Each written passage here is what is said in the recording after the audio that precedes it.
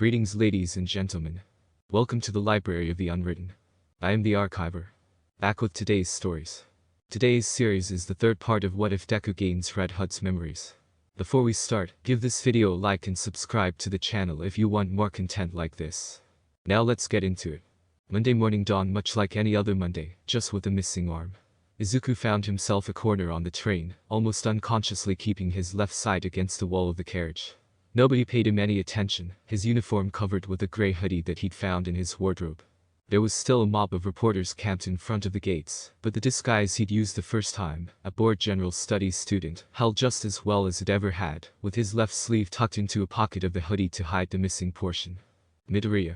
Izuku cringed at the loud voice, hunching down and looking around. Fortunately, it looked like Iida hadn't drawn the attention of the ever-hungry press outside. Still, when Izuku changed his course to head over to Iida and Uraraka, he made sure that his path still took him further away from the gate. Uraraka waved, her kind face etched with concern. "Hey, are you okay? Should you even be here? Is your arm alright? We didn't know if..." Izuku probably could have handled it better than wriggling out of his hoodie and folding it over his right arm, but he just wasn't sure how to delicately broach the subject. Uraraka made a sort of horrified squeak. Izuku ducked as Iida chopped his hand at the air, seemingly without thinking. It's been better," he offered, waving his stump. He was wearing his blazer, but he pinned up the sleeve to stop it from flopping around, making the missing part of his limb unfortunately obvious. "Is it safe for you to continue on the path of the hero?" Iida asked. It was incredibly blunt, but Izuku was sure that it came from a place of goodwill. Iida struck him as someone who, actually, wasn't all that well socialized. The class was full of them. He wondered if he could convince Kirishima to take on Iida as his next project, after he either civilized Kaken or gave up in despair and fear. Too dark for Monday morning, maybe. "I doubt it'll be safe," Izuku managed, "but I'll do it anyway." Iida looked embarrassed, his brow wrinkling. "Of course. My apologies, Midoriya." He barked out. He even bowed. Izuku could feel the flush crawling up his cheeks as he waved his hand. No, don't worry about it, it's really kind of you to be worried. What about the two of you, were you okay after the USJ? I haven't really heard that much about what happened. A little bit of a lie, given that he'd been in contact with Mina and Sayu over the weekend, but it would distract Iida. Izuku felt a wash of relief as the attention was taken off him, Iida beginning to lament that his role was to escape and warn the teachers, a role that he somehow felt was dishonorable. Oh good, another hero complex. Izuku was feeling like his role in the class was being infringed on. At least he'd always have the gimmick of being quirkless, he consoled himself. Uraraka was talking enthusiastically with Iida, but Izuku couldn't help but notice that she was giving him glances from the corner of her eye, as though checking that he was alright. He supposed it made a little bit of sense, maybe she was more sensitive to someone losing limbs, since her quirk was focused in her fingertips. Either way, he resolved, he might have to talk to her. Losing an arm was okay, it wasn't ideal, but it wasn't going to be the end of the world. He'd already gotten his hand on a plan for the arm he'd eventually have, and he planned out a number of upgrades that should work just fine, and possibly make him even better at being a hero. Yep, Izuku was feeling optimistic today, despite it being a Monday. It was all good and fine, and his mood brightened even more as they came around the corner to the classroom and found Mina waiting for them. She waved enthusiastically. "Hey, you three." "Hey, Mina," Izuku said, his greeting almost buried onto the other two. Mina beamed at him. "Hey Midori. Everything going well? You said you'd let me and Sue know how the surgery had gone, but you didn't get in touch again."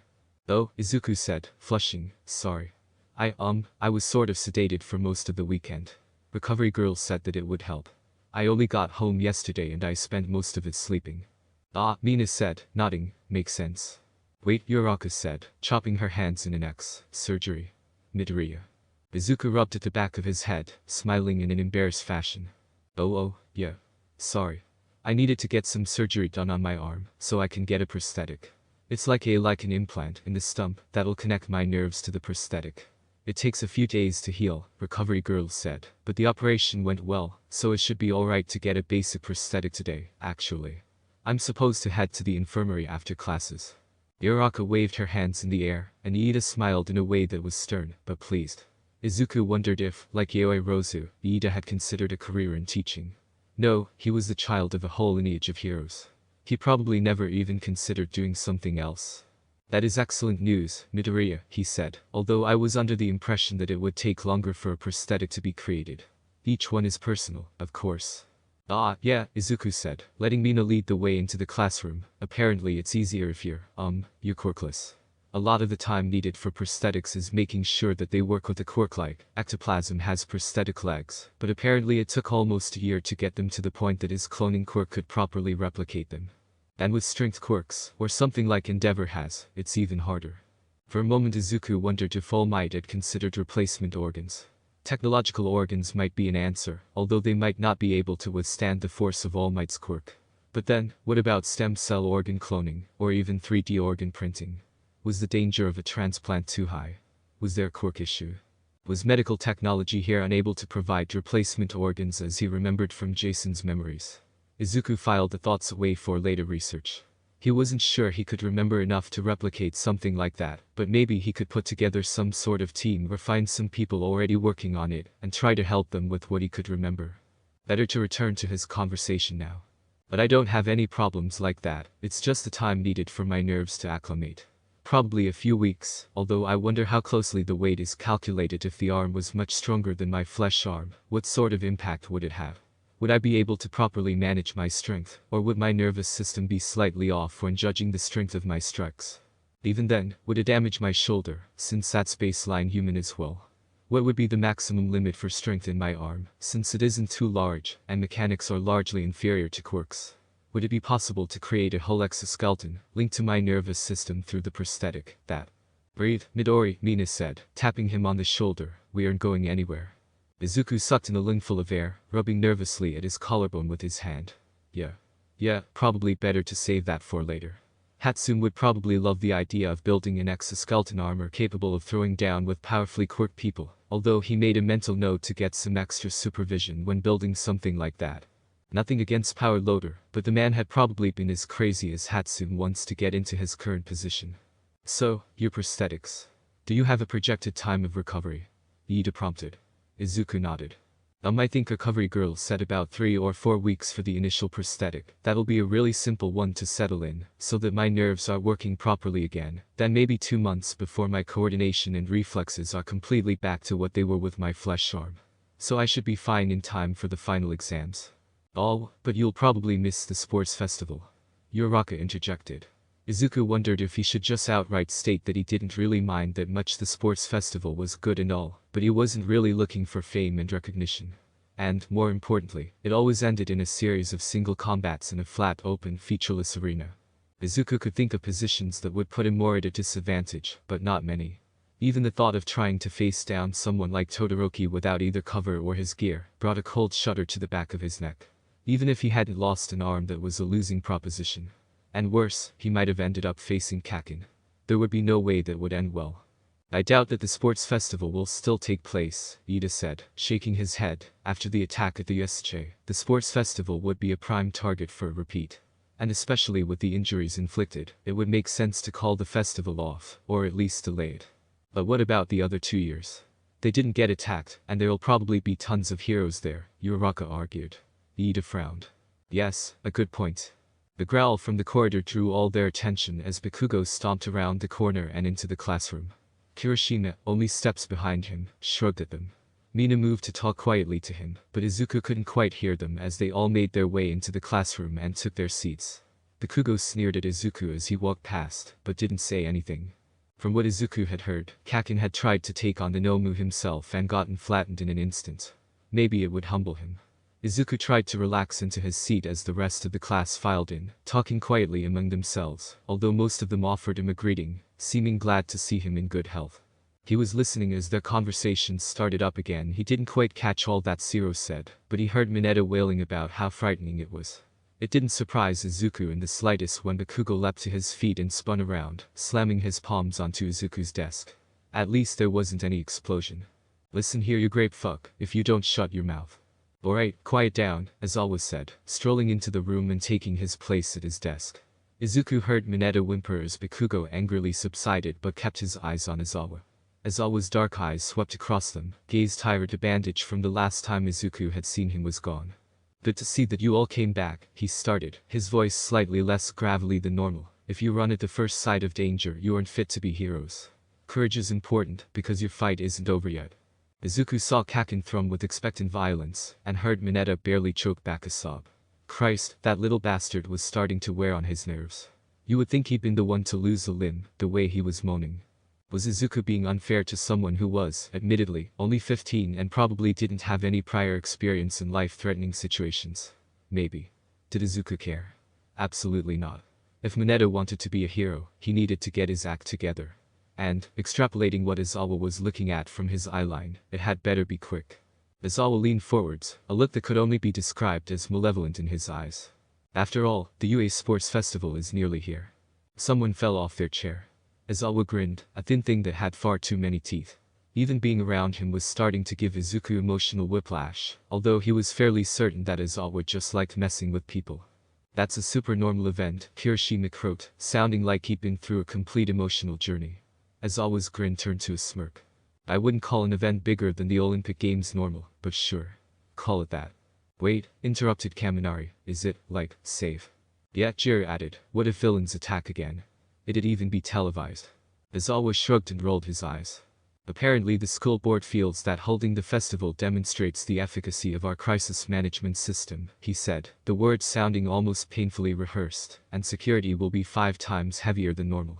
Besides that, the sports festival is an unrivaled chance for all of you.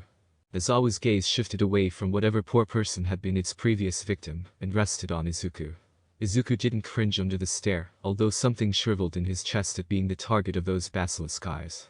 It's the largest sporting event in Japan, Izawa continued evenly, and for all of you who want to get a head start on being noticed by the public and top heroes, this is your best chance.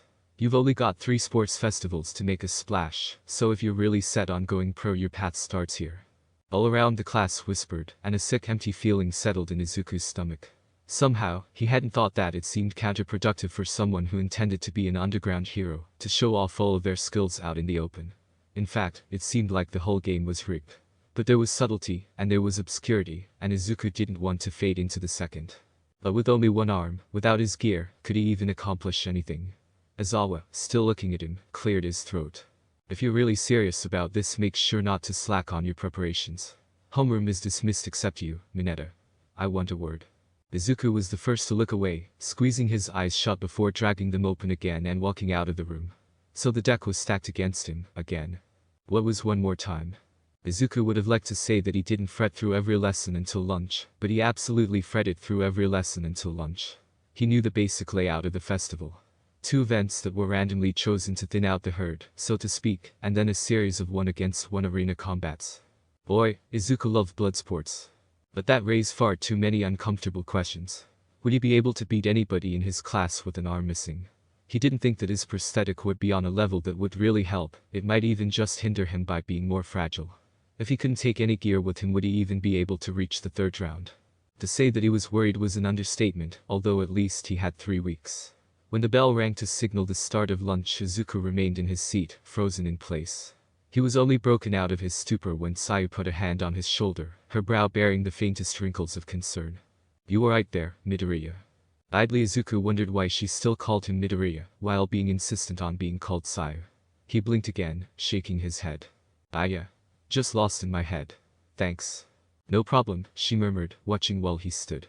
The rest of the class was venting their pent-up excitement about the sports festival, and Izuku felt concern thicken in his stomach. Worried, Midoriya? Sayu asked, far too perceptive as usual. Izuku looked down, clearing his throat. This is important, and I don't know if I can even compete. Even if I had 2 arms, how am I supposed to match up to people like Todoroki, or Kirishima, or you? I've got nothing, really. And I don't know how people will react to a quirkless student. What if it's announced and the crowd all start to boo? What if I get expelled because a petition is drawn up against me? What if? Midoriya? Izuku sucked in a breath, forcibly calming down. Sayu looked worried. When I asked if you were alright, I didn't expect that, she admitted. She tapped at her mouth before nodding. Kirishima. Kirishima strolled over. Yeah, Sayu. Midoriya's halfway to a panic attack. Help me talk him down. Izuku laughed, only a little hysterically. Kirishima frowned, genuine concern flooding his face. Damn. You alright, Mido? You're looking kinda pale. He's worried that he won't be able to compete at the sports festival, Sayu said, well-meaning traitor that she was. Kirishima made a soft noise of comprehension. Ah. Yeah, alright. Hey Mido. You still with us, man? Izuku dragged in a slow, deep breath, holding it for a few heartbeats, and slowly nodded as he let it out. Kirishima made a move as though he was about to put his hand on Izuku's shoulder, but aborted it at the last moment. Alright. You're worried about the festival, right? You know you'd probably rock most of us if you were in top condition. Man, I wouldn't want to take you on. Izuku shook his head. All I'll have is my skills. It's always the same, a tiny arena. How am I supposed to? You've all got such strong quirks. Kirishima snorted, though he was smiling. I thought you said that quirks weren't everything, Midoriya. Look. I know Izawa was talking about, this is your chance, this is important. But really, how much attention usually gets paid to the first years? I mean, maybe we'll get some more, thanks to the USJ, but we won't be the most exciting thing on the field. You'll have 2 years after to take us all down. Besides, Sayu added dryly, if you're worried about taking on someone like Todoroki or Yaoi Rozu, you aren't alone. Kirishima laughed. Aw, hell yeah. Taking on Todoroki, I'm shivering at the thought. Man, not having a plan right now isn't anything to be ashamed of. We've got 3 weeks to go, I'll still bet on you 3 weeks from now. Izuku sniffed, scrubbing his arm across his face, but he was smiling. Yeah, I know. Thanks, Kirishima, Sayu. No sweat, man. No problem, Ribbit. But you said something about a petition.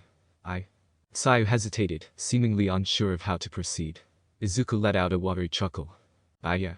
There's been a bit of an upswell in anti-quirkless statement directed towards UA.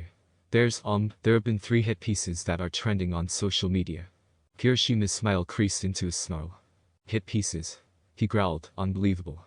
Just because they couldn't get into UA themselves, they think they can just talk crap about someone who did. Practically villains themselves. Izuku shook his head. Leave it, Kirishima.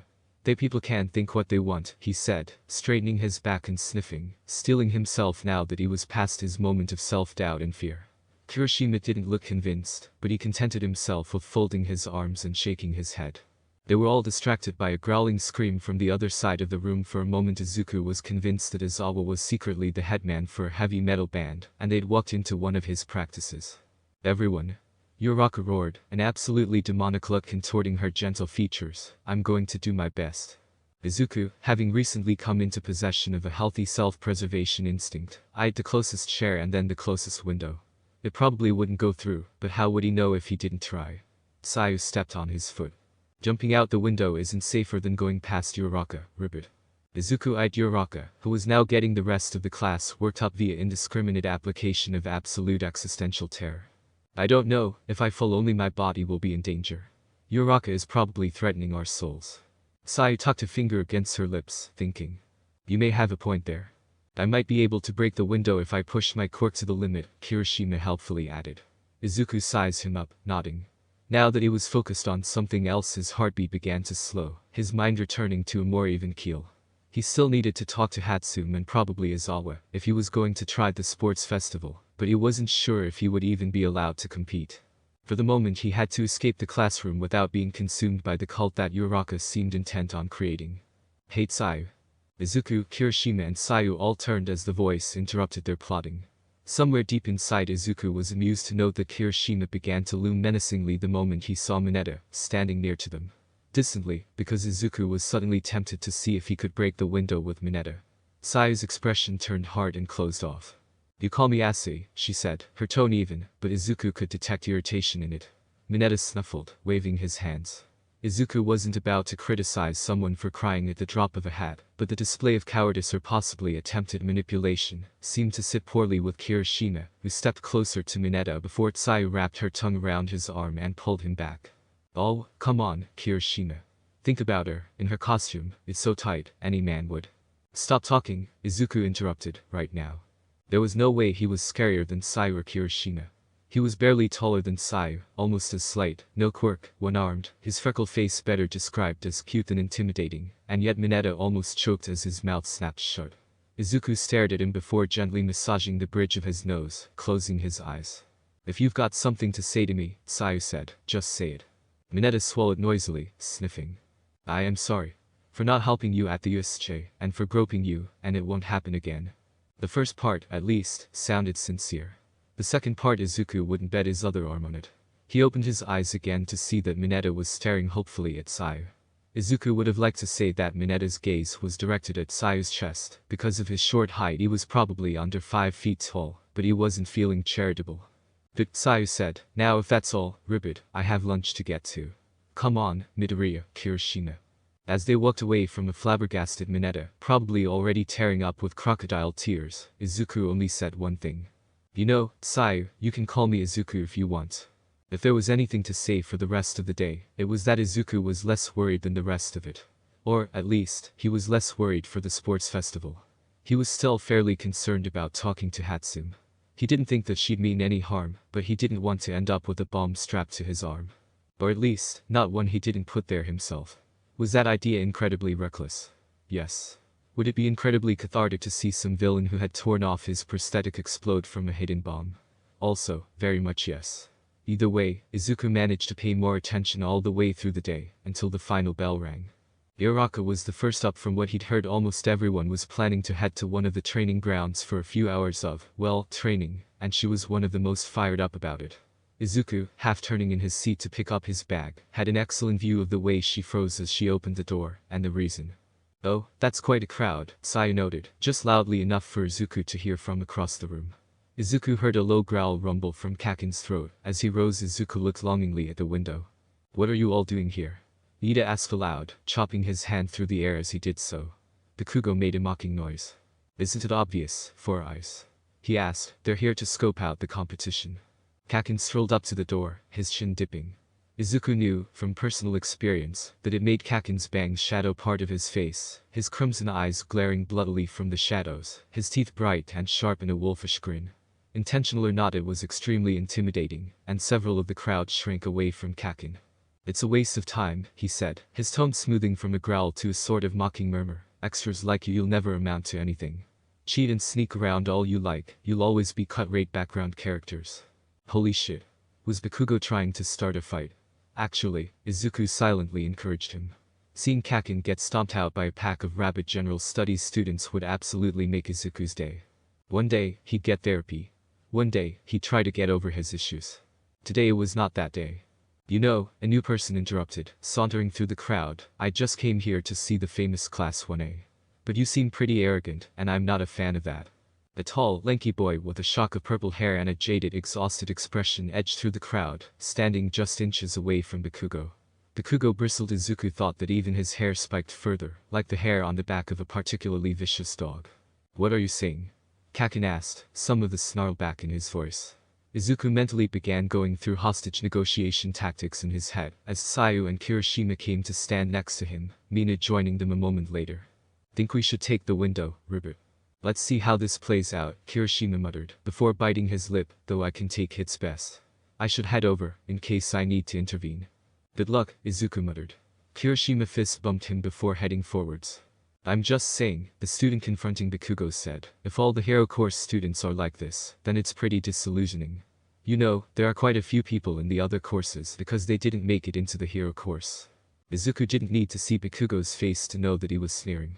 The other student continued without missing a beat. "But, we've still got a chance.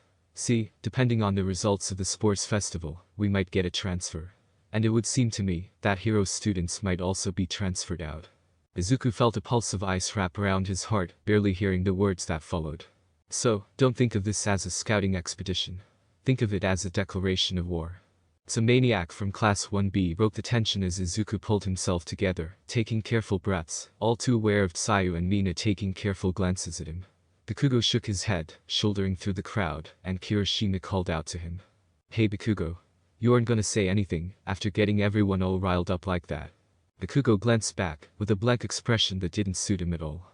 "It doesn't matter," he said, his eyes glittering with some emotion that Izuku couldn't quite place. "They can yap all they like. I don't listen to the words of the weak." "You know," Mina said, "if he wasn't so insufferable he'd be kinda cool."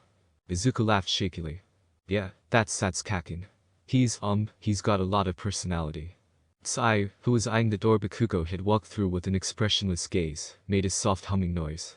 "He's got no fear, I'll say that. Are you going to see Hatsune, Izuku?" Izuku shook his head. His first name sounded odd coming from someone other than his mom, but it wasn't unpleasant. "I need to go to the infirmary first, to get my arm looked at. I can meet you on the training field later." We'll come with you, Midori, Mina said cheerfully. Moral support is what friends are for. Come on. Kiri. You coming with us?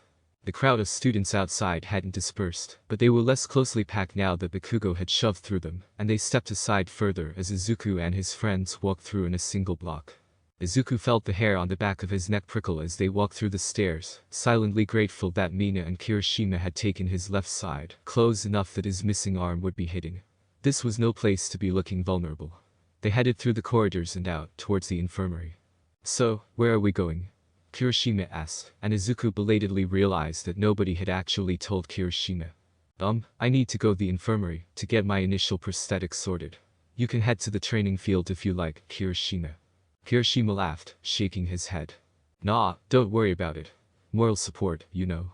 Mina and Kirishima fist bumped immediately afterwards, and Sayu let out a croaking chuckle. Looks like you're stuck with us, Izuku. Yeah, Izuku muttered, although he was smiling. I guess so. Izuku didn't say anything more as they continued, content to listen to the chatter. Mina, in particular, was impressed that Mineta had managed something that sounded like a sincere apology. Mr. Izawa must have put the fear of God into him, she exuberantly said, to get the little perv to pay attention. All I could hear during the Quirk assessment on the first day was him drooling over Yaoi Rozu. It was disgusting. Kirishima made a faint noise of disapproval, and Mina nodded. I know. And sure, her costume is a bit much, but he doesn't have to be like that. He could at least try to have some self-control. I'm pretty sure Mineta considers looking and not touching a lot of self-control, Ribbit. God damn it, Mina muttered, before speaking more loudly. If he keeps his shit up, I'll be tempted to switch to a costume like Midori's. At least then he'd have nothing to drool over and it might not be stylish, but it's still pretty cool. Is it a compliment? Izuku whispered to Tsuyu, who shrugged. Take it as one. Well, that was fair enough. They reached the infirmary a few minutes later, with Mina and Kirishima still deep in discussion about costume design, and whether armor was more important than style. Izuku found it a little bit fascinating, in all honesty, and regretted having to leave it behind to head into the infirmary. We'll wait here, Izuku, Tsuyu said, leaning against the wall. Mina and Kirishima both waved, and Izuku took a deep breath, proceeding into the room. Recovery girl spun around on her chair and beamed at him. Oh, hello dear. You're very prompt. Take a seat on the bed there, and we'll get started in a minute. Don't want to leave your friends waiting for too long. Izuku awkwardly eased himself up onto the bed, struggling only slightly to boost himself with his one arm. Recovery girl watched him critically, nodding. Alright, dear, take off your blazer and shirt, and we'll get started. She reached into a box on her desk and carefully pulled out a skeletal limb that looked like it was straight out of Star Wars. She must have seen his staring, because she chuckled. I know, the designer barely avoided a lawsuit. Still, it works very well, and that's what matters most. Now, the way this works. The port surgically connected to your arm has 4 connectors that fit into this prosthetic that'll connect your nerves. There's a degree of technology involved. If you get caught in an amp or something, you'll lose all function in this arm. The complete prosthetic won't be as bad. There'll be some mechanical sections that'll maintain function, but my advice is, well, don't get caught in an amp. The actual arm is built from a titanium composite. I hear some support companies are looking into plastics, but there's not that much research done yet. Izuku shrugged his way out of his shirt, letting it pull around his waist where it was still tucked into his trousers, and recovery girl made her way up to him. Luckily this sort of thing is practically idiot-proof, easy to install. You'll feel a bit of a shock, dear, don't be afraid to give a yelp. Maybe recovery girl liked to underestimate. Maybe Izuku had developed a low pain tolerance in the last few days, but he wouldn't call a jolt that went from the end of his stump to roughly his knees a bit of a shock. Izuku ground his teeth to keep back the yelp, and recovery girl clucked her tongue. Young heroes, so macho. Give it a minute. Izuku blinked, the jolt having brought tears to his eyes, and carefully opened his mouth. Is it going to do that again? Recovery girl beamed at him. Oh, probably not. Now then, can you lift your arm? Probably not. Izuku didn't really like the sound of that. Still, how was he meant to lift his arm? Did it just work like it had before? Was there some particular method of getting his nerves back in line? What if his nerves had connected wrongly? What? Don't overthink it, dear, recovery girl interrupted. Not that your rambling isn't adorable, but we don't have all day. She tapped her cane on the ground, thinking. Here, catch. She tossed a roll of bandages at him, and Izuku's arms came up in an attempt to catch. He completely fumbled it, of course, his right arm coming close before cool metal knocked it away and sent the bandages spilling onto the floor, but... It moved, he whispered. Recovery girl chuckled warmly. It did, didn't it? Now, dear, lift your arm to shoulder height. We'll check how fine emotion you can manage afterwards. Slowly, eyes locked on the limb, Izuku straightened his arm out. Lifting it was his shoulder, of course, but straightening the artificial elbow was bizarre. There was nothing there, no sense, almost like he'd been sleeping on his arm and numbed it. At Recovery Girl's direction he slowly rotated his arm, turning his wrist and elbow. Recovery Girl hummed, placing her cane under the forearm his forearm. Now your fingers, Midoriya. Usually this is where the most delays are found. Can you make a fist? Izuku had never really thought about how exactly his fingers worked. It didn't even take much thought to move his fingers, it was just automatic. There wasn't any impression or feeling to rely on. He frowned, flexing the fingers on his right hand, trying to replicate it. There was a noticeable delay, and then the prosthetic fingers curled in like the legs of a dying spider. About a second of delay. A little below average, that's good. Now, can you unfold them again? Unfolding every finger, making a fist, touching his thumb to the tip of each finger, Izuku ran through a series of exercises. The delay remained, just under a second every time, and a faint phantom ache began in his arm. Recovery Girl tutted sympathetically when he told her about it. It's not uncommon as your nerves begin to adjust. So long as you stick to relatively low levels of use it'll pass. It looks like the connection has been successful, although we'll still do checkups every second day. Now, the arm doesn't need to be detached or recharged or anything like that. The battery in it is good for 5 years, I'm told. However, putting too much stress on the limb will damage the implant and the nervous connection. If you do something reckless, like have the arm torn off, or twist it too badly, or anything like that, you'll need a whole second surgery to repair the implant and reconnect the nerves. It'll set your recovery back by weeks, maybe even months. Izuku swallowed, carefully pulling his shirt back on. And the sports festival. Recovery Girl let out a deep sigh. I know how much the festival means to your year, dear. I won't tell you that you definitely won't be able to compete, because I don't want to underestimate you. But it's in 3 weeks' time. That's the very lowest end of the estimate for when you replace this first prosthetic. This one is far too fragile for you to compete. But I don't want to lie to you either. It's unlikely that you'll be able to compete. Izuku felt metal scrape at his throat and collarbone, his hand moving without conscious thought. Suddenly he realized that he didn't have any feeling in the prosthetic. The only way he could even tell that he'd given in to the strange tick of rubbing at his throat was the feel of metal against his skin, and he blinked hard to clear the gathering tears. I know, he said quietly, I didn't think but I still want to try. I don't want to be left behind. The Recovery Girl sighed, her brow wrinkling with concern. Of course you don't, dear. We won't say anything for certain now, we'll keep checking on you until the last moment. But if you can't compete, it isn't your fault, and nobody should hold it against you. Should, she said. Izuku noticed that, nodding slowly. They shouldn't, but that didn't mean there wouldn't be cruelty, in the people who would say that he shouldn't be in the hero course at all, or the people who would want to take his place. And yet, when it came to it, did Izuku regret losing his arm? Yes. Yes, of course he did. But did he regret losing his arm to save Mina? No. And he never would.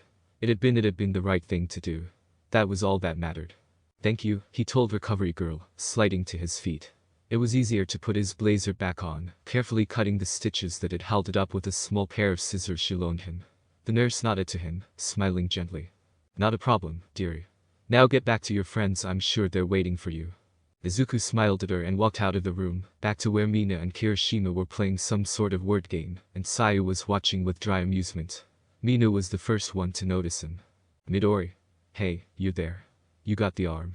Izuku lifted his left arm, fingers flexing in a stilted manner. Mina gasped. Aw, that's cool as hell. Is it always gonna look like that? Izuku shook his head, folding the silver white digits into a loose fist. The final version will be, more like an actual arm. The only real difference will be the color.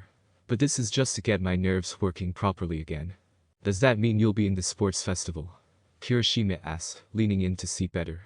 Izuku shook his head. The Recovery Girl said she wasn't sure. If this gets damaged, it could cause nerve damage, and it'll take months to recover. But if I recover quickly enough to have the full prosthetic before the festival, I can compete. I guess it would be better, but if I can't, at least I'm going to be an underground hero. Popularity isn't really the important thing, there. And Mr. Izawa is an underground hero, right? Sayu chipped in, if you need someone to give you internship, he might be able to help you with that, Ribbit. Yeah, Izuku said, hopefully. He adjusted his bag on his back, only using his right arm to make sure that he didn't stumble with anything, and smiled at his friends. It must have been convincing, because none of them commented. Instead, Kirishima pumped his fist into the air. Alright then. Let's head on over to the training grounds and get some training in. Actually, Mido, how well can you train? What sort of training do you do, because it's working pretty great? Izuku shrugged. I do some parkour, and a set of exercises. Push-ups, sit-ups, running, all of that sort of thing. I don't think it's sort of tailored for someone like me. I did a lot of research for it.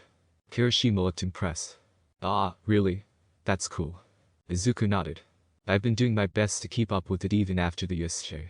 Actually, it's a bit easier. I struggled with one-handed chin-ups before, but I guess I've lost some weight recently.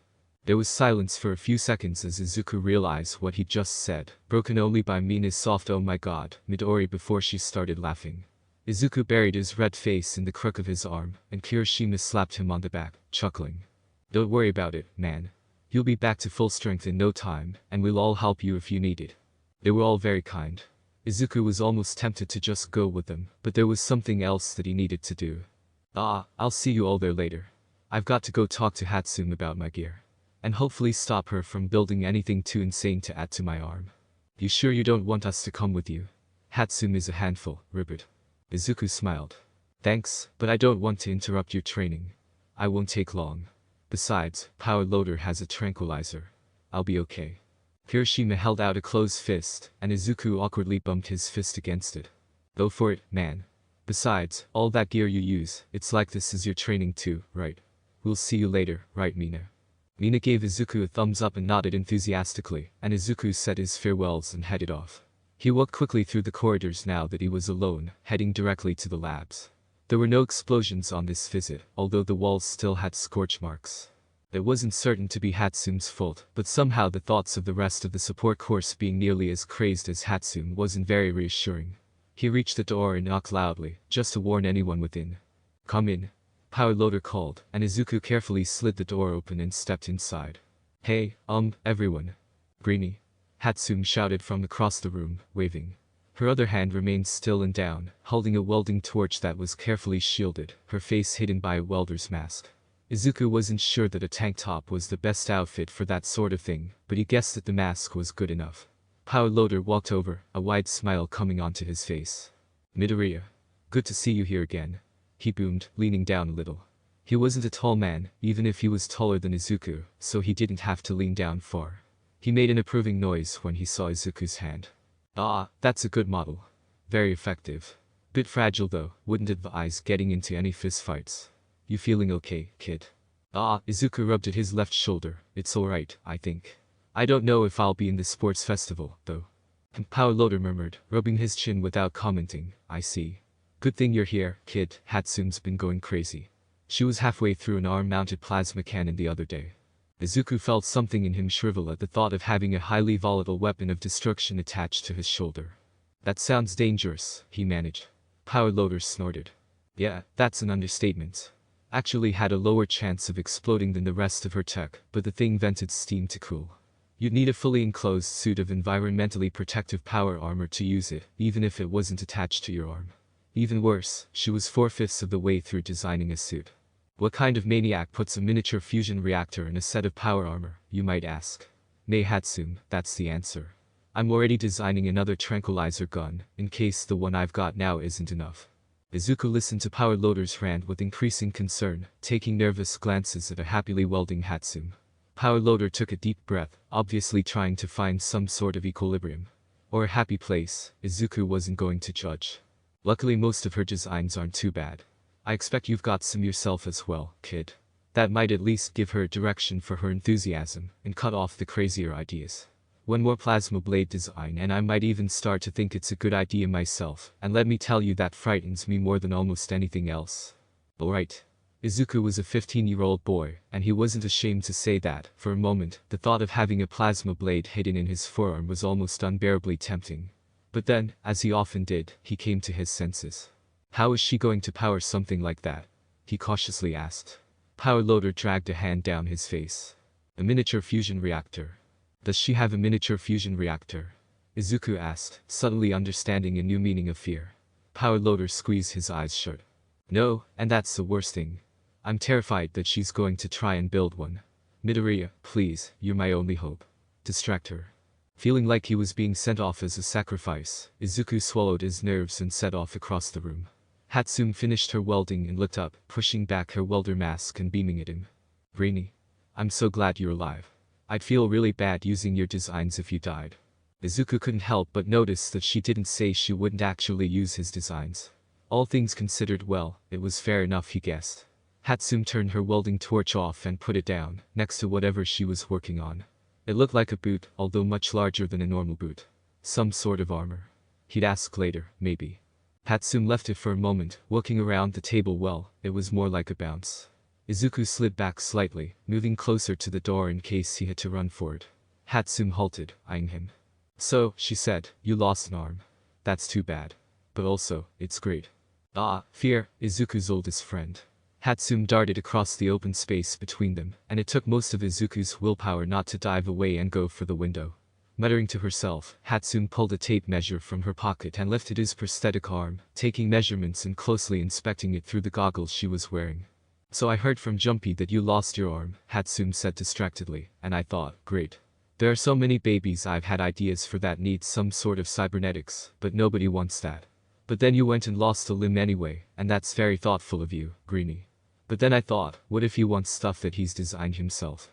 I got a little out of hand with the guns, since they're your babies and you like them more boring than I do, but the design is pretty good, so I thought I could probably design something like that you might love. Hatsune put her tape measure away and pushed her goggles up. She didn't release his arm, still bent over, but she tilted her head back and looked up at him. Izuku saw the glitter of her golden eyes, for once not hidden by random posing or her wild hair. Hey, how much do you weigh, actually? Izuku blinked at the apparently random question, but answered anyway. Best to indulge maniacs. About 62 kilograms. No, wait. Actually, lost my arm, about 4% of my weight. 4% of 62 is 2.5, about 59 kilos I guess. Hatsune frowned. Yeah, alright, this isn't gonna work. It weighs like 8 kilos total. Izuku wasn't sure that he liked the sound of that. Equally, it might be some mad scientist's creation that would be absolutely perfect for him, so he might as well go along with it for now. I can carry that, he protested. Hatsune shrugged. Sure, but it's on your shoulder. Wouldn't be balanced. You want a grenade launcher? I can build you one, and it'll be loads better. A grenade launcher? That was a little more than he'd expected, even if Tsuyu had warned him. How long had it even been? Had she been making this before he'd even gotten injured? Hatsune released his arm, waving a hand around as she lamented. And I spent so much time on it. The reloading system needed to be shrunk down so much, and the targeting. Do you know how hard it is to add a fully adaptive holographic sight to a miniaturized drone that will only activate when the grenade launcher itself is activated? And the difficulty of putting together all the transforming parts. If there weren't other babies I could use all of those on it, would be a complete waste of time. Despite her ranting, Izuku was honestly touched. She'd really done all that to build a grenade launcher arm for him. Well, there was a chance that she'd just gotten hyperfixated. But Izuku wasn't going to let himself think that, because he wanted to see the best in people. You know, you don't have to throw it all away. I wanted to add some grenades into my arsenal anyway, so a compact grenade launcher could be really useful. In the background, power loader made a noise of despair. Hatsune slammed her hand onto the table. Right? She bellowed, no science is wasted. Also, I've made some progress in bullets for your guns. I call them neural disruptor rounds. If they work right, one shot should disrupt the nervous system around the impact site for almost 10 minutes. They'll revolutionize police work, even if you get first access. But they would if they didn't tend to explode, Power Loader dryly added. You can make high explosive rounds that are a lot cheaper and more reliable, Hatsune. Hatsune waved her hand. Teething problems. Teething problems, like all babies have. Once they're done they'll be magnificent. Izuku idly wondered if there was a law against that sort of thing. There were laws against neurotoxins, he was pretty sure, and that sounded dangerously close. Then again, maybe it was more like a taser. Actually, I've got some ideas that I wanted you to look over, Hatsune, he said. Hatsune spun towards him, pointing a dramatic hand. Greenie, I knew you were my favorite hero student for a reason. What have you got for me? Well, I actually have some designs for my prosthetic arm, once I get the final version that I'll actually be able to use as a full arm. And I've got some armor upgrades too. I'm not sure if it'll work completely, but it could make body armor several times more effective. Hatsune grabbed him by the arm, his right, he noticed, possibly demonstrating that she wasn't as oblivious as she sometimes seemed, and pulled him over to a desk, pushing him onto a stool. Sit. Design. tell me. Izuku blinked at being manhandled, mentally shrugging it off, rather than trying to make anything of it. He reached into his bag and produced his notepad. Hatsum immediately leaned on his shoulder, peering down as he flicked through the pages. He reached one almost at the end, with a drawing of the arm he'd end up using, carefully drawn in pencil. Hatsum tilted her head. It's only about as strong as your other arm, right? Yeah. It still connects to my shoulder, so that's easier. Plus, there might be some issues with control if it's much stronger than my right. I guess in theory the limiters can be turned off, but that's a last-ditch thing, and even then it's unlikely to be much use against someone who I can't beat with skill alone, since the rest of my body wouldn't be able to tolerate that sort of combat. I've wondered about an exoskeleton, but then that runs the risk of relying too heavily on technology, and if the reactor used is damaged then ignore that. Hatsum just grinned at him, but didn't say anything. Instead she put a finger on the notepad. Izuku noticed that, despite the oil stains across her face and arms, none smudged the page. The rag she'd used to wipe her hands after putting the welding torch down probably had some impractical and terrifying technology in it. So you want a blade in your arm, Greenie? I like your style, but you'll have to change up your costume if you want to do it. Actually, I just wanted it as a backup. In case I'm captured and tied up. If I've got a blade hidden in the wrist I can cut my way out and escape. Hatsum hummed, a crooning noise deep in her throat.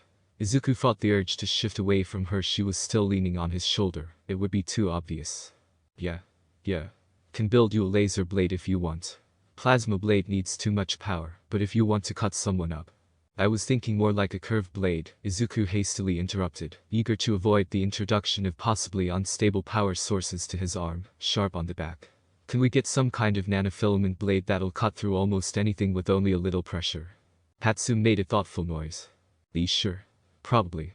It won't last long, Greenie. Not without some kind of fancy nanotech like I hear they've got over on Island. But if all you want is one use, we can do that. Yeah, I can do that. Alright. That's your arm. What else? Izuku tapped his fingers on the paper. I think I'm going to add similar blades to my gauntlets, actually. Still works to cut myself free if I'm tied up in costume, plus it'd be good for disarming people. And, if they aren't as sharp, then they can be used to bleed off speed if I'm descending down a wall on my line. I don't know if there's room for them to be completely retracted into my gauntlets, though. Hatsum reached across the workbench and snagged a pencil and paper, sketching a rough outline of his gauntlets. She scraped the pencil over the paper as she thought, producing a harsh rasp. If they fold out sideways, maybe. Spring-loaded. Yeah, that'll do. It's a bit boring, but most of your stuff is like that. If you want some good stuff actually you want to field test some of my babies, Greenie. The hover boots are almost ready. Hover boots? Izuku asked, interested despite his better inclination. Hatsum nodded, bright dreadlocks bouncing with emotion. Hell yeah. Base him on that old hero, look. She sprang to her feet and strode around the table, lifting one heavy, chunky boot into the air. Izuku snapped his fingers in realization. The Buster Hero, Airjet. Yes. Hatsum barked, pointing at him, a backpack and boots that replicate his quirk. I just need someone to make sure that they work properly. None of these understand that progress has risks. She waved an arm at the rest of the room. A scatter of other support students, working on their own projects, cringed in fright. Izuku somehow managed not to laugh, leaning in for a closer look at Hatsum produced a jetpack from under the table. I know. And you've got no quirk to interfere with it, so you'll be perfect. I could even add it onto your costume. It'll massively increase your mobility so long as so long as you don't kick anything. Alright. Almost useless for you. Izuku nearly got whiplash from the mood change. Hatsum carefully placed the jetpack next to the boot. You know, support students can take their gear into the sports festival with them. It's a perfect chance to get noticed by a big company, and then so long as I get sponsorship Hatsum Industries will take off. Hatsum pointed at the roof, stance wide. Izuku blinked at her as she snapped out of her manic episode, shrugging. I can even use some of your gear if you want. But it's boring, so mine is probably better. Anyway. You want knives in your gauntlets. You want them sharp on both sides. That'll be easy. Izuku briefly thought about blades sharp on both sides, and barely crushed an instinctive retch at the memory of Dinah, sinking to her knees with blood pouring from her slashed throat, Bruce standing over her with his gauntlet gore-soaked and bloodied. No, he croaked, swallowing, just on the inner edge will be fine. Hatsum squinted at him, shrugging. If you want. Now. What's this about armor? She asked, hopping back onto his side of the workbench and leaning on his shoulder again. Izuku pinched his eyes shut for a second to regain his equilibrium, and pulled his notebook over, so they could both see it properly. He flipped back a few pages, to a double-page spread covered in annotations, chemical formulae and designs. Hatsune made a soft growling noise as her eyes raked over the design.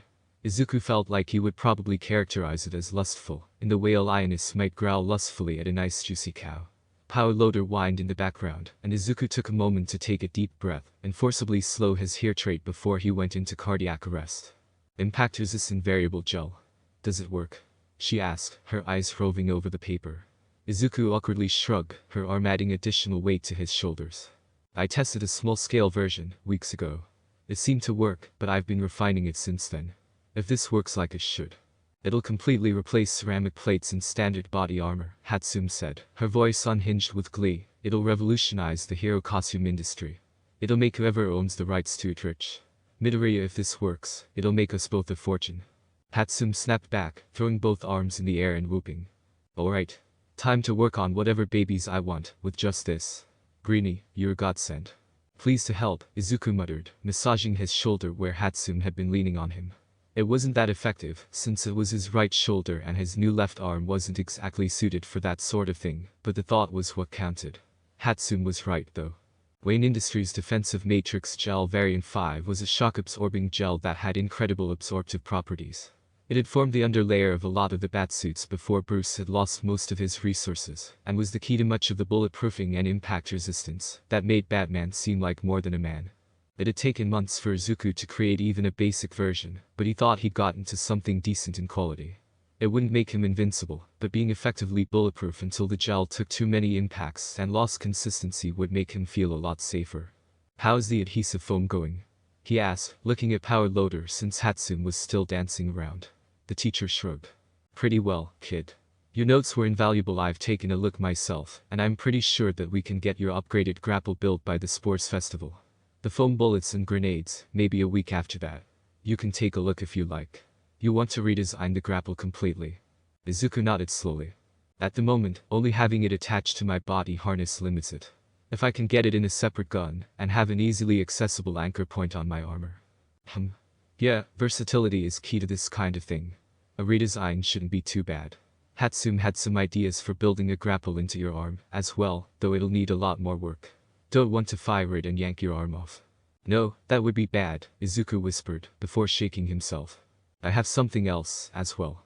I think I might be able to build a sort of cryogenic ammo. It'll burst on impact and freeze the whole area, hopefully without causing any real tissue damage. But I need a safe place to test it. Power Loader shrugged. Can't be any more dangerous than anything else these lunatics get up to. So long as you don't try and turn a flamethrower into an enormous cutting beam or anything like that, you're welcome here. Izuku nodded to him, smiling. Thank you. Hatsune. Would you like to start making a test batch of the ballistic gel?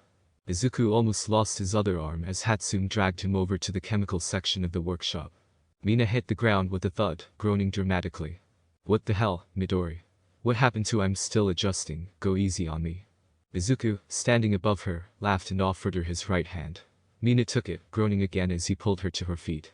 You're still too eager with the roundhouse, he told her, letting go the instant she was on her feet. It'll work on most people, but I'm used to your tells. You're getting a lot better at hand-to-hand, though. And you'll mostly be using your quirk, anyway. Mina rubbed at her back, grinning. Yeah, I guess that's true. Hey Kiri. You want a shot at this? Kirishima looked across, a bottle of water still in his hand. Not even a little, Mina, he called back, although he was already walking over. Izuku stretched, rolling his shoulders and neck. He'd somehow been drawn into sparring with the two of them, after he'd made the mistake of pointing out that there was a combat round in the sports festival. Not that he minded too much, but fighting one-handed was starting to wear on him. It just made everything more difficult. Do I get a say in this? He asked. Mina looked at him, cocking her head to one side and apparently thinking. No? Izuku sighed, folding his left arm behind his back to avoid using it as best he could. Kirishima gave him an apologetic look. Sorry, man. Izuku shrugged, leaning down to his own bottle of water. Don't worry about it. His arm flicked up, the bottle whipping towards Kirishima's face. Kirishima yelped, bringing his arms up to block, and Izuku darted forwards, throwing a straight kick into Kirishima's stomach, and following it with an elbow to the jaw, when Kirishima bent over, his arms coming down. He pulled the blow enough that his elbow only touched skin, but Kirishima still went down, wheezing. Mina whooped with laughter. You hardened your arms, but not your face and stomach, right? Izuku asked. Kirishima wheezed on the ground, curled up, and Izuku rubbed self-consciously at the back of his head. Sorry. Don't worry about it, Kirishima croaked, repeating Izuku's earlier words. Aizawa, who was supervising, wondered over. Good surprise attack, Midoriya, he approved. Kirishima, work on your reactions. It might not matter in the sports festival, but in real life villains aren't going to let you know that they're coming. Izuku helped Kirishima up, apologizing again, but Kirishima shrugged it off as Aizawa slouched off, heading towards some other poor victim in the class. Nah, man. It's like you said to Yaoi Rozu, right? Some people don't have the luxury of being nice. If we're really gonna be a hero, you might not be able to be nice all the time. Well, you might be able to, Izuku said, rubbing his hands together nervously. The metal of his prosthetic was cold against his skin, but he ignored it as much as he could. Kirishima stretched out his arms, groaning faintly. Yeah, I guess I can run a little more limelight than you, huh? Although I think you could be good at that too, man. I've seen some of those things Hatsume's been making.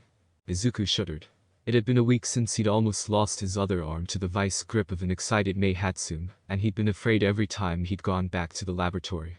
Even Power Loader was intimidated these days, with Hatsume getting more and more manic as the sports festival drew nearer. Izuku had been hard-pressed to avoid being used as a test subject for some of her inventions, although the jetpack and hover boot combination had actually been quite fun. He wouldn't want to use it himself, not nearly stealthy enough, but it was good for high-mobility combat. Well, I don't really think the guns are a good look for a limelight hero. Even if Snipe is around, he's got a much older aesthetic that makes him draw a lot less negative attention. It's a good idea, really, his use of revolvers and the cowboy style. It might not have been intentionally crafted to make him seem less dangerous to the general public, but if it was, it's a piece of very clever marketing. My armor is much more modern, and even if it's more practical in a lot of ways, it comes off as threatening. Izuku managed to end his sentence there, looking to the side before clearing his throat and turning his head back. So, yes. There's that.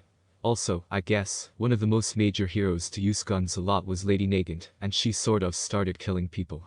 Which reminded him, he had a few questions about her. Izuku wondered what the best way to research would be. He had a suspicion that there was something funny going on there. Generally, people didn't just go insane and start killing. There was always a motive, even if sometimes they were paper thin. An enormous explosion rocked the training ground, shattering Izuku's train of thought. Mina and Kirishima turned to glare at the forest that the explosion had come from within. Can't believe he's still at it, Mina said. It's all he's been doing for days. Izuku rubbed at his shoulder, shaking his head. He must be trying to push himself further. Probably expecting to take on Todoroki again. Geez, Mina muttered, that'll be something to see. Bakugo needed his gauntlets last time, though. You think he could actually put up a fight? Izuku shrugged. He's always pushing himself, I guess.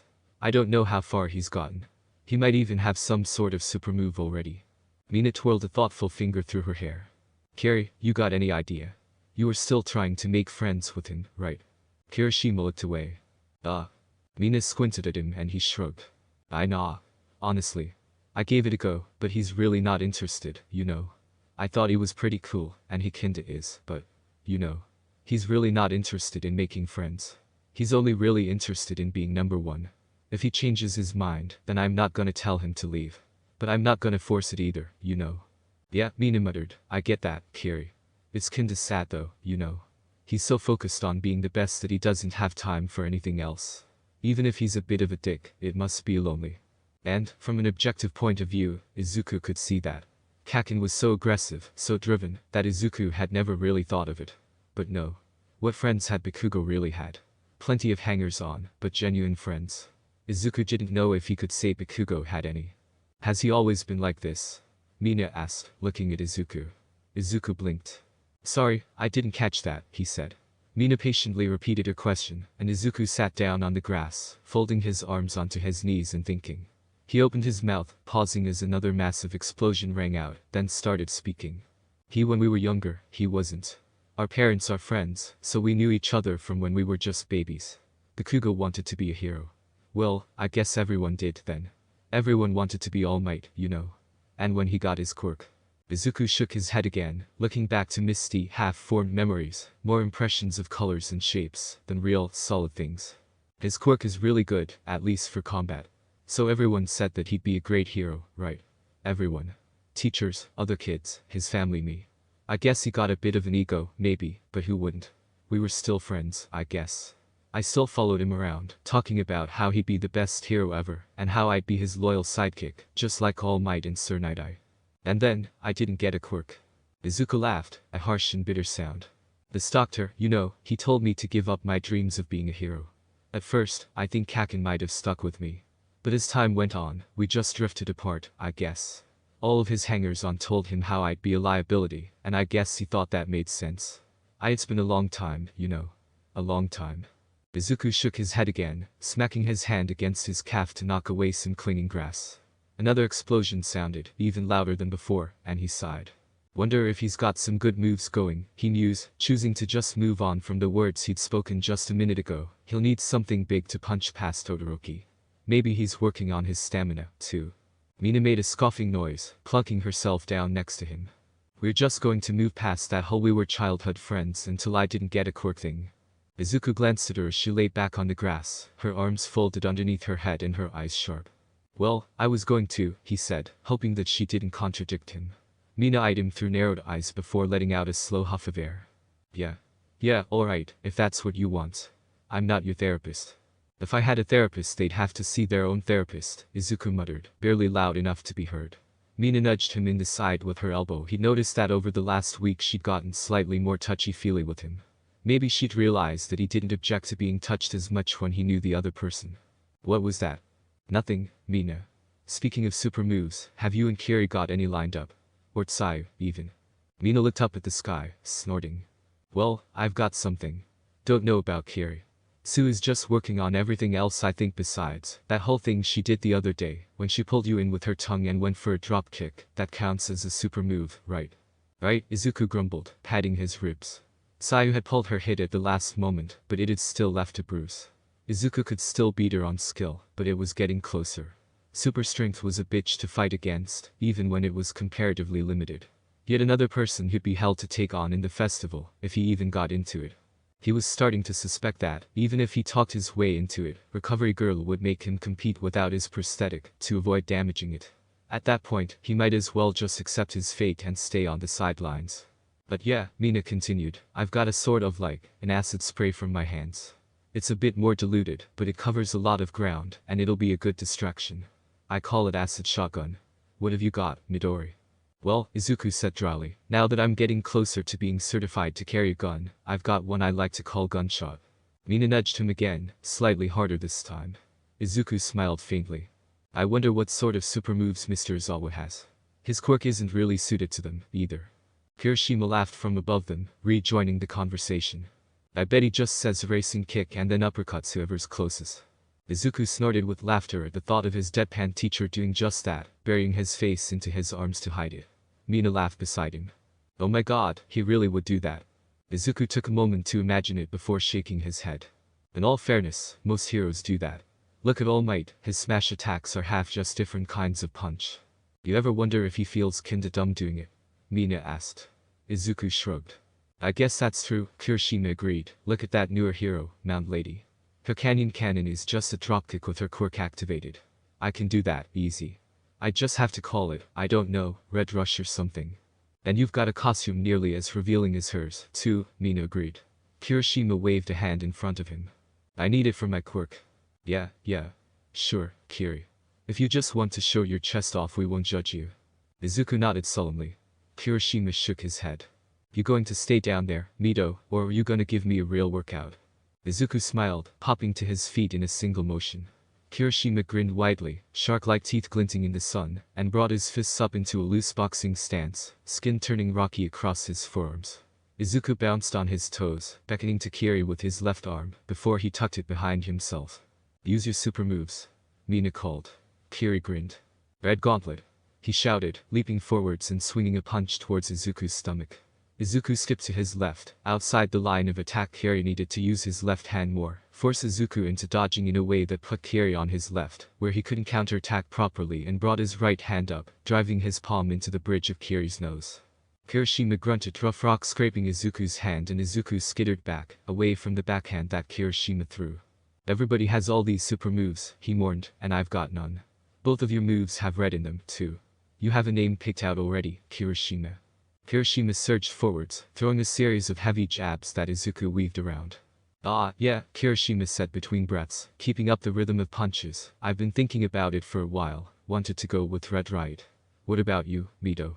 Izuku ducked under swinging fist and hooked a foot behind Kirishima's, driving his shoulder into Kiri's chest, and forcing him to stumble back. Izuku glanced at his gym uniform shoulder, grimacing briefly when he saw the scrape from meeting Kiri's armored chest. I've got something, he admitted as the two of them circled each other, sizing each other up again. I'm going to go with Red Hood. Red Hood?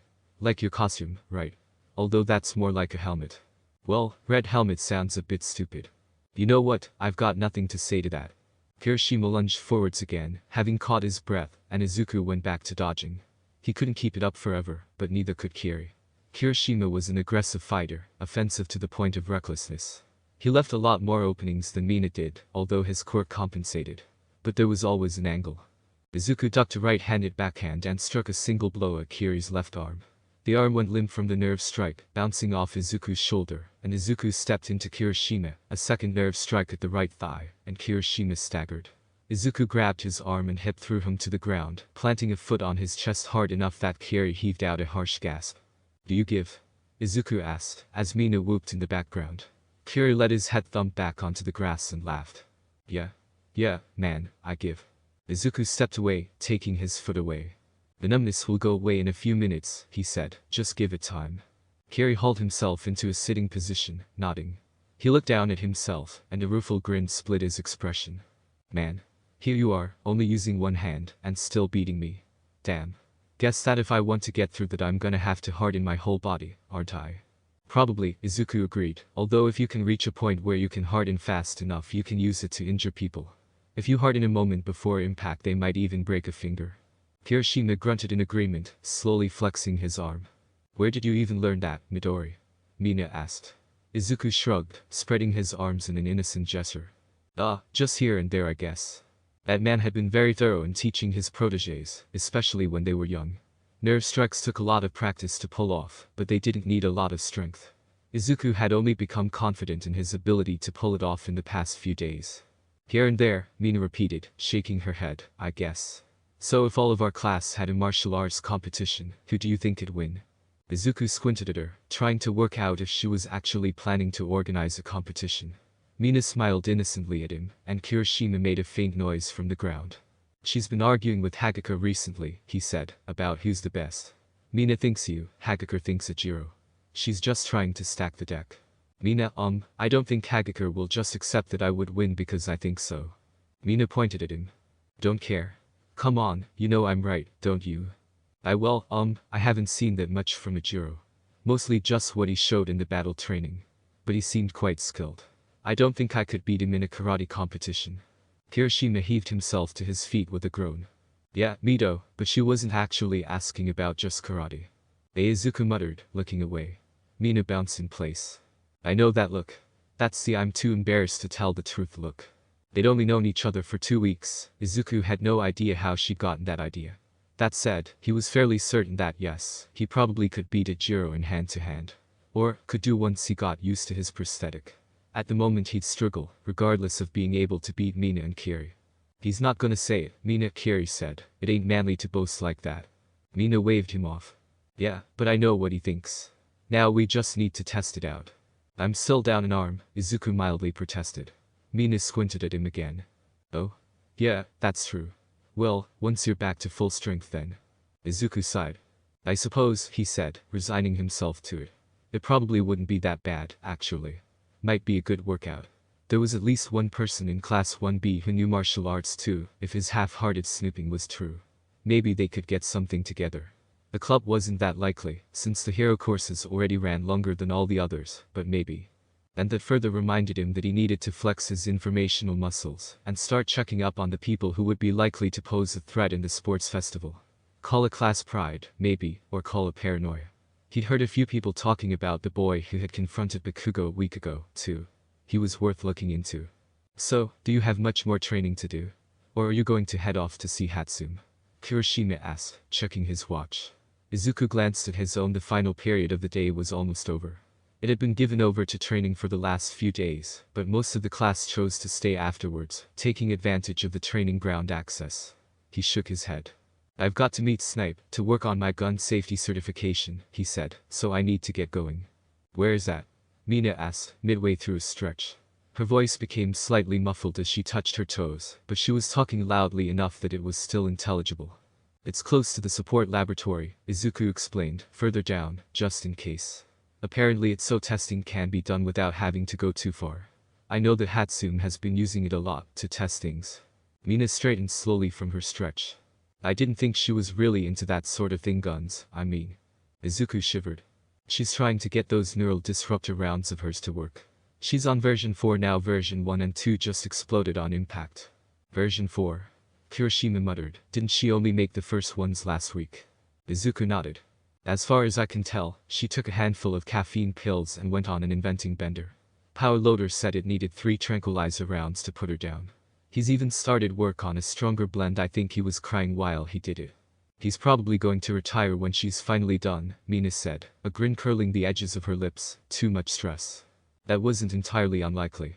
Power Loader was proud of what Hatsune could achieve. Izuku believed that, but it drove him up the wall regardless.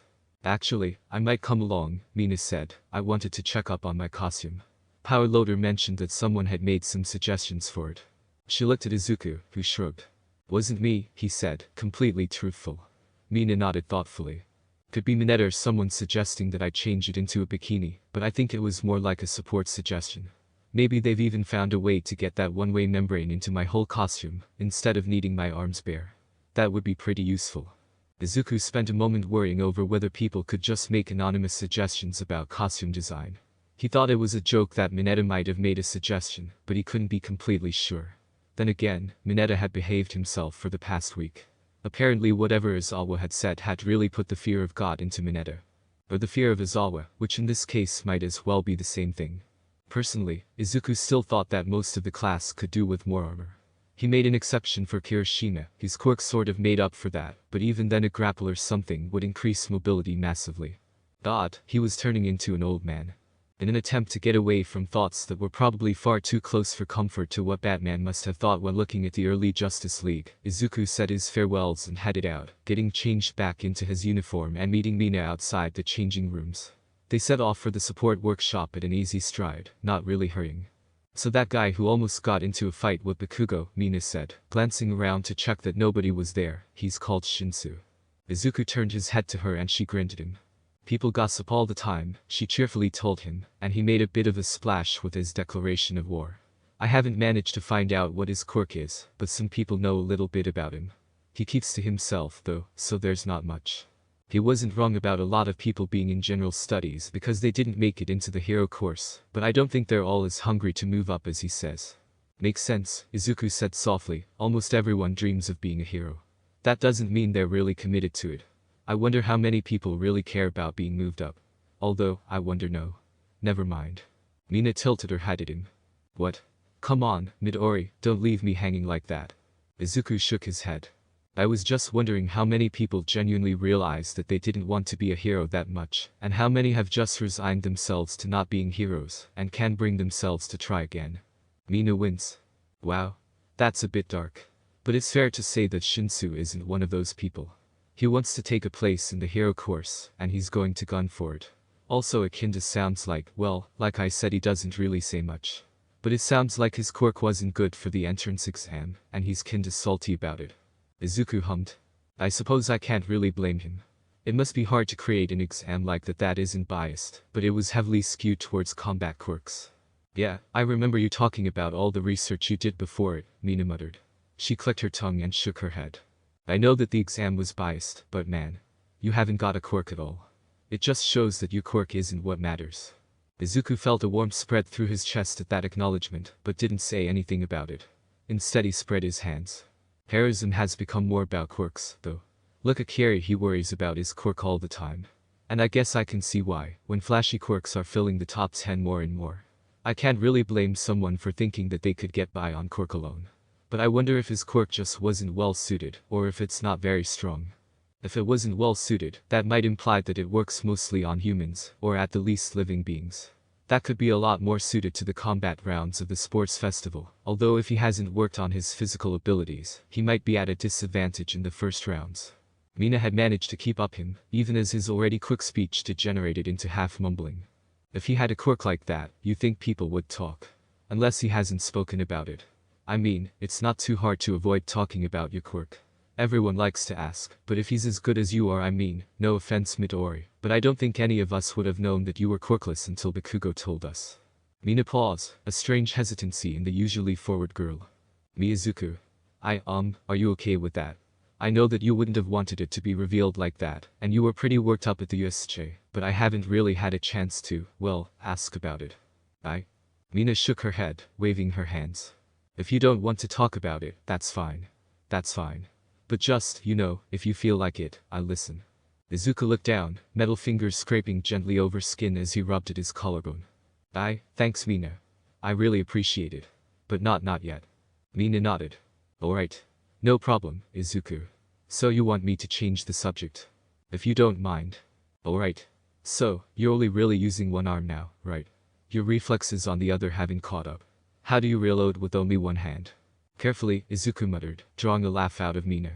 Somehow the bright sound drew a smile onto his own face. I'll show you, if Snipe doesn't mind. So long as Hatsune doesn't have too much to test. I've probably distracted her, plus she's working on a lot of gear for the sports festival, but there's always a chance that she's gone on a caffeine-fueled rampage, and built a modular sniper rifle or something. Not that Izuku would object to a sniper rifle that he could carry around easily. He had some preliminary plans for a modular system that would use his pistols to put together a larger weapon, but he was a little wary of doing something that would effectively take away his primary means of defense, for even a small period of time. Does she do that often? Mina wondered. Izuku held a hand out level and wobbled it from side to side. Now and then. She's gotten worse as the sports festival gets closer. She really wants a good internship to make connections. I guess I can't blame her. Yeah. We all want to do well. Do you think you'll be in the festival? Izuku rubbed at the forearm of his prosthetic, thinking. I don't know. I'm sure the teachers would like me to be, just to drive home that the USJ wasn't really a big thing, but Recovery Girl is insisting that I pass a reflexes test before I get my second prosthetic, the one that can actually take damage. I don't think I'm not sure that I can pass it. And without it, either I can't enter the festival or I enter without my prosthetic.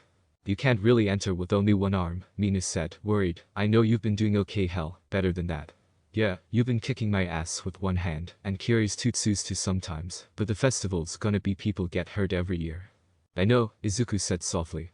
He reached out, pushing aside his own standoffish tendencies, and gently touched her arm. I know, Mina. It's not really meant for someone like me. Given the usual with one arm, I'm not sure I'd even make it past the first round. It's not really made for someone like me, right? But if I can make it through, get my other arm in working condition, even then, I'd be at a disadvantage. No equipment, in a small area, but I'd like to try, if I can. But if you aren't ready? Mina asked. Izuku stopped walking and turned to her. There was a faint wrinkle of worry across her forehead, and her eyes were locked on him. She wasn't that easy to read, but he could tell that she was worried. Then I won't compete. Sometimes, you have to know when you've hit your limits, right? There's a time when you can't afford to give up, but I don't think this is it. Mina nodded, a small, sad imitation of her usual beaming grin flickering across her face. Yeah. I know what you mean, Izuku. They didn't speak anymore as they walked the rest of the way to the support laboratory. Izuku entered first, cautiously. Hatsune was completely absorbed in something, sparing nothing more than a wave. Izuku crept over to Power Loader with Mina in tow. Is Hatsune okay? Power Loader, hand hovering close to his newer tranquilizer rifle, shook his head. One of the equipment pieces that she wanted to use in the festival failed this morning. She took it pretty badly. She's been reinforcing everything. I'm actually worried this time. If she doesn't snap out of it soon. Power Loader sighed softly and shook his head again. I'm not a therapist, you know. She's never been this bothered by a failure before, but I think it shook her up. What was it? Mina asked. Power Loader pursed his lips. One of her newer hover boot variants. It went off with quite a bang. She wanted me to test the new version, Izuku offered quietly, and Power Loader clicked his tongue. Yeah, that might have done it. She comes off as pretty nonchalant about safety, but she's never actually hurt anyone. I saw it the other day. She tested one of those snap freeze bullets you designed, Midoriya, and she had 3 heat packs tucked away in the mess on her desk. And a manual on how to treat frostbite. It's not all luck. But if she tested the boot before I did, then she was following proper safety procedures, Izuku muttered, unless it was because it was a mistake that she made.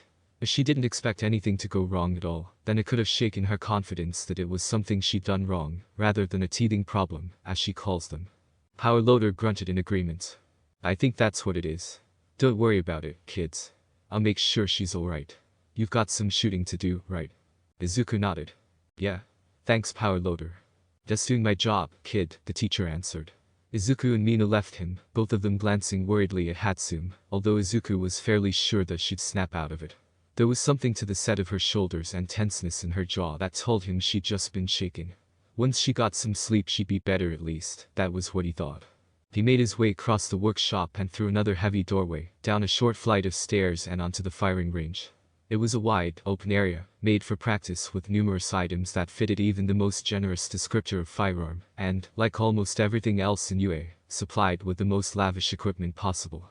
About the only thing they couldn't do was simulate a complete revolution, although if a training ground could be set aside that was certainly possible. In fact, if Snipe was telling the truth, then the armed police unit in the local area sometimes used the training ground and range equipment to conduct whole hostage simulations. Howdy, kids, Snipe greeted, strolling over from the side. Snipe was a tall man, his face covered by a long muzzle gas mask and a Stetson, a long red cape wrapped around his frame. He untucked a hand from his belt, shifting the cape to wave. Izuku and Mina returned the greetings, and Snipe leaned against his desk. Here for more training, kid. And you, miss, you joining in? Mina rubbed at the back of her head. Actually, I just wanted to see how Midori reloads with only one arm. Snipe tilted his head back and laughed, rich and amused. Well, points for honesty, lil miss. But if you're wanting to watch, you can run through the same safety protocols as Midoriya. Ain't something that won't come in useful. Izuku had been doing this for almost a week, and still wasn't sure if Snipe's drawling accent was natural or an affectation. He suspected the second, but it never slipped. He supposed that he could have asked, but that would spoil the fun. Mina scratched at her chin, then shrugged. Sure. Snipe laughed again, this one lower and deeper. Well, alright. I like a student who's eager to learn. Midoriya, you lead yourselves over to the normal area, and I'll go and pick up your guns. Mina wasn't usually the most attentive of students, not really her fault, but it was noticeable, but she paid attention to the safety briefing that Snipe gave. Izuku wasn't sure if it was because the topic was more interesting, or because it had such obvious applications. When it was over she answered pretty much every question Snipe asked correctly. The man seemed more and more amused every minute. Well, alright, Mrs. Shido. If you're so eager to get to shooting, let's give you a go. Are you thinking of using a gun, later on? Mina bounced slightly as they followed Snipe back to the main range. I hadn't really thought about it, she said cheerfully. Is it usual? Do a lot of heroes use them? Snipe shook his head. Not usually, he said, reaching up to tip his hat back. Some people like to use them as a long-range option. It ain't that common, though. Mostly heroes who have got some sort of suitable quirk. Maybe with Hatsune and Midoriya coming up with those fancy adhesive bullets they'll get more use. By the by, Midoriya, they're looking good. I used some of those prototypes you and Hatsune put together the other day, they worked real good. Nice to have a few more options in my holster. Oh, they worked. That's good, I didn't know if they'd function properly with the different bullets you use. Snipe nodded. Nah, they're good. Real good. And those snap freeze rounds, they've got potential. Hatsune nearly fainted when I told her that I knew some boys who'd be real interested in him, could spread the word a little. She wanted to talk to you about it first though, since you're partners and all. Snipe strolled through a door, gesturing. Welcome to the firing range, Mrs. Shido. We'll be taking it easy for today, but you want to try out some gunfire. Mina stared at the long range, blinking. Can I? Sure thing, miss. Ain't my habit to stop people from getting a good whiff of gunpowder. Here, put these earbuds in, protect your ears. Now, we'll stick with the pistols Midoriya there uses. They're pretty well designed. Bit on the heavy side, since I can't persuade him that gun kata ain't a thing, and I expect no DD or government will do better, but they're real nicely balanced. Now, run me through the safety checks, if you please. Mina went through them with only slightly corrections needed, and Snipe nodded. Alright. This one's nice and easy. 10 targets will pop up, at varying ranges. Just hit them as best you can, there's 10 bullets in that there magazine. Well, they're duds, but they'll give the same kick and flight pattern. Paint rounds, you know. Took a lot of effort to get them right, or so I'm told. Don't rush, Miss Ishido, you've got all the time in the world. The blank empty space of the range shifted as targets rose from hidden slots. They weren't shaped like humans, not these early ones. Instead they were rectangular, evenly spaced out. Izuku watched Mina as she squinted, biting her lip. She was holding the pistol in the normal, approved grip, two-handed, but he thought her grip was too tight. She flinched when she pulled the trigger, the muted boom echoing, but she fired all 10 shots. Snap gave her a thumbs up as she put the gun down. Izuku knew that it took a moment for the reactive earbuds to return to normal. 3 good hits and 1 winged. Not bad at all, Miss Ishido. Not bad at all. Mina beamed at the praise. How do you do, Midori? She asked. Izuku smiled, taking her place and running through the same safety protocol as he reloaded. Snipe chuckled. Just watch, miss. Izuku closed his eyes, taking a deep breath and settling himself into a mindset that was just a little different to usual, just a little sharper, a little harsher, a little more deadly, a little more Jason. The targets popped up and Izuku opened fire, all 10 rounds whipping downrange in half the time Mina had taken. He set the gun back down, his hearing returning to hear Snipe chuckling again. 10 out of 10, Midoriya. Not to put you down, Miss Ishido, but your friend here's got a real talent for gunplay. 10 out of, are you kidding me? And it was one-handed. Izuku gently set the pistol down, smiling. Yeah. It comes easily to me, I guess. Mina bounced on the spot, hands clenched in front of her. You know, Midori. This might sound super rude, but I'm pretty glad you don't have a quirk, because you'd embarrass us all at the same time. Izuku laughed. From another person he might have been offended, but the honest way Mina said it took all of the sting from it. She ceased bouncing and pointed at him. But you promised me that you'd show me how you reloaded with only one hand. Aha. Snipe said, sounding far too amused. Well, I guess I did say I liked your honesty before. Go ahead, kid. Izuku sighed, but it was less actual exasperation and more for effect. Snipe leaned back and started whistling a tune. Izuku wasn't completely sure, but he was reasonably certain that it was an old song. Something about an Arizona Ranger, maybe, which was pretty on-brand. Almost alarmingly so, in fact. Izuku pushed away the question of what his brand might look like in the future in favor of just demonstrating. He took the empty magazine out and set it on the table in front of him. Safer this way, he explained, now keep an eye on it. With a single motion Izuku tossed the pistol into the air, the gun slowly revolving as he snatched up the magazine, bringing his arm up, sliding it into place as the gun fell back down, and his fingers closed around the grip, trigger finger carefully outside the guard. Mina threw her arms up. Are you kidding me? That's a movie reload. Is it even safe? Izuku looked at Snipe. Snipe looked at Izuku. In unison they shrugged. Safe? Nah, not really. Had to take out a couple of safeties to get the magazine to slide in, and if you ain't paying attention you could end up pulling the trigger. Looks real pretty though, don't it? Mina stared at them both. I still don't think guns are really my thing, she said, but that was awesome. Can you teach me how to do it? Snipe snorted with amusement, and Izuku pressed the cool metal of his prosthetic to the bridge of his nose. 2 weeks ago before the sports festival. If there was one thing about UA that Izuku would never have anything but praise for, and to be honest, there was more than one thing that filled that criteria, but it didn't have the same ring to it. It was the training grounds. They were incredible, and if you wanted something in particular it was always there. Which was why, when Izuku finally felt up to doing some more intensive parkour, once he was sure that his arm wouldn't fail him at the worst possible time, he managed to locate a building in the city training ground they were all using that was full of scaffolding, rails and ledges. It wasn't realistic, but it was glorious nonetheless. And he intended to make full use of it. Izuku hit a sprint along a raised path, maybe 10 feet off the ground, jumping onto the railing and springing off. He soared through the air, a grin curving his mouth, grabbing a hanging pipe with his right hand, and using it to slingshot himself. 2 steps on another railing, a second jump and he hit scaffolding, his arm curling around the metal bars just long enough to bleed speed before he jumped, down this time, ledge to ledge to ledge and onto the ground, landing in a roll, and smoothly rising to his feet. Enjoy your warm-up? Sayu asked, a faint smile touching her face. Izuku beamed at her. It's been weeks since I could do that, he told her, it's nice to be back. Sayu hummed. You haven't been keeping up with your practice. Izuku shook his head. I can't really. My reactions aren't fast enough, and trying to parkour with one arm is a lot riskier. I wouldn't be doing it now if you weren't here.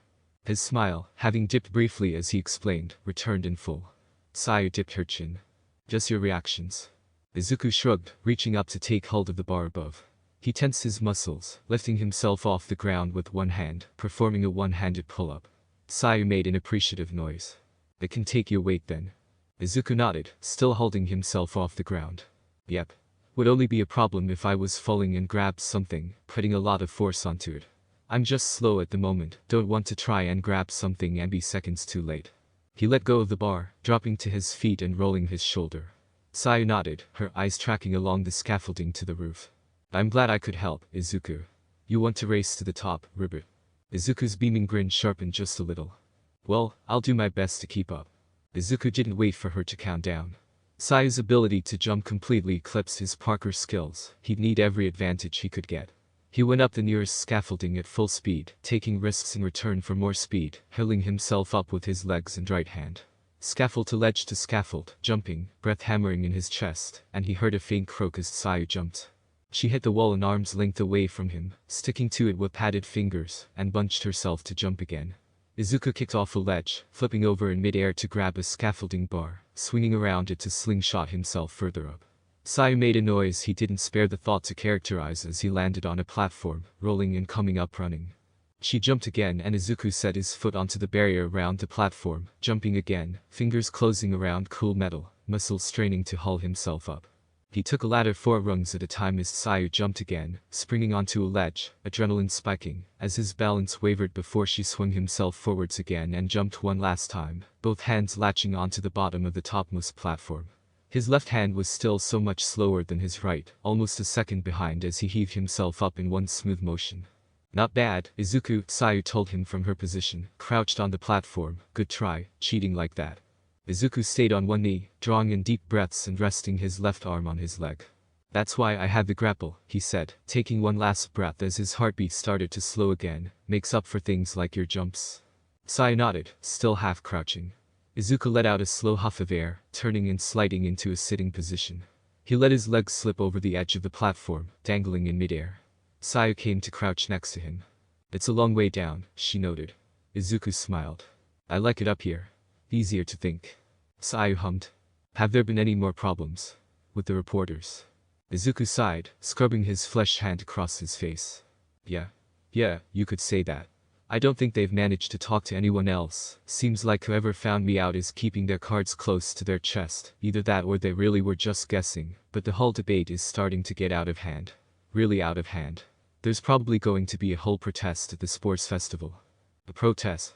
Izuku chuckled. Yeah. There's a whole manifesto going around.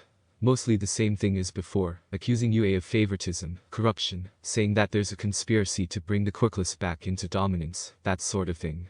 I'm pretty sure that there's something going on. Half the talking points being used are from Destro's manifesto. Destro? Sayu muttered, before she cocked her head. Mina and Kirishima just arrived. We should continue this on the ground, Ribbit. Unless you don't want them to hear it. Izuku shook his head. I don't mind, really. Besides, at least this way it won't be a surprise. Izuku reached down, planting both hands against the edge of the platform.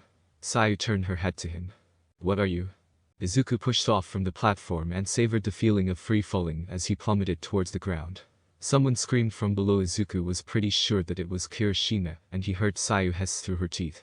He felt the shock through his legs as he hit the structure again, descending far faster than he had gone up, bouncing from place to place. He slowed quickly, although he was still moving far faster than anyone sane would have considered safe, and he could hear Sayu landing a short distance behind him. Izuku landed on the last platform, let his legs to limp to take away the last dangerous part of his speed, and performed a double somersault on his way down, purely to show off. In retrospect, the fact that Mina grabbed him by the shoulders and started performing some combination of shaking him and checking him for injuries the moment he landed shouldn't have been as unexpected as it was. Oh my god, dude, what is wrong with you? You could have died. I would have caught him, Sayu helpfully added, landing with a considerably heavier thud than Izuku, probably the result of her stronger biology being able to withstand harsher impacts. Izuku's head lolled slightly as Mina shook him again, both hands on his shoulders. Kirishima had his hand pressed to his chest, over his heart, and had gone as white as milk. Izuku silently wished for a camera. Sayu jumped as well, Izuku muttered, sulking slightly. Mina looked him in the eyes and nodded. Right. She did. She let go of him and immediately moved over to Sayu, who croaked in surprise as Mina took her by the shoulders and repeated her shaking. Izuku barely muffled a snort of laughter and Kirishima smiled, color starting to return to his face. Seriously though, I thought you were gonna hit the ground. Not manly at all, Mido. Ah yeah. I hadn't thought of that. Sorry Kiri. Kirishima clapped him on the shoulder. Just don't do it again, Kay? Or at least, not where I can see it. You do that sort of thing much. Izuku shook his head. He could faintly hear Mina scolding Sayu. The phrase "don't expect better" of Midori had been used to his secret amusement. Not really, he said, replying to Kirishima, it's not really that safe. I only did it there because I knew Sayu could catch me. It's the sort of thing that I use my grapple gun for. Oh, yeah. How's that going? You said you were upgrading it, right? Izuku nodded. It's almost finished, actually. It should work well. I'll need to find time to practice with it, just to make sure, but I was helping Power Loader and Hatsum yesterday, and I think we've got the adhesive that'll let it stick to everything done. Nice, man. Nice.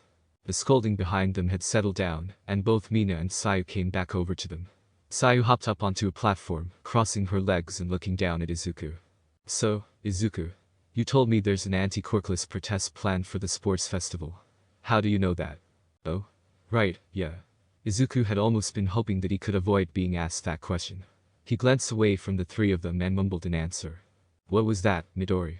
Izuku sighed. I sort of infiltrated the forum they're using to plan it. What, Ribbert? Yeah, I was curious. So I did a little bit of research and looked around, and I found some places. I sort of convinced them that I was a general studies student with a fairly bad quirk, and that I was really angry because I heard that someone without a quirk had gotten in, and I hadn't. So, yeah.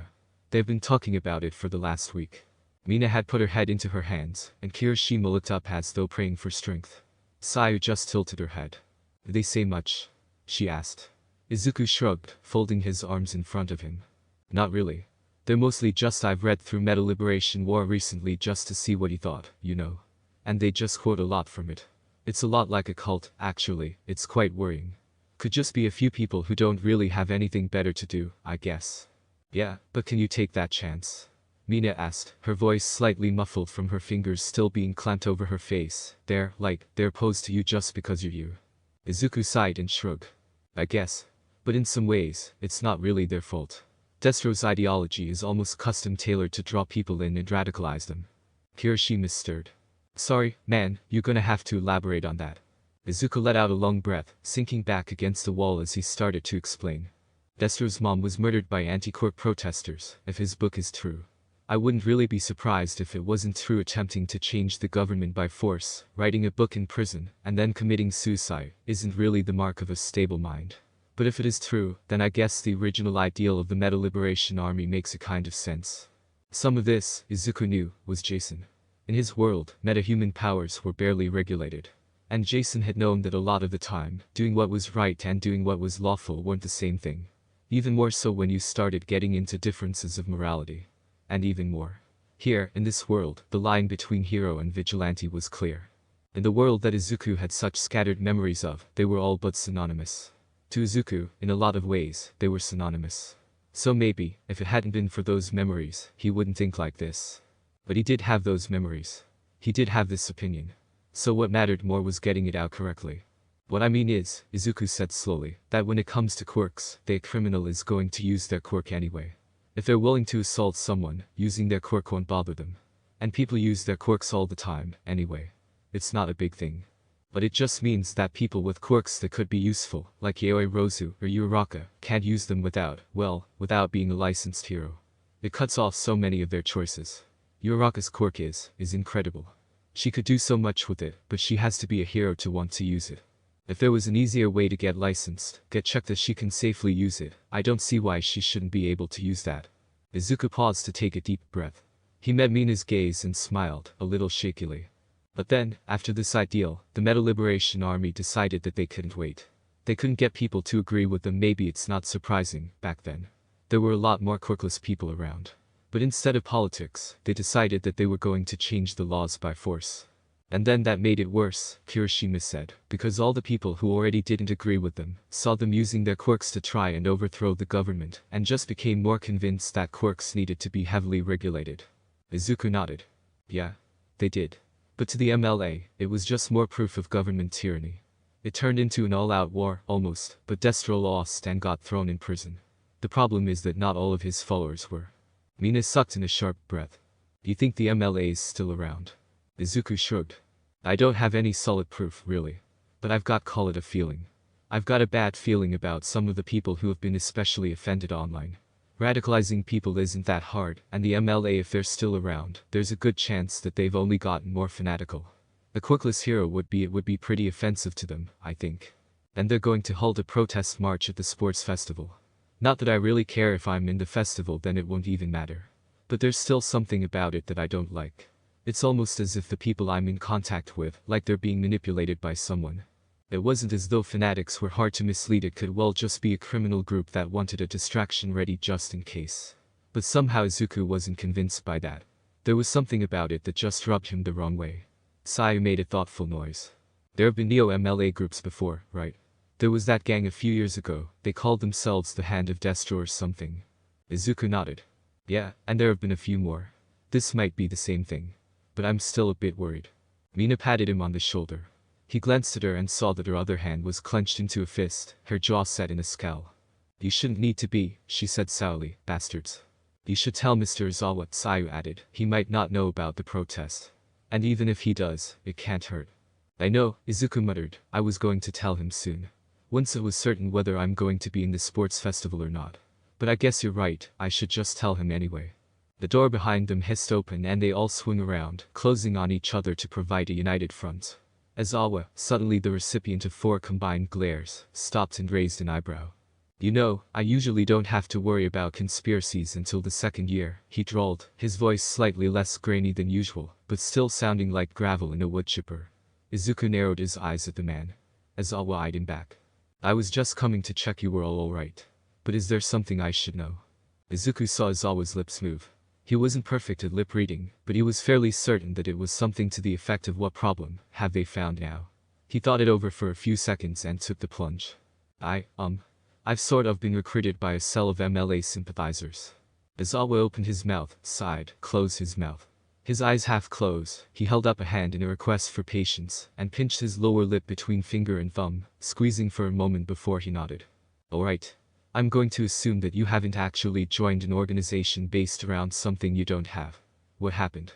Izuku took a step forwards, away from the protective wall offered by his friends. Izawa wasn't going to do anything. I noticed quite a lot of internet posts being made in a very similar fashion. So I followed them back to their source and found a forum that all the posters used. I was curious, so I made an account and managed to convince the moderators that I was a general studies student here at UA, and that I wasn't very happy with the rumors of there being a Quirkless student.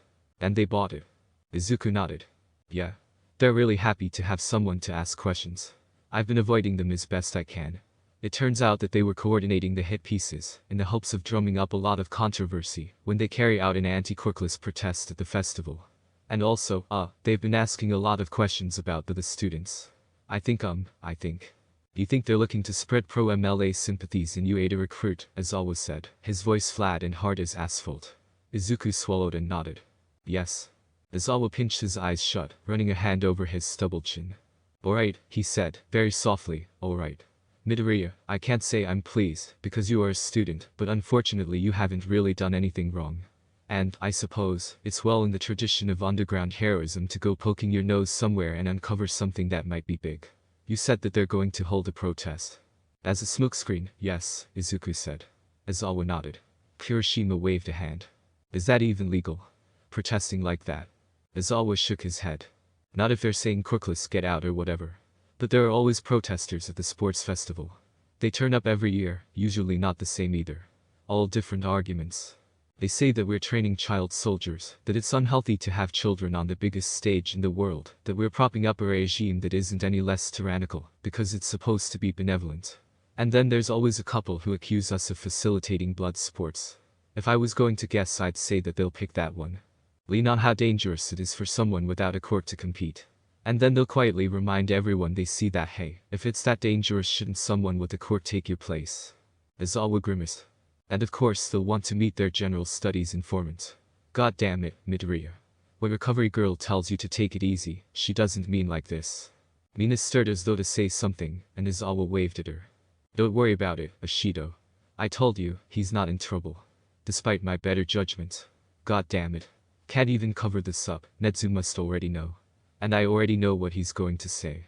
Well, Midoriya, this makes one thing almost certain. Izuku blinked at Izawa, receiving a grim smile in return. No sports festival for you, kid. How do you feel about sting operations? And have you ever worn a wiretap before? Izuku sucked in a breath. Sir, are you saying? Izawa's grin was sharp and mirthless. You want to be an underground hero, kid. Let's see if you've got the chops for it. 1 week until the sports festival. Somehow, Netsu managed to be even more alarmingly nonchalant about the whole accidental cultist thing than Izawa. Izuku didn't find much frightening these days, not even Shigaraki really frightened him, on a personal level. But the grin that Netsu was wearing at the prospect of infiltrating a Neo-MLA cell sent a shudder down Izuku's spine. Although the way Izawa was blowing through cans of iced espresso was nearly as bad. Never mind his own health, Izawa was going to give Izuku an ulcer. Where did he even find those? Was this why the man looked constantly exhausted? Had his caffeine intake reached such horrifying levels that he couldn't keep up with demand? Was Izawa in a permanent state of caffeine withdrawal? Was this what Izuku could be like in 20 years' time? Well, maybe not the last question. Izuku already had plans for some extremely powerful stimulants, in case he needed to stay awake for 72 hours straight. Jason hadn't taken them nearly as often as Bruce, but he'd sometimes had no other choice. Izuku bit his lip, remembering a thick disgust at the thought of the little pills, but he couldn't remember where it came from. Not that it mattered now. Just another memory that he didn't have the context for. I always like to see our students showing initiative, Netsu cheerfully told them. Don't you agree, Izawa? Izawa directed a glare at an empty innocent wall, tipping his third can of espresso to his mouth, and gulping it down. The principal didn't seem remotely fazed by the rudeness, continuing to smile and continue. Of course, any infiltration is always a risk. Doubly so when there's a student involved. But at the festival, there will be plenty of heroes in attendance. It's bold of this Neo-MLA cell to act so openly, don't you think? Izawa made a noise that was most of the way towards a growl. Izuku shifted, slightly uncomfortable, but Netsu ignored it. What do you think, Mr. Midoriya? I don't think they've built this on their own. They don't have a leader, really. They seem like a cult, but without someone to actually create them. So you think they're being backed by someone, Izawa grated, his already gruff voice made even harsher by the copious amounts of coffee. Netsu folded his paws together, baring his teeth. Izuku wouldn't do the expression the injustice of calling it a smile. It's not an unreasonable assumption, Izawa. I've looked into it years ago, out of curiosity. Destro and those members of his inner circle who were captured refused to name any of their collaborators, but I'm quite certain that due diligence was not done. The captured and dead might have compassed the entire leadership of the MLA, but I find it very unlikely. Izawa scrubbed a hand at his face. How can you just leave something like that in the wind? Not you, the heroes in government of the time. Jesus Christ, the MLA almost overthrew the government. Netsu spread his hands in a conciliatory gesture. I cannot speak for people long dead, of course, but I suspect they simply wanted it to go away. I am no expert on human nature. That sounded like a lie to Izuku. Netsu was unnaturally intelligent, possibly the most intelligent being on the earth. There was no way he didn't have at least an academic grasp. But I believe they preferred to, what is the saying, bury their heads in the sand. There was no further trouble, so they didn't go looking for it. So you're saying, what, the MLA has been reforming in hiding for the past however many years? That they're bankrolling and recruiting whole cells. A good way to properly judge public sympathy, yes.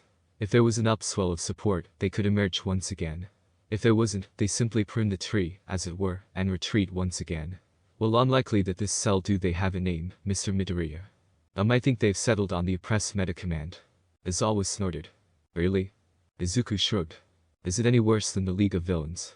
Those bastards, Izawa muttered, quietly enough that Izuku probably wasn't meant to hear it. Alright, Midoriya.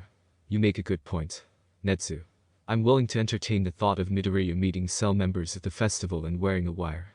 I'm not going to send a student into the depths of the MLA, if it really exists. Especially a quirkless student, no matter how skilled he is.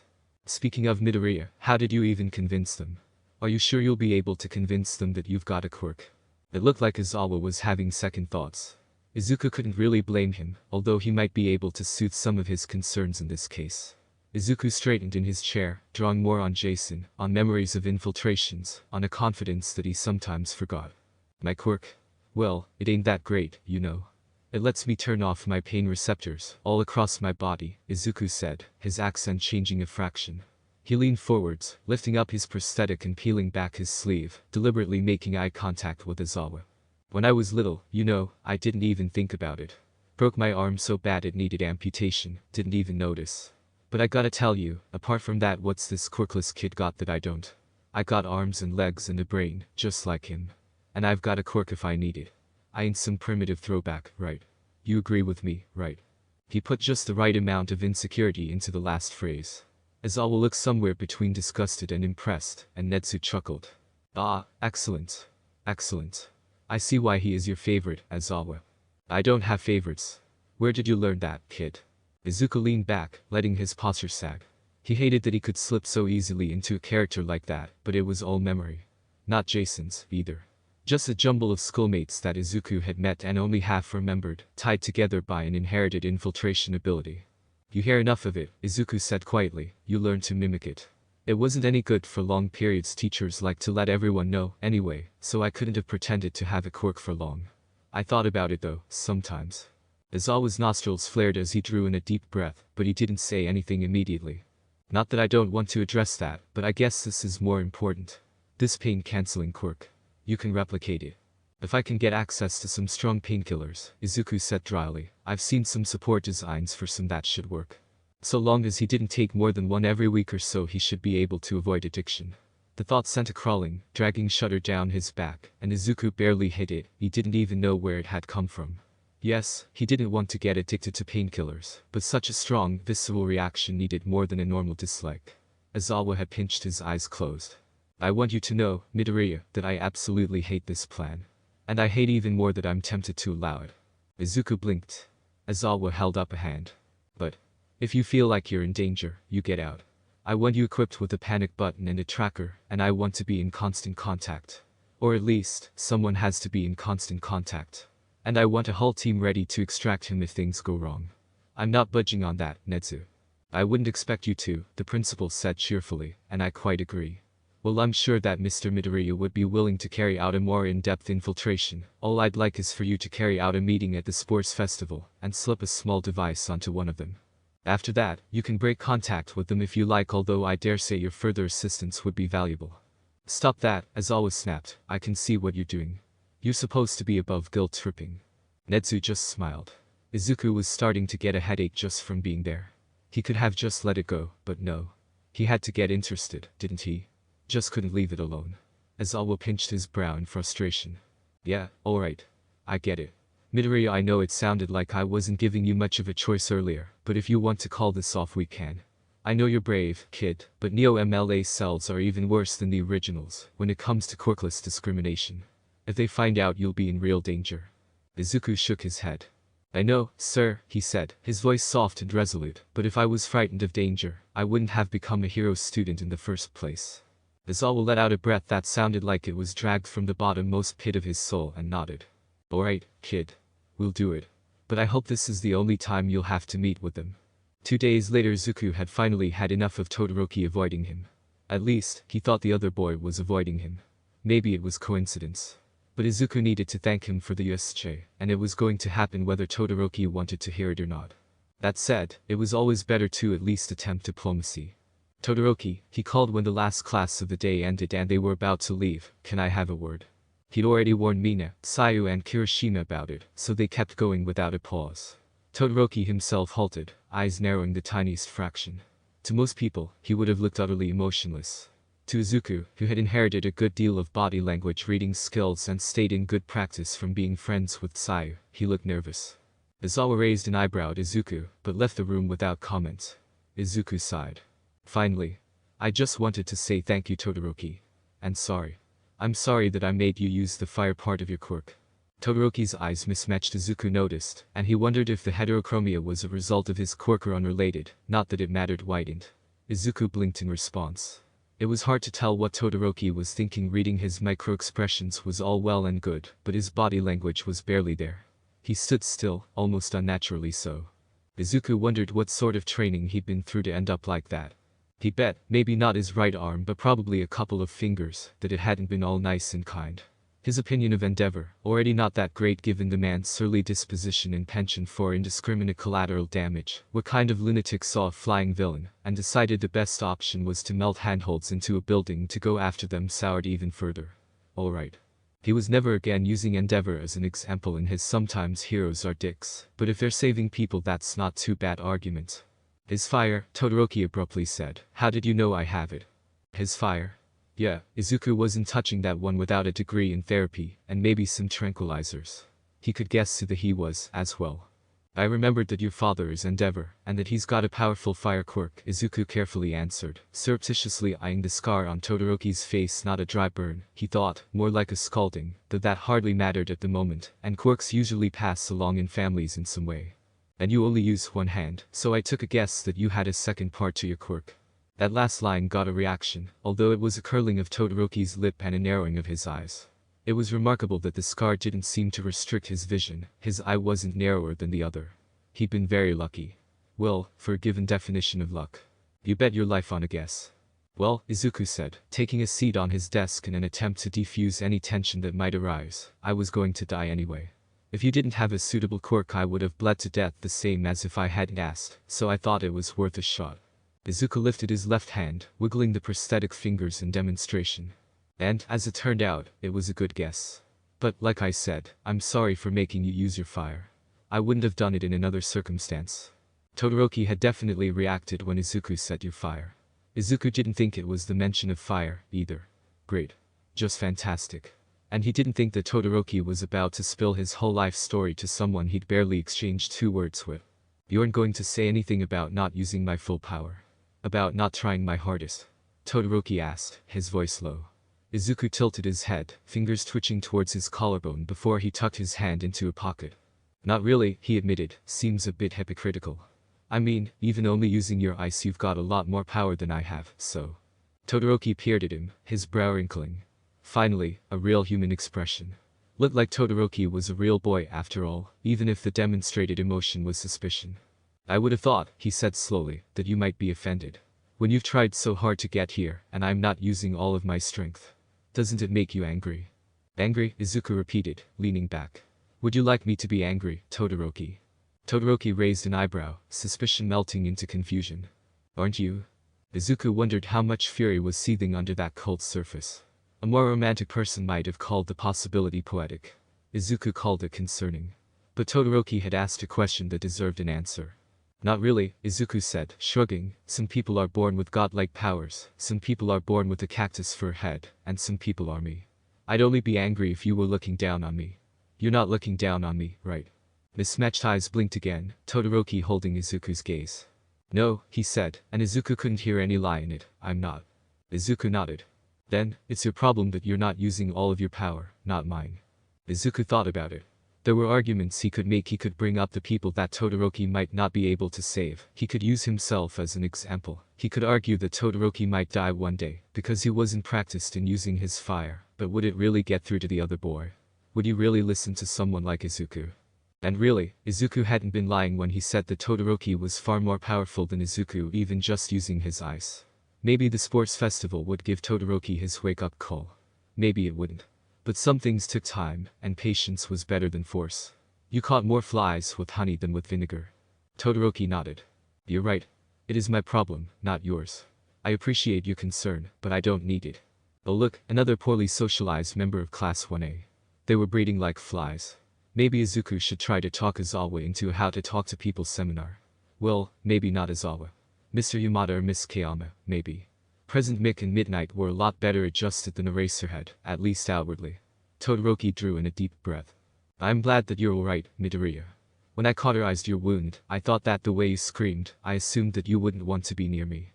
For a few weeks. Izuku was touched. That was surprisingly kind of Todoroki. Then again, depending on where he'd gotten that scar, but that was a question for when he knew the other boy a little better. Izuku shook his head. Todoroki, you saved my life. I won't tell you that it didn't hurt, but it hurt a lot less than getting my arm ripped off in the first place. I'm nothing but grateful to you. Todoroki dipped his head, his eyes closing. You're welcome, Midoriya, he said quietly, but if you'll excuse me, I have training to do. Izuku leaned back, watching his classmate leave with a sense of lingering unease. He waited for almost 5 minutes before he sighed deeply, running his hand over his face. The metal was cold, but it had become strangely comforting now. Nothing's ever simple, is it? He muttered to himself. He slid back to his feet, pulling his phone out of his pocket and checking his messages. The Press Meta Command forum was buzzing with excitement, getting more and more hyped up as the sports festival approached. It sent more anger thrumming through Izuku than anything Todoroki could do. He would still work with them, but once he knew their names he almost hoped that he would get the chance to confront them, rather than pro heroes doing it. It was petty, but he wanted to really drive home that they weren't superior, or better. He really wanted to drive home that a quirkless person, someone they looked down on and considered inferior, was more than any of them could handle. Reading between the lines, the OMC didn't have anyone with a powerful quirk. They had 3 senior members, and Izuku was fairly confident that 2 of them had weak emitter quirks, and the last had a mutation. Izuku found it almost painfully ironic. They were fighting for an organization that put so much emphasis on powerful quirks, without powerful quirks of their own. They were fighting to be second-class citizens, even more obviously than they were now, but they refused to see it. So long as they could have someone to openly look down on, they would be happy. Somehow, it struck painfully hard for Izuku. Well, maybe it wasn't somehow. He'd seen it before, hadn't he? All those people who had just been hanging around Kakin, taking his harsh nature and the put-downs so long as they could laugh at Izuku, they were just the same. It was the same shit all over again, except instead of an isolated incident the OMC wanted to spread it to all of Japan. Izuku would put bullets through every single one of them before he allowed that. Vigilante Plan, version 14. The MLA returns, and the Red Hood rises to meet them. Death or victory, no compromise, and Izuku shook himself violently, snapping himself out of it. No. Not now, and not today. He hopped to his feet and headed to the door, swinging his bag over his back with a slow, deep exhalation. He really needed to go and find his friends. At least they would distract him from his worries. Izuku took the path he knew they would have taken, heading to the training field. He was almost there when he heard raised voices, simmering with anger, and paused. It could have been nothing, but then again Izuku fastened his bag more securely onto his back and kept moving, his steps purposefully lighter. He stuck to the edge of the road on his way, under the trees, where he could blend into the dappled shadows. He rounded the last corner to find Mina standing almost nose to nose with a blonde boy who Izuku vaguely recognized from Class 1B, he thought. Kirishima was similarly glaring at another boy, with Sayu and most of 1A lurking in the background. At least half of 1B was present as well, although they looked more embarrassed than confrontational. Izuku crept along, consciously working to stay in the shadows as he made his way across. The blonde boy wasn't far away from the tree line, and everyone was distracted. Who the hell do you think you are, you creep? Mina demanded, her pink skin flushed darker, almost purple, with anger. The blonde boy turned his nose up at her. HMPH, I see that Class 1 is as bloated in ego as I expected. Of course, no doubt you all think you're big shots after you were so fortunate as to encounter villains already. Fortunate? Mina snarled. Izuku saw her fists clench as he moved closer, eyes flicking between Mina and the blonde boy. The blonde nodded. Oh, yes. After all, Class 1 already has exposure. I'm sure many heroes have already gotten the misplaced belief that your class is worthier of their attention, even though Class 1B is undoubtedly superior. I'm sure you thought your time at the USJ was a fun excursion, didn't you? How typically arrogant of a Class 1A member. Mina brought a hand up, her finger pointing inches from his nose.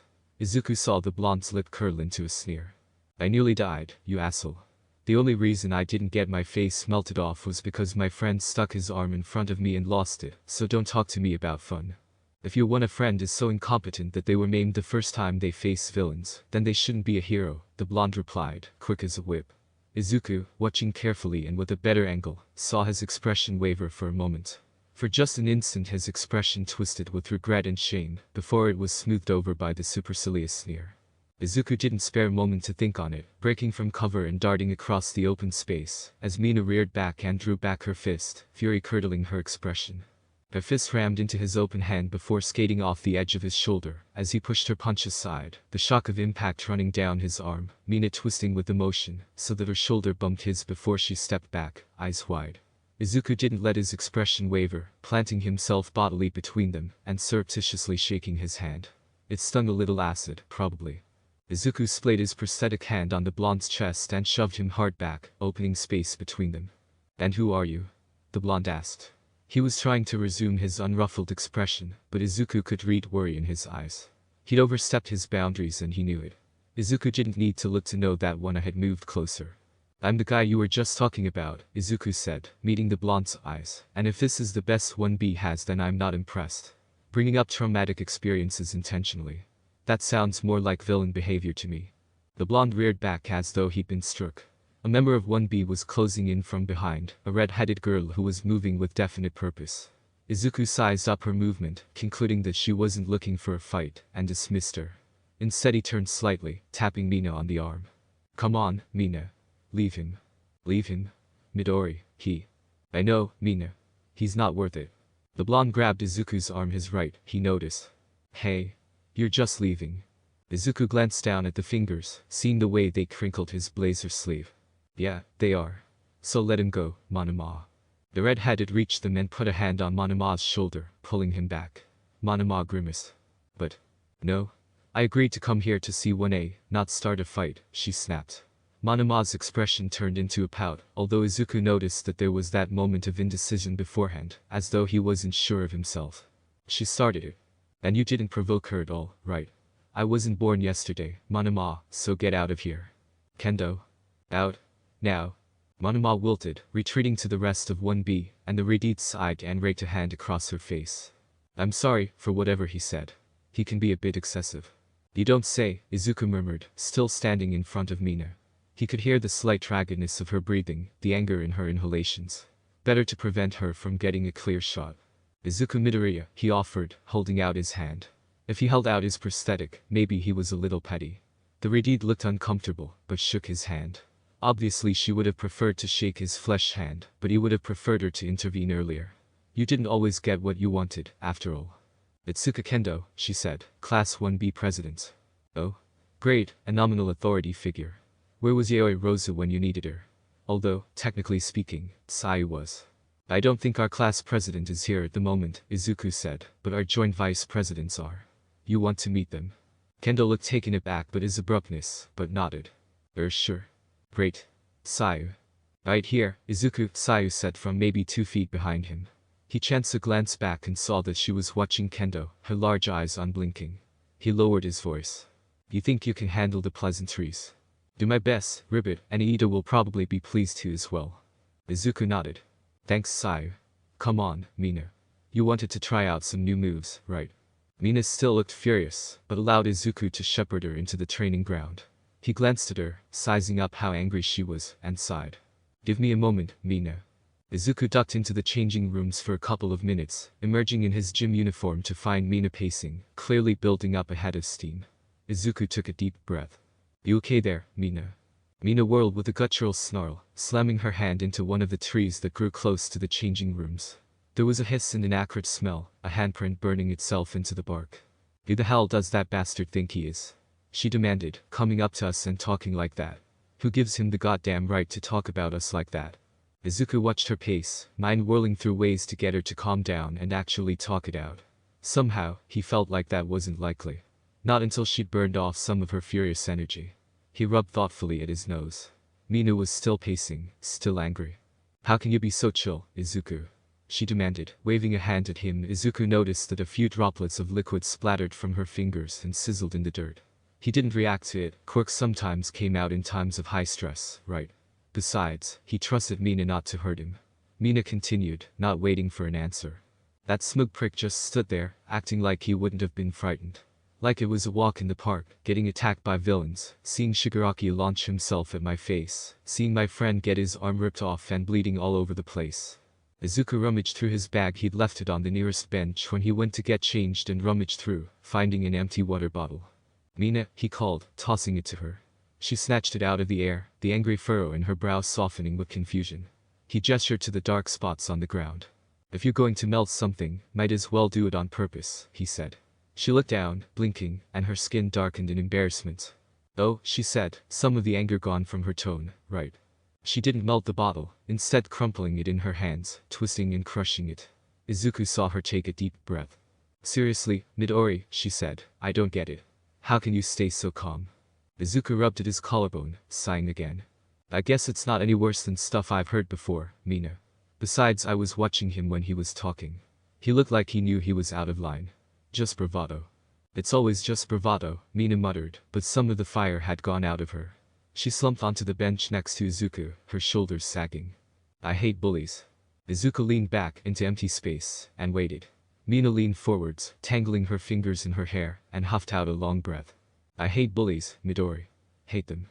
Always used to try and talk them around at my old school, but sometimes I just wanted to, you know. I really thought UA would be better, since it's a hero school. How can a bully be a hero? Izuku thought of Endeavor, of his suspicions about Todoroki, and didn't comment on it. He did, however, come to the defense of UA, no matter how lukewarm that defense was.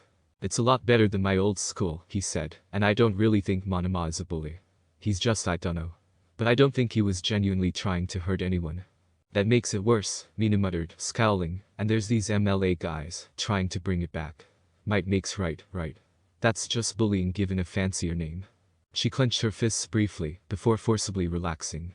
And you're just going to go and meet them, aren't you? Like there's no danger at all. Izuku shrugged. I'm not too worried about the guys I'll be meeting. They're kind of idiots, and they're no more dangerous than the thugs at the USJ. Mina hung her head. Sure. I know. But I'm still worried, you know. Izuku regarded her for a moment, taking in her body language, and remembering the sudden spike in anger she'd shown when speaking to Monoma about the USJ. He wondered, briefly, if Mina was having nightmares about the USJ. Izuku himself hadn't had that many. Yes, there had been a few, but Jason's death still dominated the bad nights. Even that had slackened off with time, though. Maybe there was something wrong with him. But he really wasn't prepared to provide therapy. He probably damaged more than he helped. The best he could do was keep an eye on her. Maybe he should rope Kirishima and Sayu into it, make sure to check up on Kaminari as well. But either way, better to distract her. Well, look at it this way, he said, the sports festival is coming up soon. If you're lucky, you'll find yourself across an arena from Monoma, and you can take it all out on him. Even better, we've still got a couple of days before the festival, so you can learn his quirk. Mina snorted quietly, her smile returning as she bounced back. Aren't you supposed to be telling me that violence isn't the answer? Izuku shrugged. Well, he said, pretending to consider it, violence might not be the answer. But if we don't try it, how can we tell? Mina laughed. Yeah, I guess that's true. Anyway, Kiri wanted to work on his reaction time for activating his quirk, so I've got one of those Parker buildings and a bag full of tennis balls. Want to go throw balls at help Kiri train? Izuku smiled. Sounds like fun, Mina. 5 days until the sports festival. Alright, as always said, on the morning of the festival, you know what you're doing, Midoriya. Izuku nodded. Meet up with the 3OMC members who are sneaking in. Talk to them long enough for Netsu's wire to pick up data about 10 minutes, and attach a bug to one of them if I can. Izawa nodded. He looked exhausted, not physically, but he clearly wasn't happy about something. Yeah. So, I've been hauled into commentating with Mick, and Midnight is referee. But Snipe and Vlad King are going to be ready to head in if you need them, and Ectoplasm won't be far behind. You get into danger, hit the panic button, and I'll break off commentating to pull you out. Izuku nodded. He'd heard all of this before, but it was nice to have it repeated. In fact, it was pretty good to know that he had backup. Jason had often done this sort of thing alone, especially when he was on the outs with the rest of the Bat family, and while shooting his way out, had always been an option for the Red Hood. Knowing you had backup ready was a uniquely pleasant comfort. He made sure that he was barely recognizable as far as most of his class knew he'd been given some work to do by Aizawa and would be in the crowd. The proper makeup to hide his freckles and slightly alter the contours of his face, hair to eye and gel to turn his green-black curls into auburn spikes, contact lenses to turn green eyes to brown and spectacles to go over them. Izuku wasn't sure he'd recognize himself. If the way Snipe did a double take when he walked in was any indicator, it was working pretty well. He'd also needed an excuse to not be in the sports festival, of course, but he'd gotten that via a fake cast to cover his wrist. Pretending a broken wrist wouldn't be too hard, and it even gave him a place to hide the bugs he was supposed to plant. Well, partner. You're looking like a whole other kiddo, Snipe drawled. Izuku smiled at him, more restrained than normal. Thank you, Mr. Snipe, he replied. It was the little things, a slightly shifted accent, faint changes to inflection, small alterations that made him sound like another person. Snipe tilted his head. Aizawa, I gotta say, what intonation have you done to this boy? Believe it or not, he came like this, Aizawa dryly responded. Right, Midoriya. Better start using your false name, huh? Alright, Akatani. You ready for this? Izuku still didn't understand why Netsu had picked that particular name for him, but he was honestly too afraid to ask. Instead he nodded. Of course, Mr. Aizawa. Aizawa nodded. Good luck, kid, he muttered, sweeping out of the room. Snipe watched him go before his gas mask turned back to Izuku. He ain't happy about this at all, partner. Not happy at all. He'd probably take your place if he could. You know the names of these jokers. Izuku nodded. First names only, you know. They gotta be careful, just in case someone's watching. Don't know why anyone would want to watch them, they aren't doing anything wrong. Snipe nodded at him. Staying in character, huh? Good practice. And it makes sense, using only first names, they're harder to track while giving any new folks a sense of acceptance and closeness. So, what do they call him? The guy who's the boss, they call him Jinsaku, Izuku said. He hesitated for a moment and then broke character. I'm fairly sure he's got an emitter-type quirk. Very minor telekinesis, like my mom. The others, one is called Sumiho, he has a quirk that affects water. And the third is American, actually her name is Mar. She's got a mutation quirk, I know that much. Snipe murmured, tilting his hat down, those quirks ain't exactly cream of the crop, are they? Can't underestimate people, of course, but it's pretty typical for Neo-MLA cells. The Hand of Destro had a whole bunch of people with unimpressive quirks, used them like cannon fodder. But when you're fishing, you don't throw away minnows on the off chance of catching a shark, right? Right, Izuku agreed, after taking a moment to puzzle through the metaphor. Snipe tapped him on the shoulder with 2 fingers, nodding. Come on then, kiddo. We got ourselves some minnows to catch. Izuku slipped the fake plaster cast over his wrist, shifting his arm as it settled into place. Snipe took a moment to look him over and nodded. Alright, kiddo. You're looking good now, get out there. They split up, Snipe heading towards the teacher's box, while Izuku quickly made his way out of the arena. There was a small group of stalls set up outside, selling various pieces of hero merchandise and food, and Izuku mingled with the crowd as he made his way towards the protest that was being held. Several heroes were present, watching the protest. Izuku wondered if any of them were being convinced by the chanting group. He looked around, noticing Mount Lady fluttering her eyelashes at some vendor, and homed in on a tall woman whose patterned skin and reptilian eyes marked her as having a very distinct mutation quirk. If he remembered correctly, Mara had a crocodilian quirk, and there were 2 men standing with her. Even better, they were looking around as though trying to find someone. Izuku smiled to himself, heading over to them. The woman noticed him first, waving enthusiastically. Hey there. Are you Mikumo? Izuku had given them his name once Netsu had come up with it, but it was still jarring to hear it. He nodded enthusiastically. That's me. Are you Mar? The woman beamed. Izuku almost felt guilty for what he was doing. Almost, because frankly he had seen before how quickly people could turn. That's me, I'm Mar Bennett. This is Jinsaku Usami and Sumiho Oyama. Oyama was a tall, handsome man with a neatly trimmed goatee and slick-back blonde hair, probably dyed. His dark eyes gleamed with warmth as he clapped Izuku on the shoulder. Usami was shorter, slighter, with a receding head of dark hair and eyes that were crinkled with laughter lines, a few years older. He was the leader, Izuku thought, or what passed for one. Mikumo, he said, his voice rich and deep, it's so good to see you. I would have thought you would be participating in the festival. Izuku held up his fake cast, feigning embarrassment. I fell down some stairs yesterday, he said, and Recovery Girl isn't really available near to the festival, so she can keep her strength up for today. I'm glad though. I thought I would have to come and find you after the first event. Oh, you didn't think you'd make it through the first event? Bennett asked, sounding concerned. Izuku shook his head. Not with all the hero students around. They've all got such good quirks, you know. Except for one of them. Much of the warmth went out of Usami's face, and Oyama's eyes became noticeably colder. Yes. The quirkless. Do you know who it is? Izuku repressed the urge to punch Usami in the throat at the phrase the quirkless, and shook his head. I don't know, sorry. He's in class 1 I think, but they don't socialize with us drugs down in general education. Just the right amount of bitterness to season his tone, a touch of scorn and spite. Be the underdog, draw sympathy. Bennett clucked her tongue and patted him on the shoulder again. I'm sorry to hear that, dear. I would have expected better of you, they're so famous, but I suppose it happens everywhere. She sounded sincere, too. Izuku made a mental note of that as he shrugged. Usami peered more closely at him, probably noting his prosthetic arm. You know, Mikumo, you haven't told us much about your quirk, he mentioned. What does it do? Ah. This, Izuku had practiced. He also had a powerful painkiller in a waterproof casing tucked into his cheek. As soon as he thought he'd need it, he'd swallow. It would take maybe a minute to take effect once it hit his stomach, not ideal but good enough. But he didn't think Usami was about to stub out a cigarette on his arm or something, to try to find proof. Oh, it lets me turn off my pain receptors, he said, trying to put the right amount of cheer and mild self-deprecation into his voice. It's not that strong, and I have to be careful. When I was little I turned it on and I didn't even notice I'd hurt my arm until, well, you know. He held up his prosthetic, not bothering to hide the skeletal arm.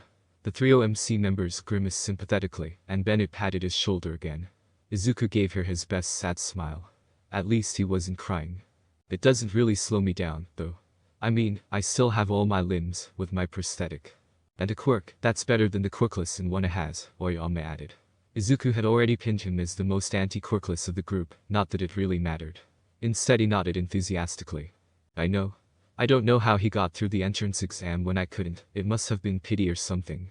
Christ almighty, he was going to need 2 or 3 showers when this was over. Either that or the catharsis of a great deal of violence, but he was smart enough to know which was more likely. Yusami put a fatherly hand on his shoulder. Well, Mikumo, why don't we go and watch the festival? Perhaps we'll get to see what got the quirkless into the hero course in the first place. Izuku tagged along as they walked, making small talk what his classes were learning, the people in his class, the lives of the 3 OMC members. They seemed very normal. In a lot of ways Oyama was an office worker in a tech support company. Yusami was an accountant in a large firm and Bennett a bank teller. They were very normal, given that they might be revolutionaries against the government, but Izuku supposed that was to their advantage. Harder to find them in the greater population, although no doubt Netsu would be able to track them down, now that they had full names. Izuku hung back just a step, observing them and wondering who he should attach a bug to. The bugs he'd been given were small thin things, a dull gray, that would stick to just about anything. Oyama wore a long coat with a high collar, that might be a good place to put one. But Izuku had time before he had to make a choice. I wonder if there'll be any upsets this year, Bennett said, cheerfully animated. Maybe there'll be someone from general education who makes it into the final rounds. That's always fun to see. It's a demonstration of the nonsense exams, Oyama said arrogantly. If they have a strong enough quirk to reach the final rounds, they should be in the hero course to begin with. Hey, Mikumo, you know anyone who might manage that? Izuku looked up and frowned, purposefully acting like he was thinking and doing his best to avoid his normal habits. The answer, of course, was obvious. There's a boy in one of the other general studies classes, he said. I heard that he declared war on Class 1A. He's really going for a transfer, and I think he's got a strong quirk, even though he hasn't said anything about it. He's keeping his cards close to his chest, you know. Oh? Yusami said, sounding amused. That'll be interesting. All the hero brats finding some competition from outside their ranks. They made their way to the stands, taking seats. Izuku made sure that he was on the outside, in case he needed to get out of there, and perched himself on the hard plastic. He kept half an ear on present mic as he loudly hyped up Izuku's classmates, Class 1 emerging onto the field to deafening roars and cheers from the audience. Izuku wondered what it was like, down there on the grass. Intimidating, probably. Hey, Bennett said, you notice that there's only 19 kids down there? Aren't there 20 in the hero classes? Yusami leaned forwards, suddenly laughing. Yeah, someone's missing from 1A. Anyone want to guess who? Probably the quirkless, right? Oyama loudly said. One of the nearby people gave him a dirty look, but didn't say anything. Oyama laughed obnoxiously. He's probably too frightened to come out, where everybody can see he's a fraud. Izuku very carefully didn't clench his fist, instead contenting himself with a daydream of driving Oyama's perfectly white teeth down his throat with the heel of his boot. Class 1B followed one onto the pitch, and yeah, Izuku could see why Monoma had a bit of a complex going on. The cheers weren't nearly as loud, the introduction not nearly as effusive. Izuku understood that 1B hadn't been involved in a villain attack and didn't have the same qualifications, but it was getting rubbed in pretty harshly. No wonder they were angry about it. I hear there's a kid in 1A who can make explosions from his hands, Yusami said, leaning over to Izuku. Is it true? Izuku nodded. Yeah, his name is Bakugo. He said in return he didn't feel any guilt over naming Bakugo. Mick would be doing the same pretty soon, unless something went drastically wrong for Kakin. He's got a pretty bad attitude. I heard that he almost started a fight with the students who went to look at 1A after the villain attack at the USJ, said they were all weaklings. Izuku saw the avaricious gleam in Yusami's eyes, and revised his earlier estimate. The OMC wasn't exactly the model of a subtle criminal group, but that didn't entirely make them stupid. Yusami, especially, had ambition. That sort of thing was dangerous.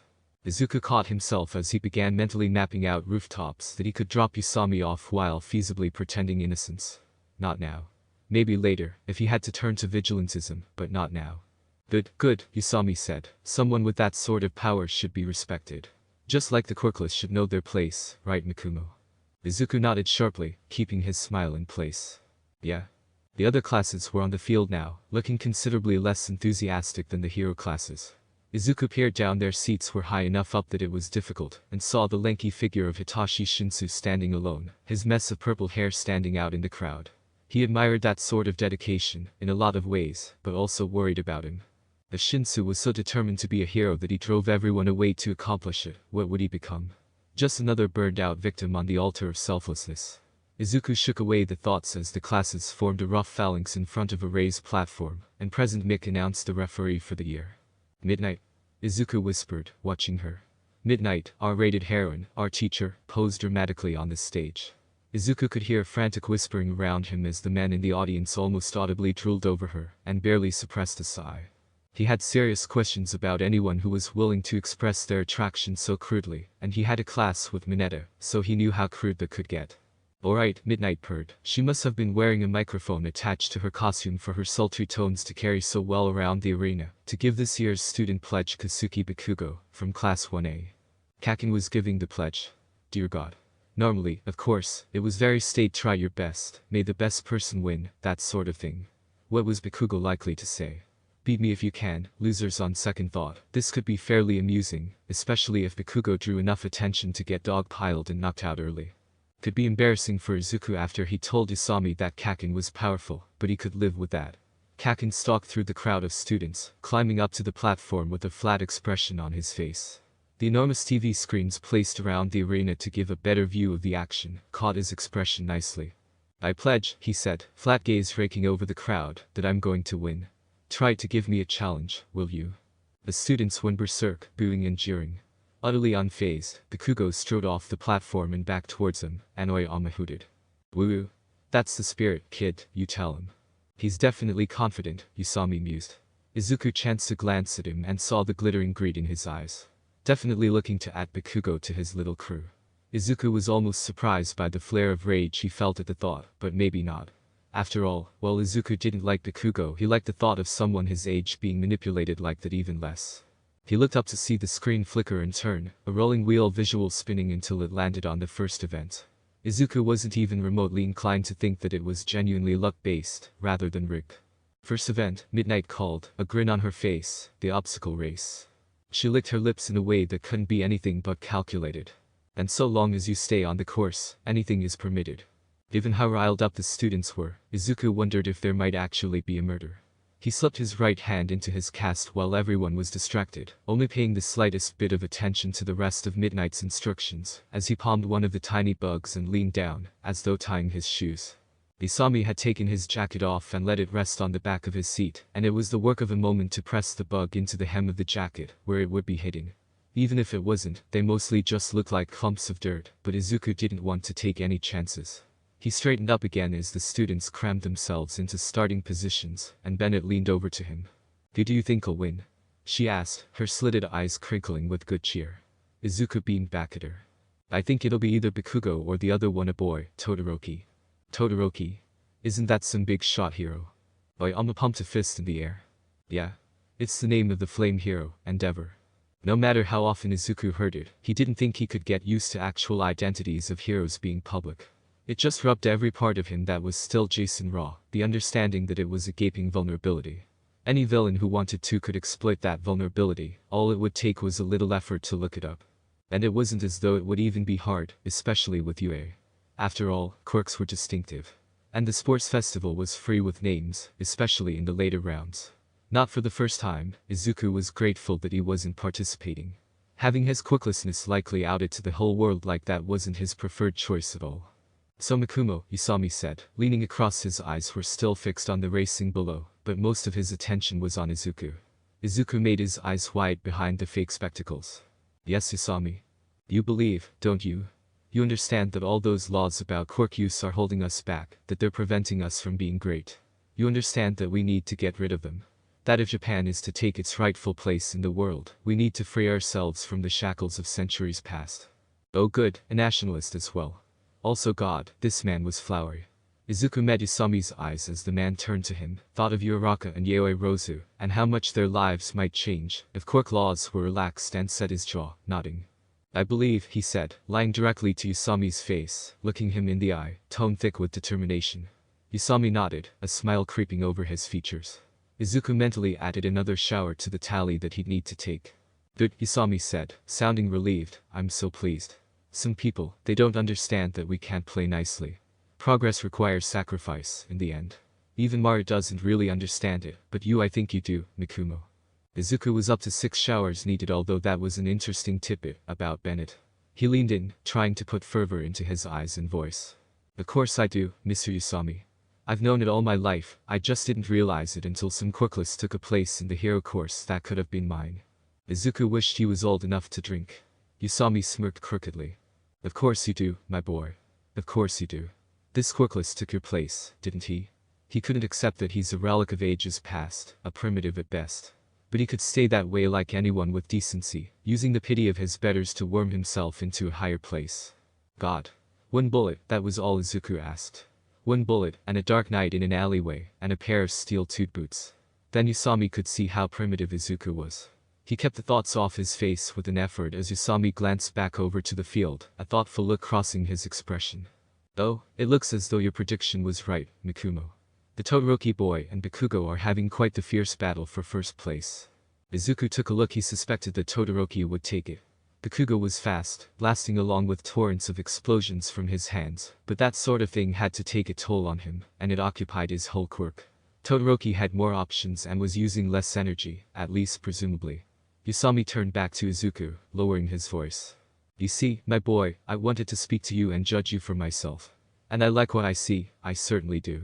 Our organization, it's hard to really reach out to people, you know.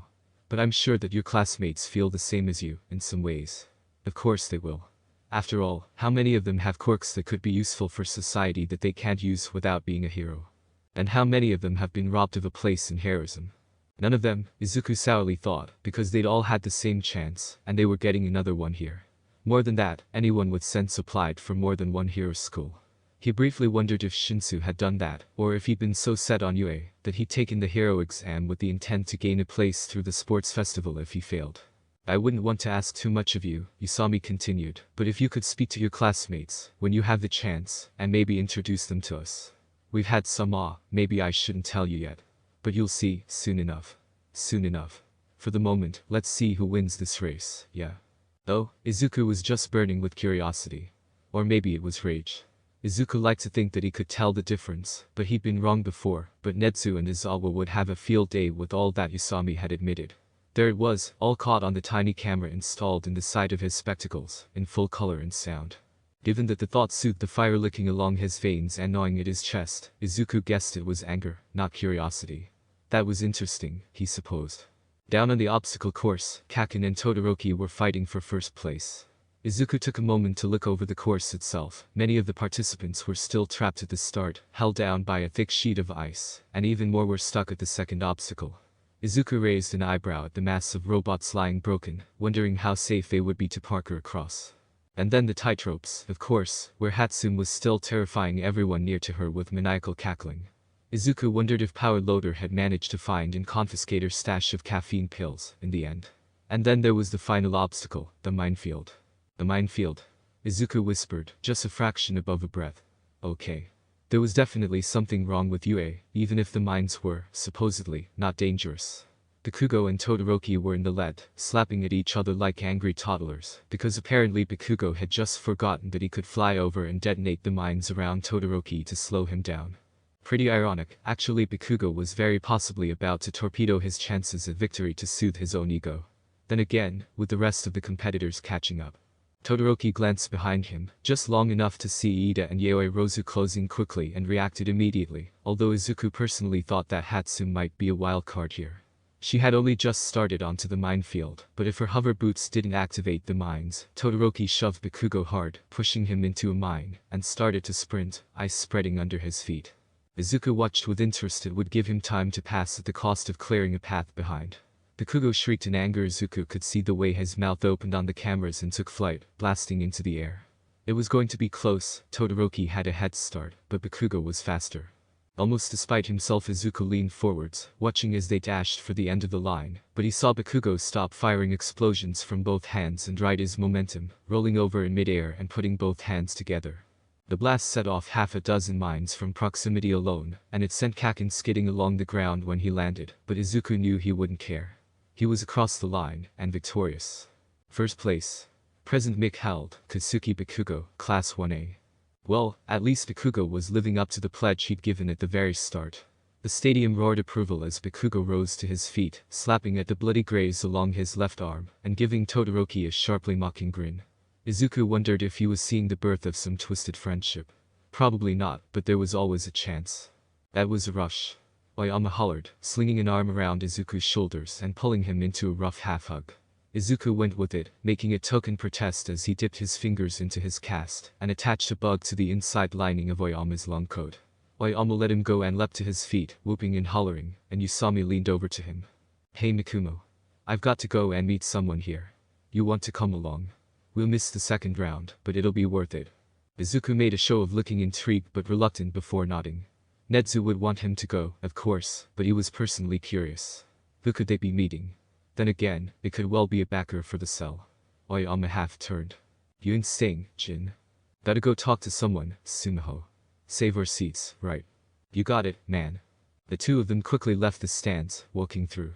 Izuku followed Usami quietly, eyes roving across the man as he catalogued weaknesses and vulnerabilities, just in case. They went down, through the stands and out again, into the stalls. Usami was checking his phone frequently, probably looking for directions as they walked through the crowd. They paused to look across, to where the protest was dying down. Izuku could just about see the gates in the distance, with a crowd of reporters still outside. "Ah," Usami said, "here we are." He led Izuku into a pitched stall, ducking through the entrance and rubbing his hands together in a nervous gesture. Izuku narrowed his eyes, reminding himself of the presence of the panic button inside his fake cast as he followed. The inside of the stall was crammed with press accoutrements, papers on folding tables, several cameras, notebooks and laptops, and a single person. She beamed and waved as they entered. "Hey there."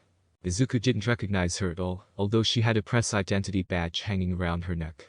She had blue skin and lilac hair, and her eyes reminded Izuku of Mina's, with bright greener eyes amid pitch black glare. Usami seemed embarrassed. "Hello, miss. Oh? Chidis, that's my name. You're Usami, right? And who's this cutie?" And here Izuku was, undercover, drawing the attention of a paparazzi member. Of course he was, because nothing could ever be simple. At least his disguise had presumably held up, given that Chidis didn't seem to recognize him as she leaned down. Izuku drew in a breath to avoid sneezing on the smell of her perfume, her bright grin almost blinding. He briefly considered trying to slip a bug onto the fur collar of the jacket she was wearing, but decided against it. Too risky.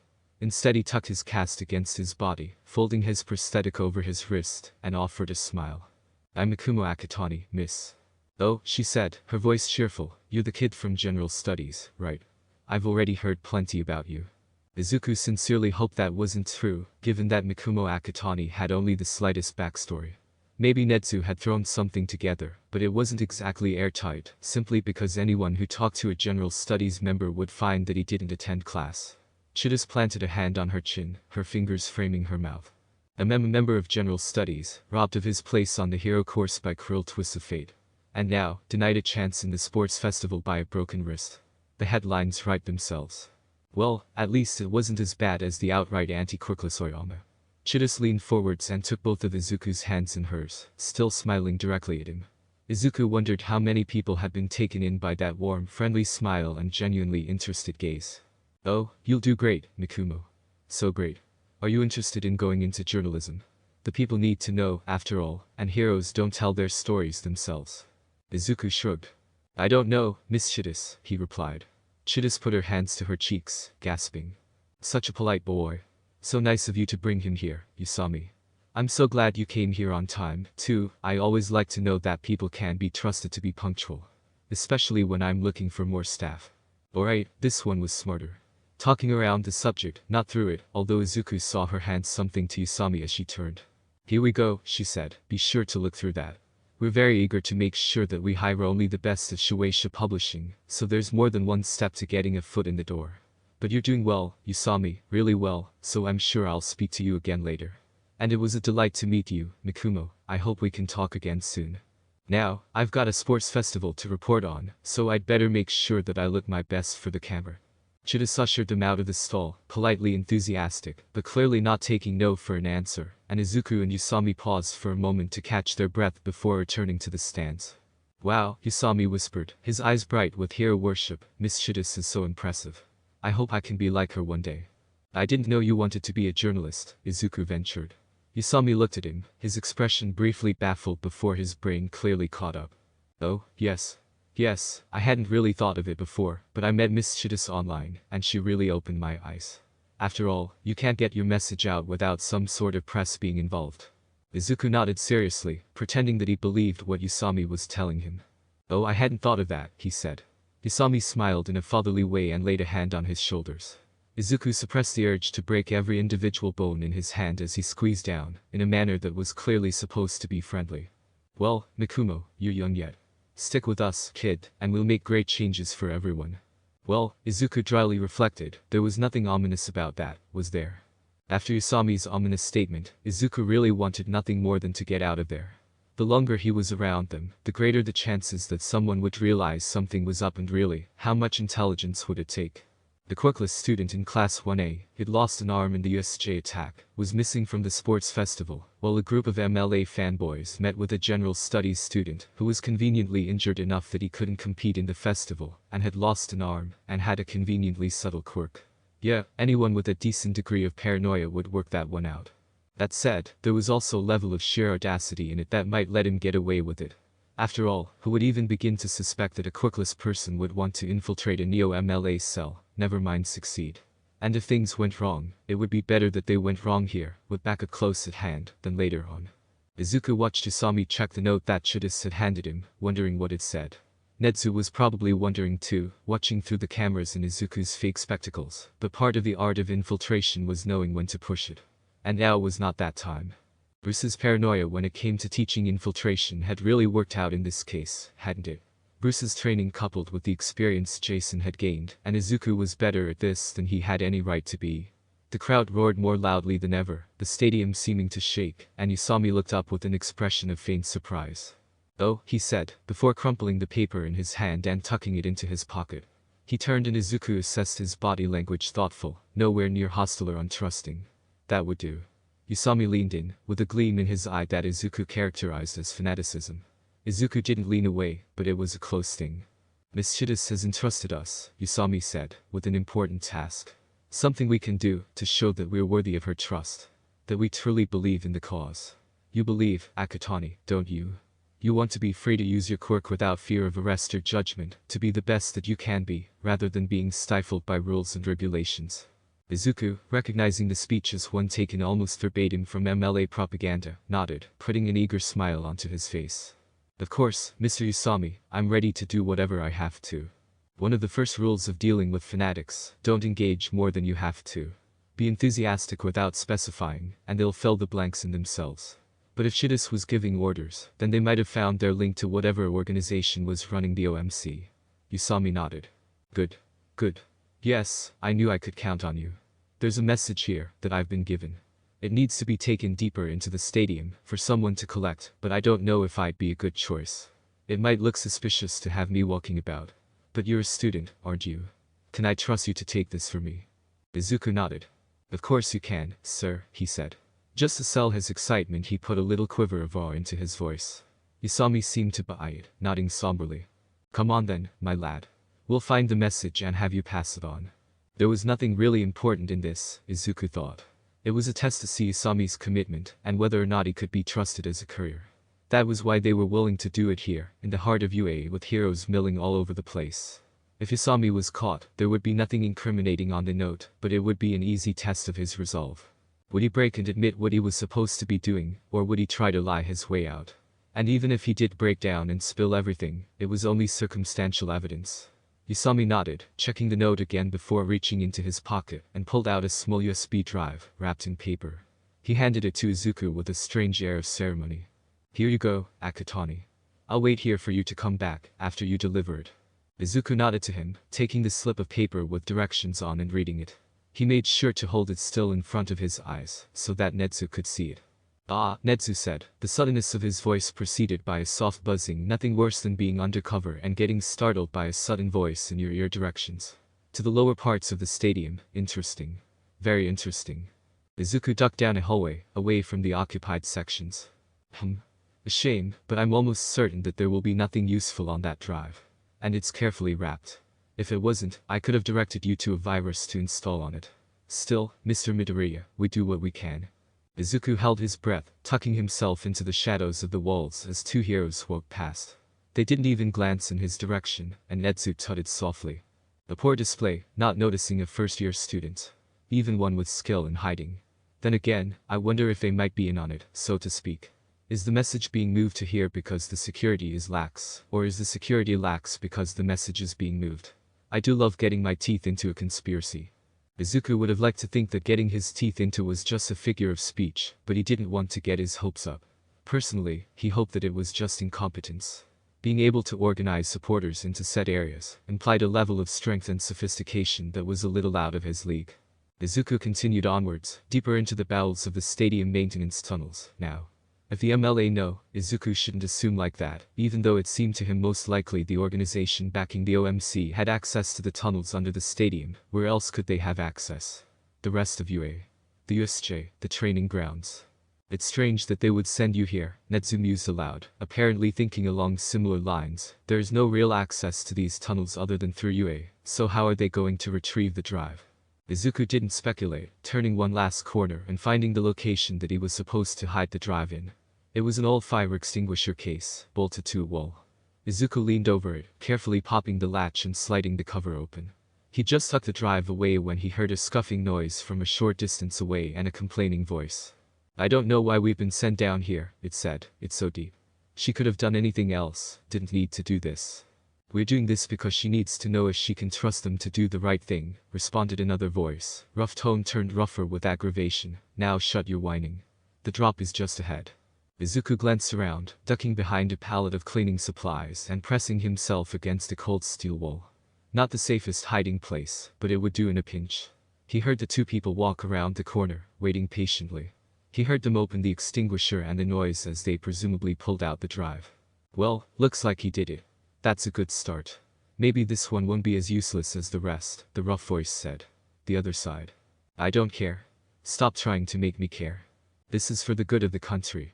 For all Quirk to labor under laws meant to protect the relics of the older world. Don't tell me you don't care, snapped the second. The higher, readier voice came back, sharpened with irritation. Listen to me. I get paid to do this, and nothing else. I don't want to know, and I especially don't want to know enough that it would matter. If we get caught I'm going to spill my guts, so you don't want me to know anything either. You're a fucking coward, the harsh voice sneered. The second man made a scoffing noise. Call me what you want, I'm still getting paid. Are you going to deal with this now? Yeah, I need to make a call. So piss off, before you hear something you don't like.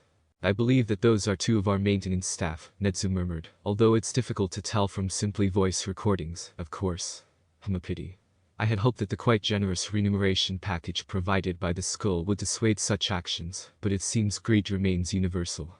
Izuku took a slow breath, eyes raking around in the dim light. He needed to stay where he was, stay unseen, but what if he was noticed? Shoving the pallet over and bolting into the dark was one option. Otherwise, he could risk fighting.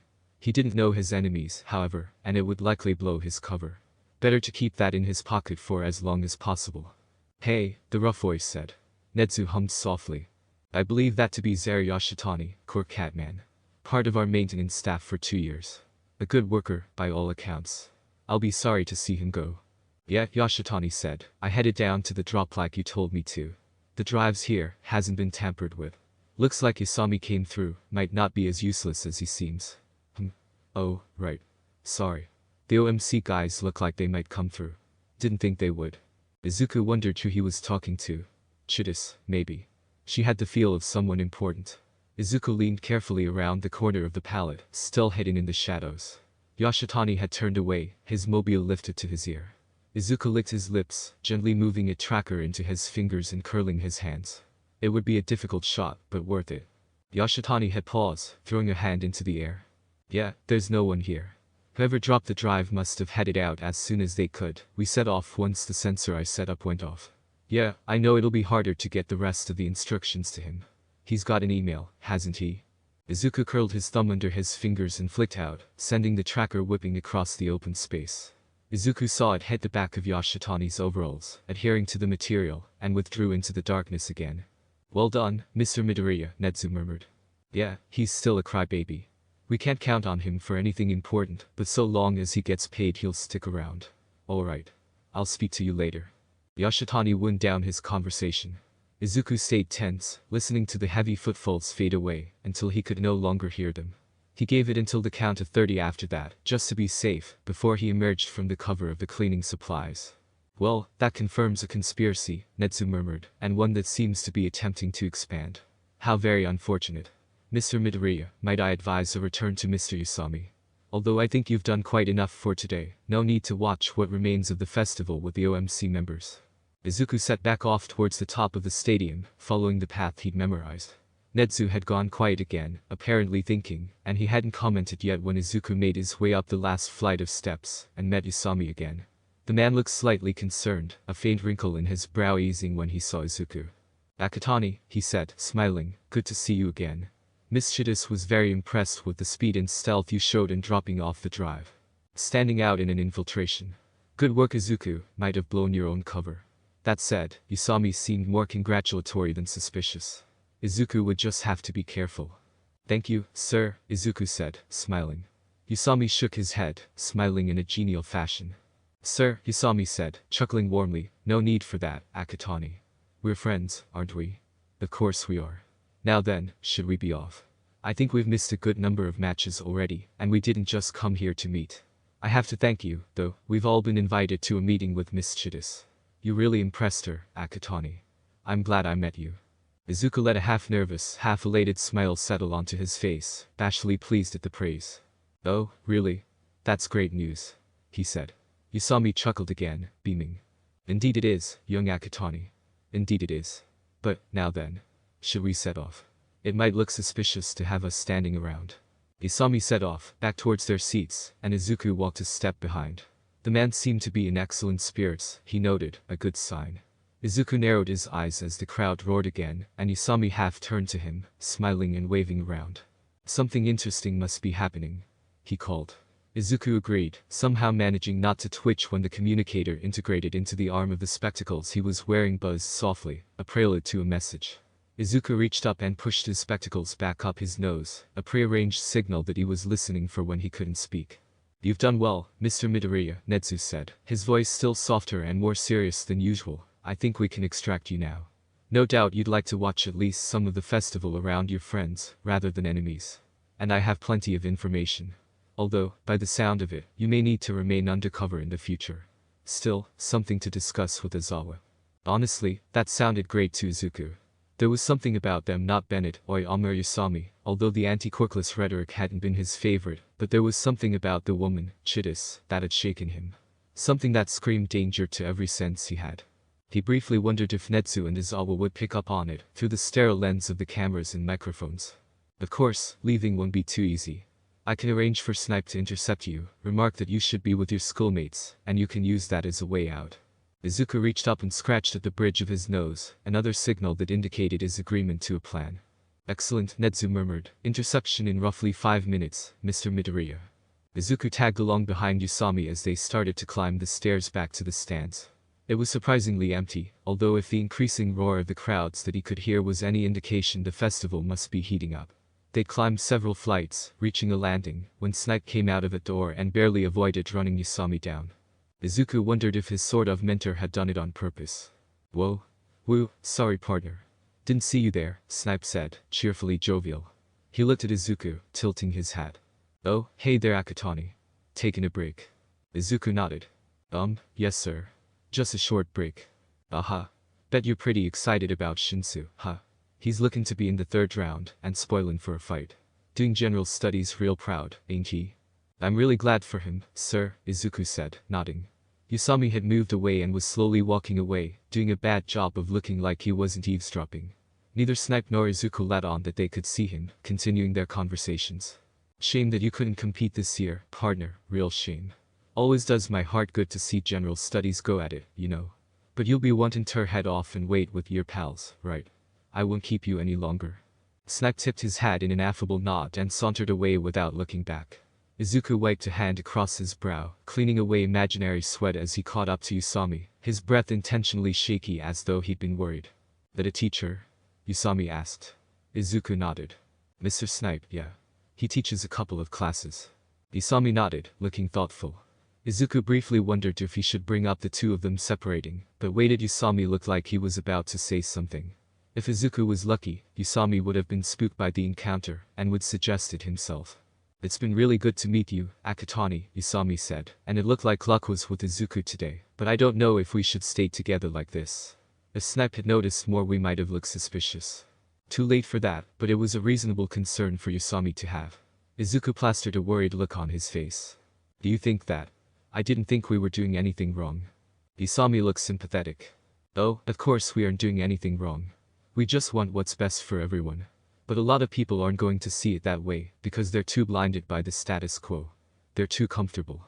When the time comes, they'll see, but until then we'll have to be careful." Izuku looked down, bashful in the face of superior knowledge, or at least that was what he hoped he was projecting, and nodded. "I understand." Isami placed a gentle hand on his shoulder and chuckled, warm and rich. Something ugly coiled in Izuku's gut, some hard-edged cynicism given fresh teeth, but he pushed it away. "I know it's hard, my lad," Usami said, "but it'll be worth it in the end.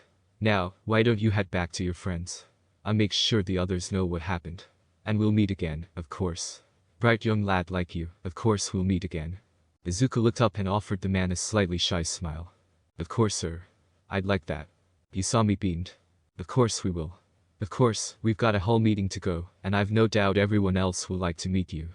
But for now, go and enjoy the festival. It's what you deserve for doing such a good job today." Izuku quickly agreed and said his farewells, breaking away from Usami and heading away.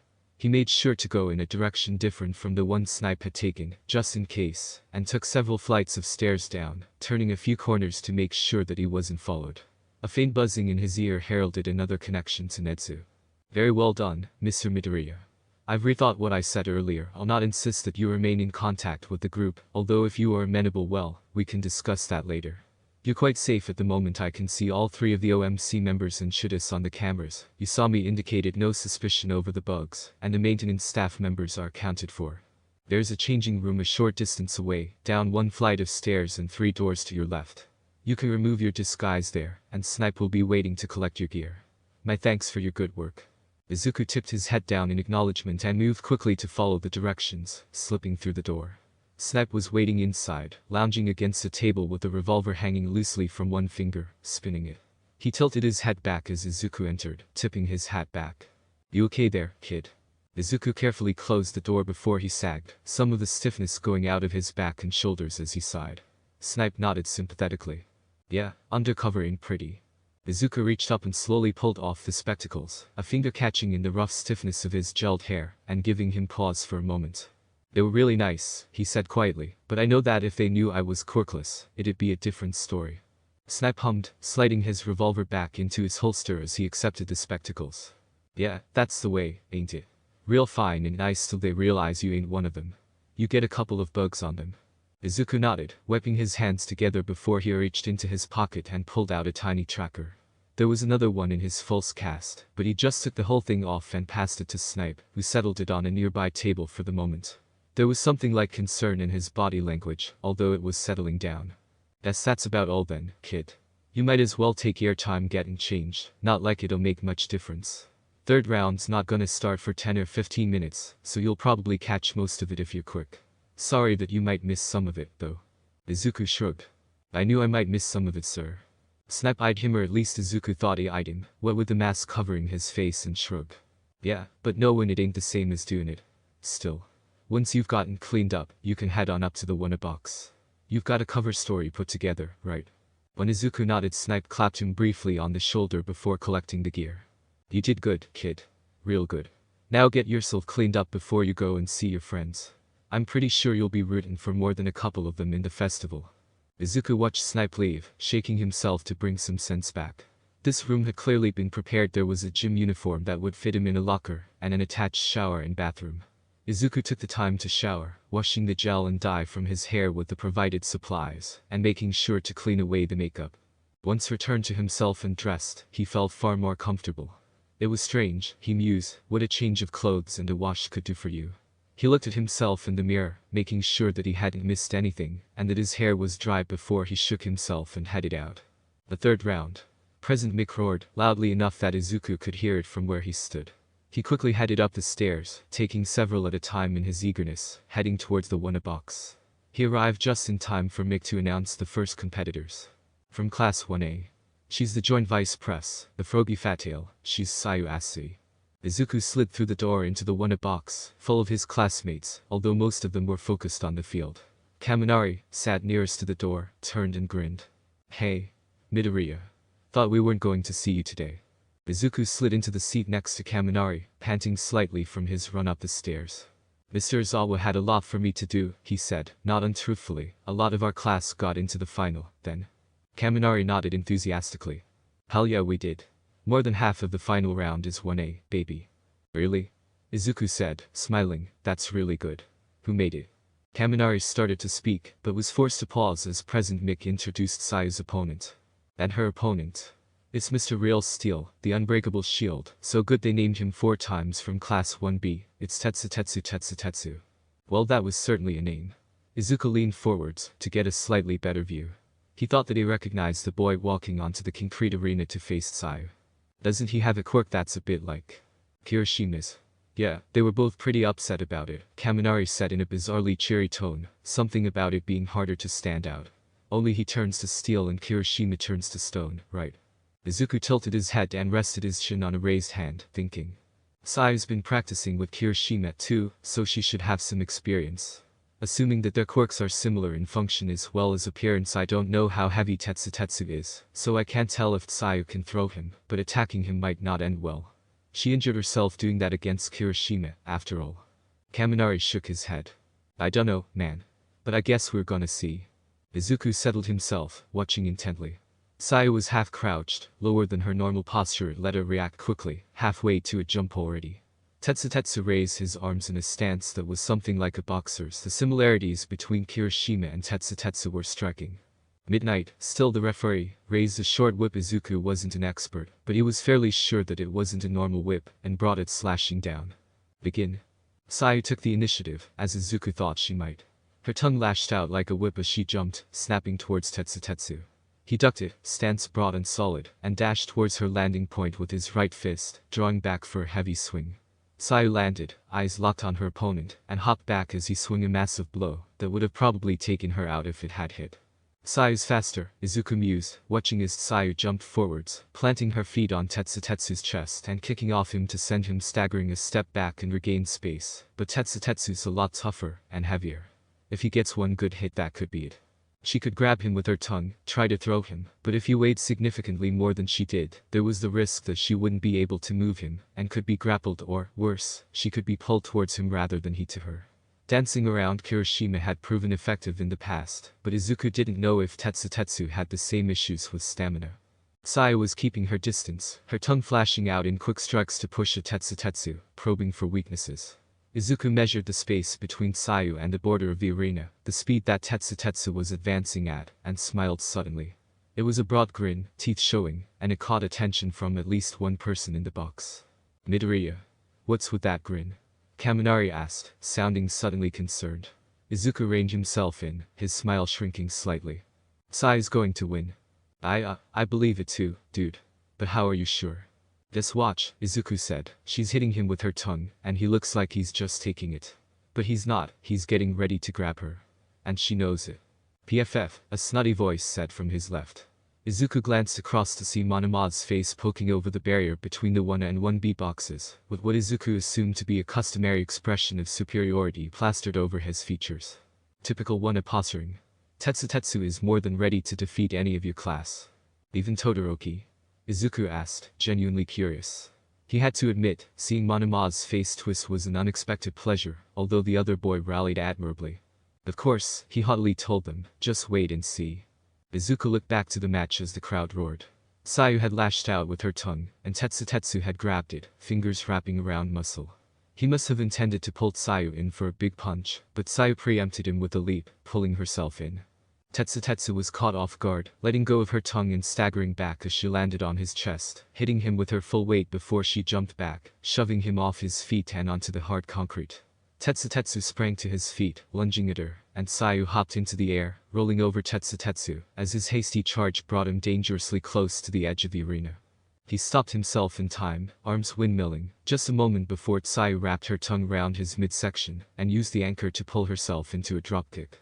The crowd roared as Tetsu went out of the arena, and Izuku turned to grin at Monoma. He didn't say a word, but Monoma still flushed bright red before being pulled back, off the wall.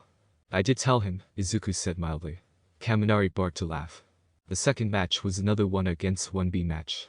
Conspicuously, Monoma did not come to gloat this time, as Abara Shiozaki faced off against Todoroki. Shiozaki, if Izuku remembered correctly, had scored quite highly on the entrance exam, but he wasn't sure that it would matter. Her quirk, if Izuku had to guess, it was her hair. It looked like vines, tumbling down her back in an artful sprawl, that must have taken forever to get right. Either that or she had enough control that it had been easy.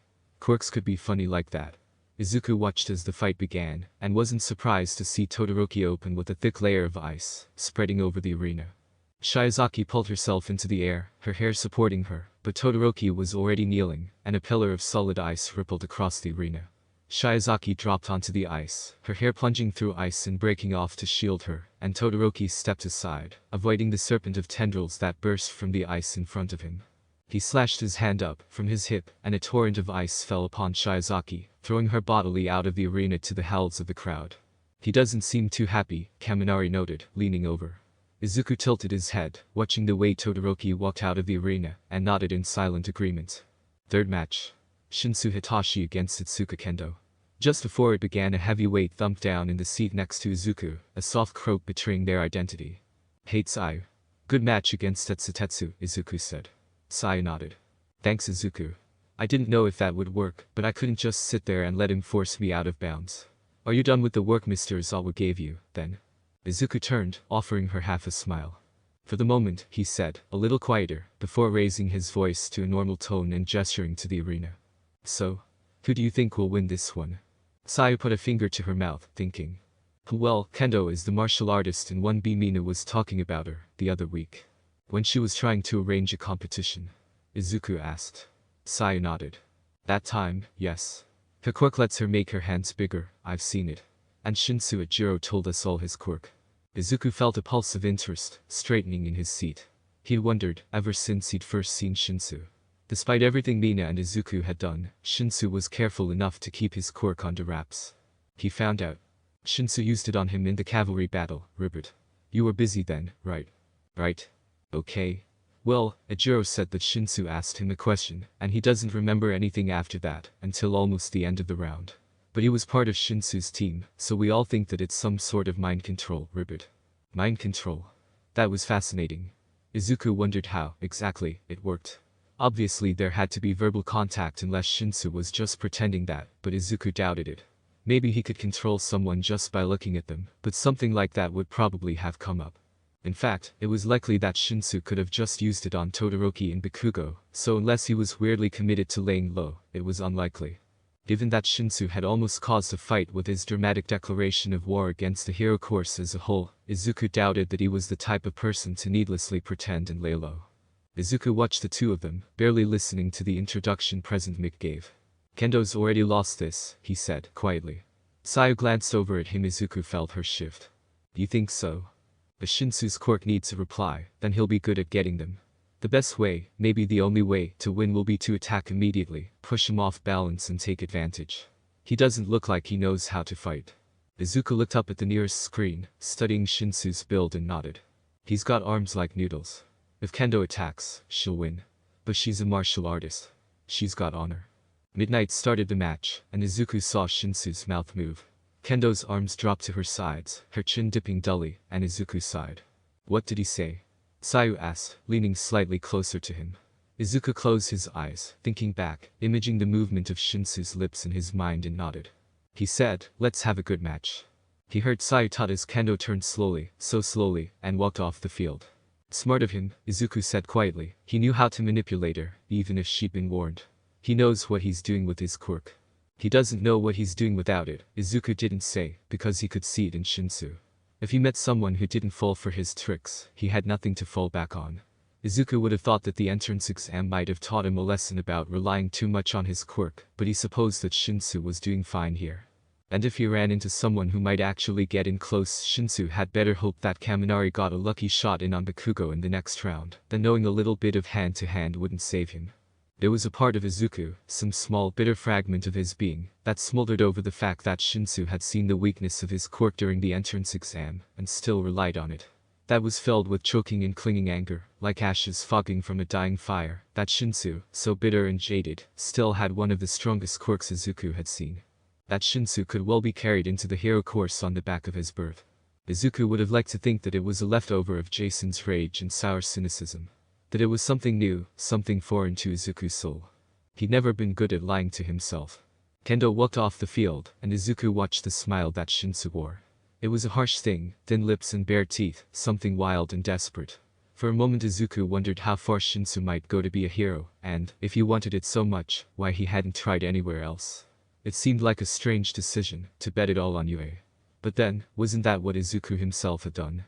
Izuku was distracted as the door to the box banged open, Bakugo stalking out. Kaminari leaned across to Izuku. "Midoriya," he said, "we're friends, right?" Izuku blinked. Yes. Why?" Kaminari pressed his hands together, looking up at the sky. "Midoriya. We're friends. I know that you're a good guy. So, since I'm going to be facing Bakugo next if I don't make it, delete my internet history." Izuku groaned and Kaminari laughed. "Get down there, Kaminari," Sayu chided, although she sounded amused. Kaminari barked a laugh and bounded out of his seat, running out of the box. Izuku shook his head. "I should have seen that coming, shouldn't I?" "Probably, Ribbit," Sayu said, glancing down to the field. "You think he has a chance?" "Bakugo looks focused today." Izuku looked over. Bakugo was already on the pitch, his lips curled into a sneer and his hands in his pockets. Izuku chewed his lip, thinking. "What do you think?" Sayu tapped a finger against her mouth. "Kaminari's quirk is strong. If he can hit Bakugo he'll probably win. But he usually uses all of his quirk immediately. Especially if he's nervous and thinks he won't get a good chance. So Bakugo will only have to dodge one attack. If he's thought about it, he'll take to the air," Izuku said quietly. "It puts pressure on him, and he went pretty hard during the first round, but he only needs to be airborne long enough for Kaminari to miss his attack. He's smart enough to know that." Kaminari was nervous. Izuku could see it even more clearly as his classmate walked out onto the field. President Mick made the introductions again. Izuku almost laughed when Mick called out Bakugo's bizarre sneer-frown combination, and then the two of them were facing off. "Kaminari needs to wait," Izuku muttered. "Wait until Bakugo closes in and release his attack around him. More like an orb than his usual lightning bolt." "He's not going to do it," Sayu said. Izuku bit his lip. Bakugo took his hands from his pockets, mouth moving. Kaminari shook his head, a grin tipping over his lips, as though to hide his worry, and Midnight yelled at them to start. Kaminari brought both hands up. Izuku heard what he said through the cameras. "This'll be over in a flash. Indiscriminate shock 1.3 million volts. Electricity crackled around Kaminari, leaking from every pore, curling around and across before he slashed his hands down, and it raced across the arena. Bakugo crouched, explosions bursting from his hands and propelling him into the air, above and over the electricity. Izuku, still watching Kaminari, saw his expression slacken and dull, as the stress of using his quirk got to him, briefly frying his brain. Kaminari staggered, a smile curving his face as the backlash settled in. Bakugo landed in front of him, expression still twisted in disgust before he pushed Kaminari out of the arena. "Oh?" Mick screamed. "What a quick and flashy match. What a thing to see, ladies and gentlemen." "Kaminari should have bluffed," Izuku said. Sayu hummed softly. "Bluffed?" Izuku nodded. "He should have used a less powerful attack, and just called out the same attack name. That way he could pull out the big attack when Bakugo got close. It might not have worked, since Kakin is good at paying attention to that sort of thing, but it would have been better than just throwing one attack.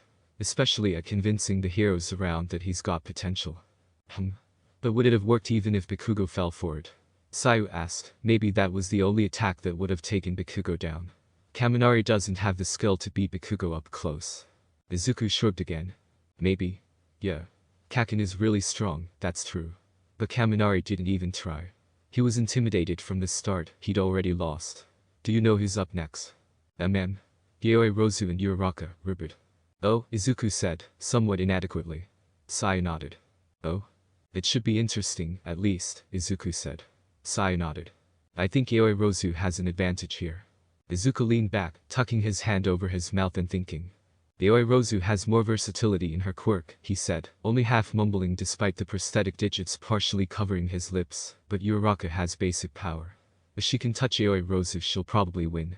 Unless Yaoi Rozu is prepared to grapple Uraraka after being touched, but that's not the style Yaoi Rozu has used before. She uses shields and batons in hand-to-hand usually, but she's better at it than Uraraka. She must have more training. And then if she uses nets, she can fight at range.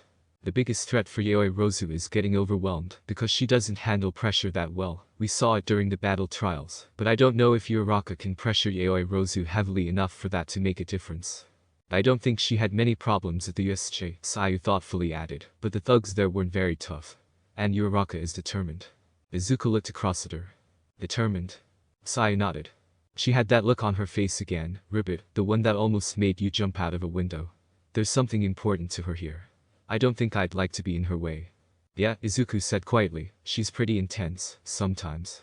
Yaoi Rozu had better be careful, he added, looking down at the two competitors. Uraraka looks like she's out for blood. There was something tense in Uraraka's stance, shoulders squared and fists closed. She was almost vibrating with imminent violence. Izuku initially might have compared it to Kakin, that readiness for violence, but when he looked again he saw something else. Shinsu, almost a desperation. Izuku wondered what, exactly, drove Uraraka to become a hero. Midnight raised her whip and sliced it down. Begin. Uraraka went from standing to sprinting immediately, rushing at Yaoi Rozu with her hands open. One touch, that was all it would take, and Izuku leaned forwards to watch better. He heard Sayu croak softly as Yaoi Rozu brought her arm up, a small shield forming from the skin. She used it to block Uraraka, immediately abandoning it and falling back, skipping away. Uraraka grabbed the floating shield from the air and threw it, whipping it through the air at surprising speed. Yaoi Rozu barely avoided it. That was close, Izuku muttered. This might last longer than the others, Sayu agreed. Uraraka lunged after Yaoi Rozu, hand swiping at the air in an attempt to get a hold. Yaoi Rozu kept backpedaling, producing more shields to protect herself. Izuku clicked his tongue. Yaoi Rozu's going to lose if this keeps up. She needs to actually hit back. Difficult of course, like fighting Shigaraki, you can't afford to get touched, so you need to be very carefully. A baton, maybe. Uraraka swung widely, Izuku noticed. She was untrained, like he'd guessed, and she left wide gaps. In theory, it would be possible to block one of her swings at the wrist and strike back, perhaps a punch to the gut. If her other hand was quick enough to grab you, even without gravity you could grab her, lock an arm around her throat, choke her out. Sayu croaked quietly. At least you're getting a little quieter with your mumbling, she noted. Izuku fought down a blush, realizing that the second part hadn't been as internal as he thought. Uraraka suddenly paused in her relentless assault, giving Yaoi Rozu a second to skip away. Yaoi Rozu flicked her left hand, a baton sliding from her wrist and into her hand, and Izuku frowned. Strange that Uraraka gave her a moment, he muttered. Sayu leaned past him. I think, she said slowly, that she did it on purpose. She's taking off her jacket too. Wonder what she's doing. Izuku tipped his head, squinting down. Using it to mask her hands, maybe. I'm not sure. But maybe, if she's letting Yaoi Rozu think that she's tired herself out, she can get an opening. If Yaoi Rozu's smart, she'll stay away, go for nets and some sort of cultrip. But I don't know if she'll do that. Yaoi Rozu let her shield slip to the ground, her eyes fixed on her opponent. Izuku saw the net start to form from her hand as she reached behind her and clenched his fist. Of course, he whispered. Sayu made a questioning noise.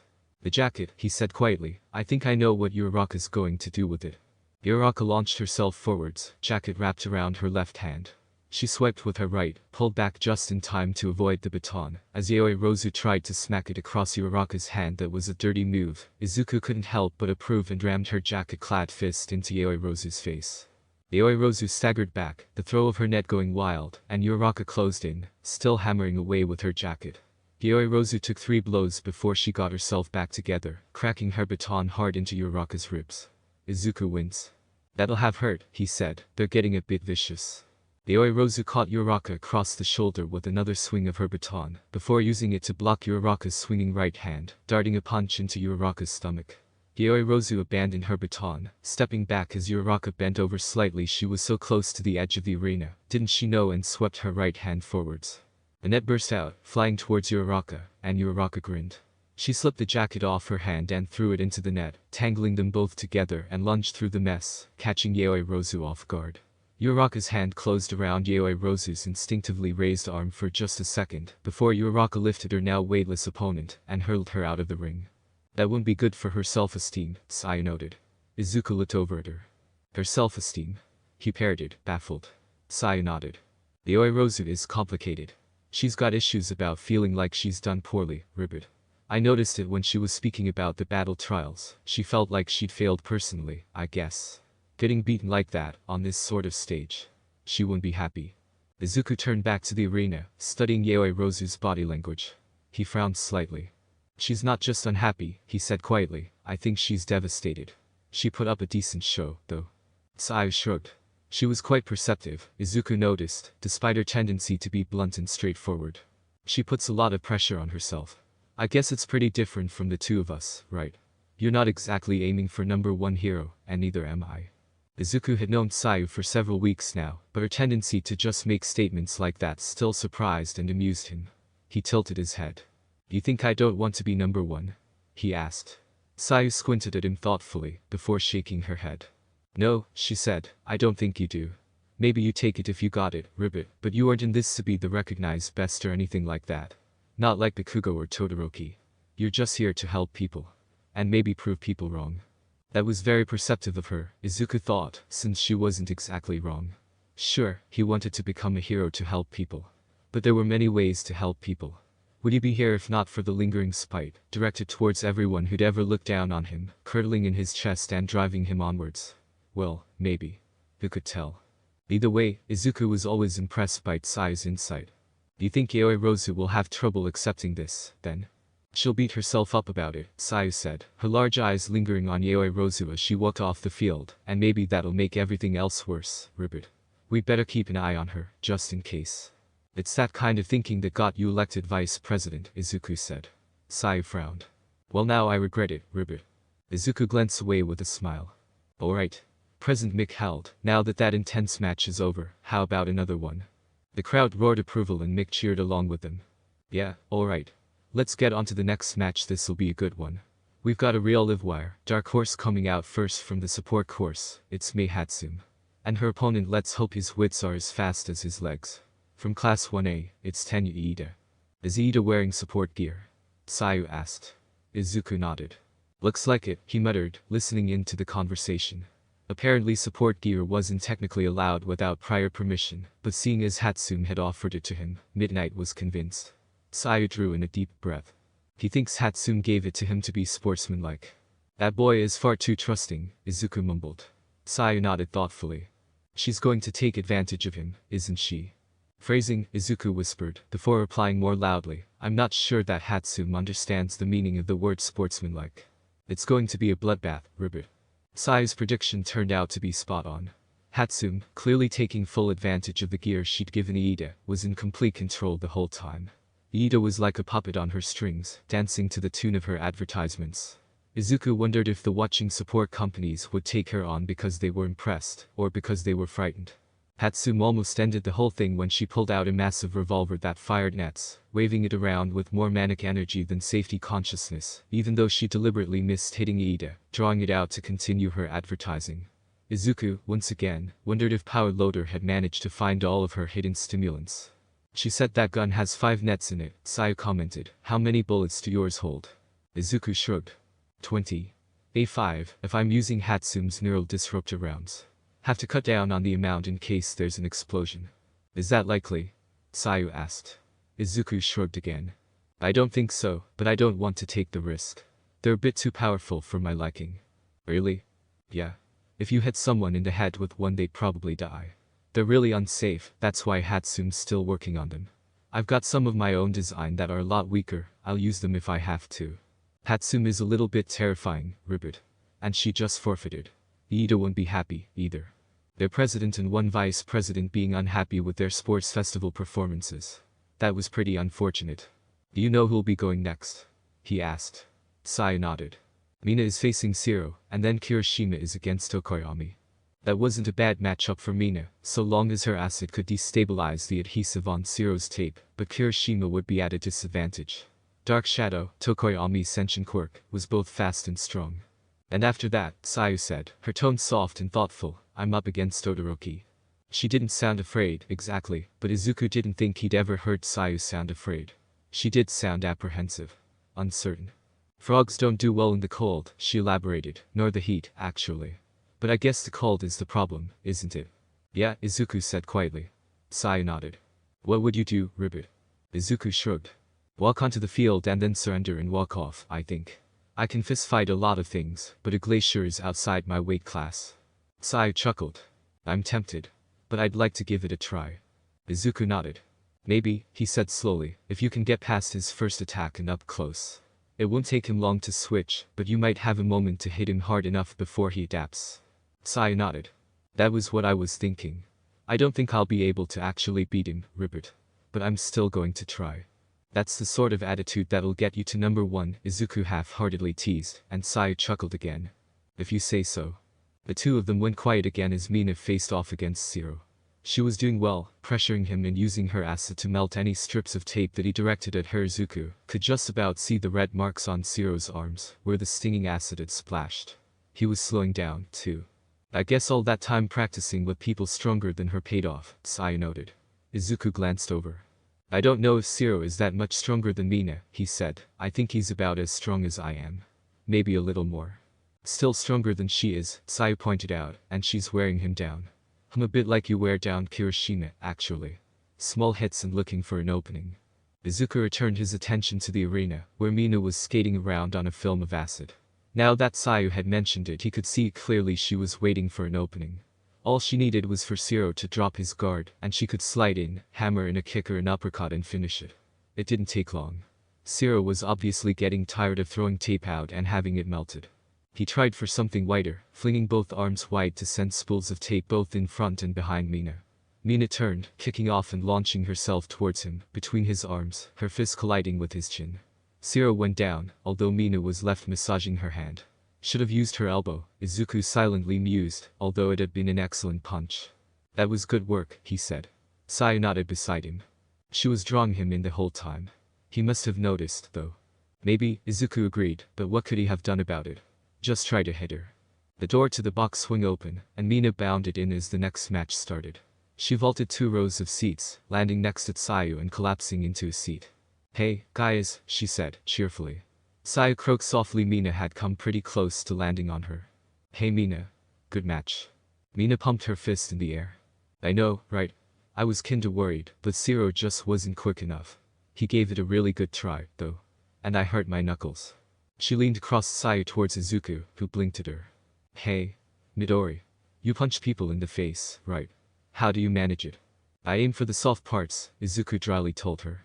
Mina nodded, her serious expression wavering only slightly. Aim for the soft parts. Yeah, I'll try that next time, Midori. Mina spun in her seat, looking back down to the arena and chewing her lip. I don't think Kiri's gonna win this one, she admitted. Dark Shadow's got too much muscle for Kiri to power through. You think it's got any weaknesses, Midori? Light, Izuku said, not even having to think about it. He'd seen Tokoyami practicing, once, under the glare of half a dozen floodlights. Dark Shadow had seemed smaller, spindlier, reluctant to even emerge. Sayu hummed. That wouldn't be much help to Kirishima, Ribbit. The 3 of them watched fairly grimly as Kirishima attempted to defeat Tokoyami. Kirishima was determined, and Dark Shadow wasn't quite strong enough to throw him out of bounds, but Kirishima was unable to push through the shadowy being to reach Tokoyami. The crowd yelled and cheered for a good 5 minutes as the bout went on, but the outcome was obvious from the beginning.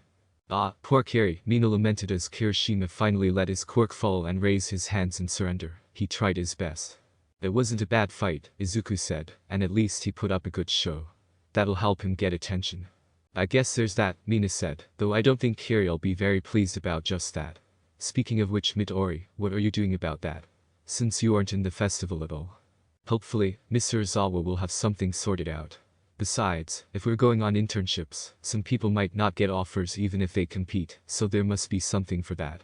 Mina nodded. Sayu let out a long croaking sigh and stood. Wish me luck, you two. Good luck, Sayu, Izuku said. Mina gave her a thumbs up. Punch him in the face for me, too. Izuku raised an eyebrow at her and got a shrug in return. He's a bit of a downer, don't you think? Getting punched in the face might cheer him up. Anyway, Mina said, stretching, who do you think'll win the other rounds? Deku goes up against Shinsu, right? You reckon Shinsu'll pull it off? Izuku shook his head, deciding not to even try tracking Mina's logic in the last few sentences. He's been in a round already, and the two main events before that. People have to have guessed what his quirk is. And he's up against Kakin, he won't get a chance to use his quirk. He grimaced briefly. It's a bit ironic, really. Shinsu made his declaration of war because of Kakin, and now one of them is going out of the festival. Yeah, Mina agreed, leaning back. You know, I understand why Shinsu's so prickly now. Now that I know his quirk, you know. Izuku shrugged. Not really. I mean, it's not like... Oh? Yeah, I guess so. It's not really the same, right? But a quirk like that, controlling people, I guess people make assumptions. I don't think he's had the easiest time of it, if that makes sense. That did make sense. There wasn't that much bullying of people with weaker quirks in Izuku's old school, probably because Izuku was there to provide an easier target. But being able to control people, especially in these sort of times, that just screamed villain in the making. Although Izuku wasn't exactly sure what was so different, in terms of potential villainy, between mind control and outright exploding people, or whatever else went on. Not for the first time, Izuku wondered what Mina's school experience had been like. She drew his full attention again when she waved a hand. I mean, people can be dicks, right? When I was younger, people got all weird about being able to meld people, or whatever. But if people are thinking the worst of Shinsu, it's gonna be worse, right? Right? Izuku agreed. That might explain something, actually. He relies on his quirk a lot, probably too much. You're saying that he's probably overcompensating? Mina said, her eyes glittering with unvoiced laughter. Izuku barely managed to suppress a smile. Something like that, yeah. Mina grinned briefly before sobering. So? Shinsu's got a complex about his quirk. What about Todoroki? Izuku had some ideas, courtesy of his chat with Todoroki a few days ago, but he wasn't really going to share them. Mina wasn't untrustworthy, but he felt like some things should be kept in confidence. I guess I know some things, but they're private. Sorry, Mina. Mina shook her head. Nah, dude. Private's private, right? Still, he seems pretty wound up today. Izuku wondered if Todoroki had been talking to Endeavor. Almost certainly. It would explain why Todoroki seemed so on edge. That said, Izuku was a little more worried about what that might make him do than why it was. Of course, it also depended on how vulnerable to cold Sayu was. Izuku couldn't imagine Todoroki actually harming her intentionally. His control over his quirk was superb.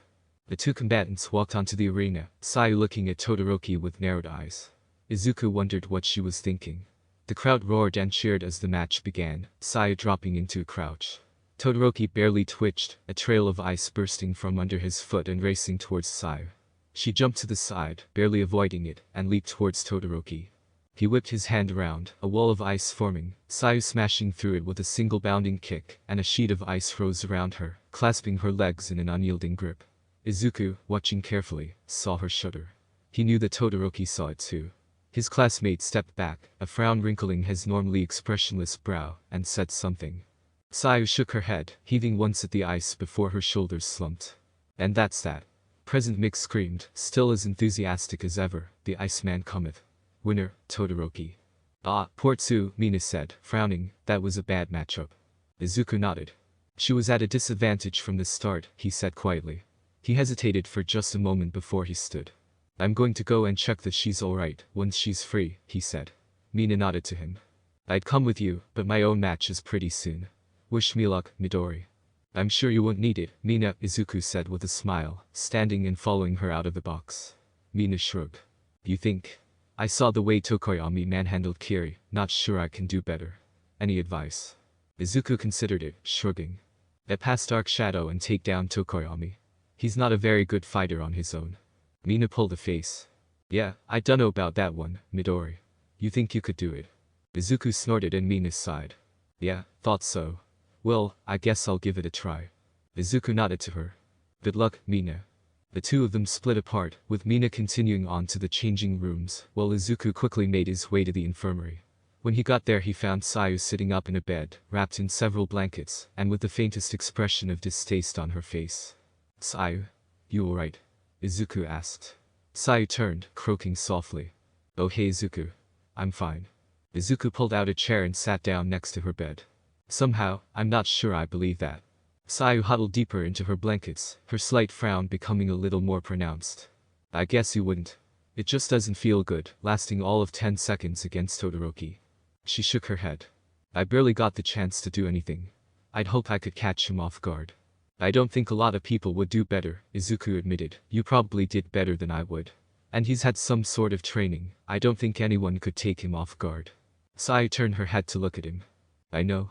But it doesn't really make me feel any better. Izuku nodded, knowing that there wasn't anything else to say to that. Sayu sighed. You don't have to stay here, she said. You can go and watch with everyone else. Absolutely not. Recovery Girl snapped, bursting into the room. Izuku twitched slightly as the nurse closed in on him, her cane gripped tightly and her lips pursed. Sending a first-year student to infiltrate a group of criminals, ridiculous. Sometimes I think I'm the only member of staff with any sense. I can't believe you weren't immediately sent to me to get checked out. Anything could have happened. I wasn't in any danger, Izuku weakly protested. Recovery Girl shut him down with a glare. Yes, that's what people doing this always say. You clearly lack a functioning self-preservation instinct, so it's the job of your teachers to provide one. HMPH. Are you hurt in any way? And I'm going to need a blood sample, just in case. You see, one person exposed to a toxin and it changes your whole outlook on infiltrations. No ma'am. And yes ma'am. Recovery Girl grabbed his chin, turning his head left and right as though looking for injuries. Izuku saw Sayu's frown melt into a tiny smile as Recovery Girl manhandled him, checking his arms and clucking her tongue at the faint marks left over from the fake cast. A bony finger prodded hard at his ribs before Recovery Girl produced a syringe and took a blood sample from his elbow. Izuku winced as she scrubbed a rough finger over the syringe mark. Don't be such a baby, Recovery Girl snapped. If you want to do something reckless, then you have to bear the consequences. If I had my way, you'd be getting a proper debrief with a psychiatrist present. A psychiatrist? Izuku protested. Recovery Girl nodded sharply. I'm old enough to know how the MLA talked about quirkless people, and I can guess that their successors would do the same. It can't have been pleasant. Hearing them refer to the quirkless when talking about the Class 1 rumors wasn't my favorite, Izuku admitted, and Recovery Girl clucked her tongue again. Of course not, dear. Well, you seem to have avoided any injuries at the moment. I'll leave you here. The festival will broadcast on the TV over there, if you want to watch it. Miss Asui, I need you to stay for a while longer, perhaps half an hour just to be sure. Sayu, looking comfortable in her nest of blankets, nodded and Recovery Girl bustled off, muttering darkly about the festival and children sending each other to the infirmary. Izuku leaned back in his seat, suddenly realizing that Recovery Girl hadn't even questioned that he would be staying. He supposed that she was right. He couldn't imagine just leaving Sayu on her own. You're staying, then? Sayu asked. Izuku nodded. Thanks, Izuku. I appreciate the company, Ribbit. Hey, what else are friends for? Izuku asked, flicking on the TV. He was just in time to see Mina get thrown out of the arena by Dark Shadow and winced again. Sayu said, shame. She doesn't look too unhappy, at least. Mina's smile was a little rueful, but white as she rose to her feet, and the shake of her head at Tokoyami was more an acknowledgement that she wasn't hurt than anything else. She walked off the field with a wave, and Izuku tapped a finger against his leg. So that leaves Iida and Uraraka, and then Bakugo against Shinsu. Sayu croaked quietly, in a way that Izuku interpreted as regretful. I think that Uraraka and Iida might be unpleasant. They're both friends, and both extremely committed. Izuku, remembering the way Uraraka had gone after Yaoi Rozu, had to agree. I think I might put my money on Uraraka. She's fighting for something important, he said quietly. Sayu nodded. And then Bakugo and Shinsu. That will definitely be nasty, Ribbit. You would think that there wouldn't be time to form grudges 3 or 4 weeks into the first year. I've learned to never underestimate Kaken, Izuku said gloomily. He looked back at the TV as President Mick announced the participants of the next match, and Uraraka and Iida walked out. Iida's shaken, Izuku said. He looks uncertain. He lost to Hatsume and he knows it, it's affecting him. He needs to be on top of his game against Uraraka. She's vicious, Sayu agreed, and if he thinks she'll go easy on him because they're friends, he's going to be in trouble. She hesitated, as though not really sure that she should say what she was thinking, but spoke after a moment. Besides that, I think he's too chivalrous. He doesn't like to hit girls. A few of the boys in the class are like that. That would get them killed, Izuku thought. He didn't say it, but it must have shown on his face. Sayu let out a soft croaking laugh. I know. You would think they'd learn, but it doesn't seem like it. Begin. President Mick shouted, and they both turned to the TV. Iida made the first move, bursting across the open space and swinging a kick, but it was hesitant, uncertain. Uraraka ducked aside and swung a hand that he barely avoided, and Izuku narrowed his eyes. He should have started as hard as possible, he said. Sayu nodded. In the second round he used his sort of super move, he called it Recipro Burst. It made him a lot faster, although his engines stalled afterwards. I would have thought he'd use that, knock her out of bounds immediately. Izuku studied the way Iida was moving, the way he was trying desperately to stay away from Uraraka's reaching hands. He's thinking too hard. He's so worried about being touched that he's not doing anything else. How would you beat Uraraka? Sayu asked, sounding interested. Izuku shrugged. And something like this. Take the hit, grab her arm. I'm stronger than she is, so once it turns into a close-range grapple and strike match, it's in my favor. First one to fall loses. Iida should try the same. If he makes a quick attack and can stun her, he can use his size and weight against her. That's pretty brutal, Ribbit. But I'm pretty sure that you're right. Iida continued as he was, clearly uncertain and dancing away from Uraraka as she went after him. Izuku chewed his lip, thinking. Maybe he's trying to wear her down before he takes his shot. That's risky, though. I don't think I'd try it. And she's smart, just like she beat Yaoi Rozuo. The two of them had broken apart, and Uraraka had bent over, hands on her knees, apparently gasping for breath. No, Iida, Sayu whispered, don't fall for it, Ribbit. Iida fell for it. Izuku saw his jaw harden, his stance drop. Flames burst from the engines on his calves. Izuku saw his mouth moved, imagined the shout Recipro Burst. And Iida shot towards Uraraka. She dropped to the ground, one hand reaching back as he passed over, a triumphant snarl on her face, and Iida's own momentum carried him out of the arena. What an upset. President Mick screamed, a thud sounding as though he had hammered a hand on his desk. Much more quietly, Aizawa added his own opinion. Uraraka was devious, but Iida gave her too much time. It was a decent match, and Uraraka did well to use what she knew of her opponent against him. Praise. From Mr. Aizawa. Izuku wished he'd been recording it for posterity. Uraraka heaved herself to her feet, a broad grin spreading across her face as she raised a fist in victory. Izuku only looked at her for a moment, glancing across to Iida. He was standing but his shoulders were slumped, his chin lowered as he slowly walked off the field. Sayu sighed. Iida and Yaoi Rozu, they're both too hard on themselves. Izuku looked back at her. At least they have you to keep them straight, Sayu. That reminds me, what are you doing about the vice president thing? Sayu shook her head. We're sharing, Ribbit. We've both got skills that the other lacks, and I don't think Mr. Aizawa cares. Izuku nodded. Yeah, that's fair enough. Alright, President Mick shouted, the sound reverberating oddly through the TV and through the walls. It's time for the last match of the quarter-finals. The tournament dark horse, the champion of general studies, the man of mystery, Hitachi Shinsu. Shinsu walked out.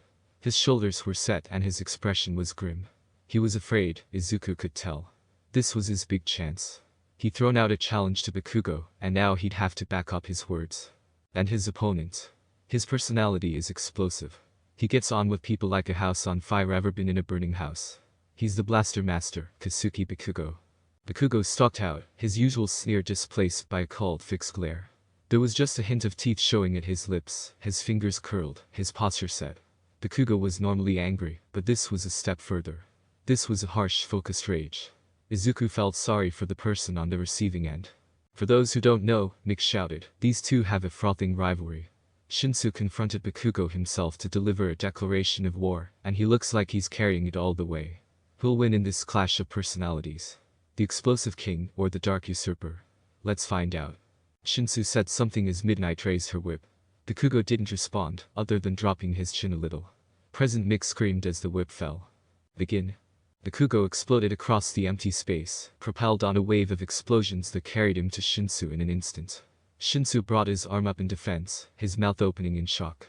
He managed to block the massive right-hand haymaker then Bakugo swung, but his arm crumpled under the impact, muscles unable to bear it, and Shinsu staggered. Bakugo gave him no chance to recover, swinging his other hand into Shinsu's ribs under a sloppy attempt to guard, an explosion following and sending Shinsu reeling.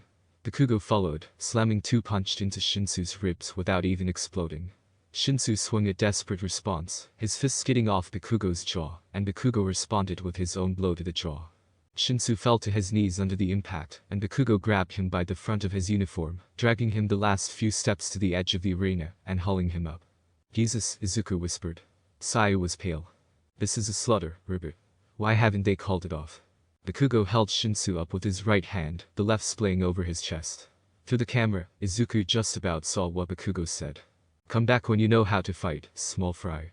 And with one last explosion, Bakugo sent Shinsu toppling out of the arena. Thus concludes today's chapter.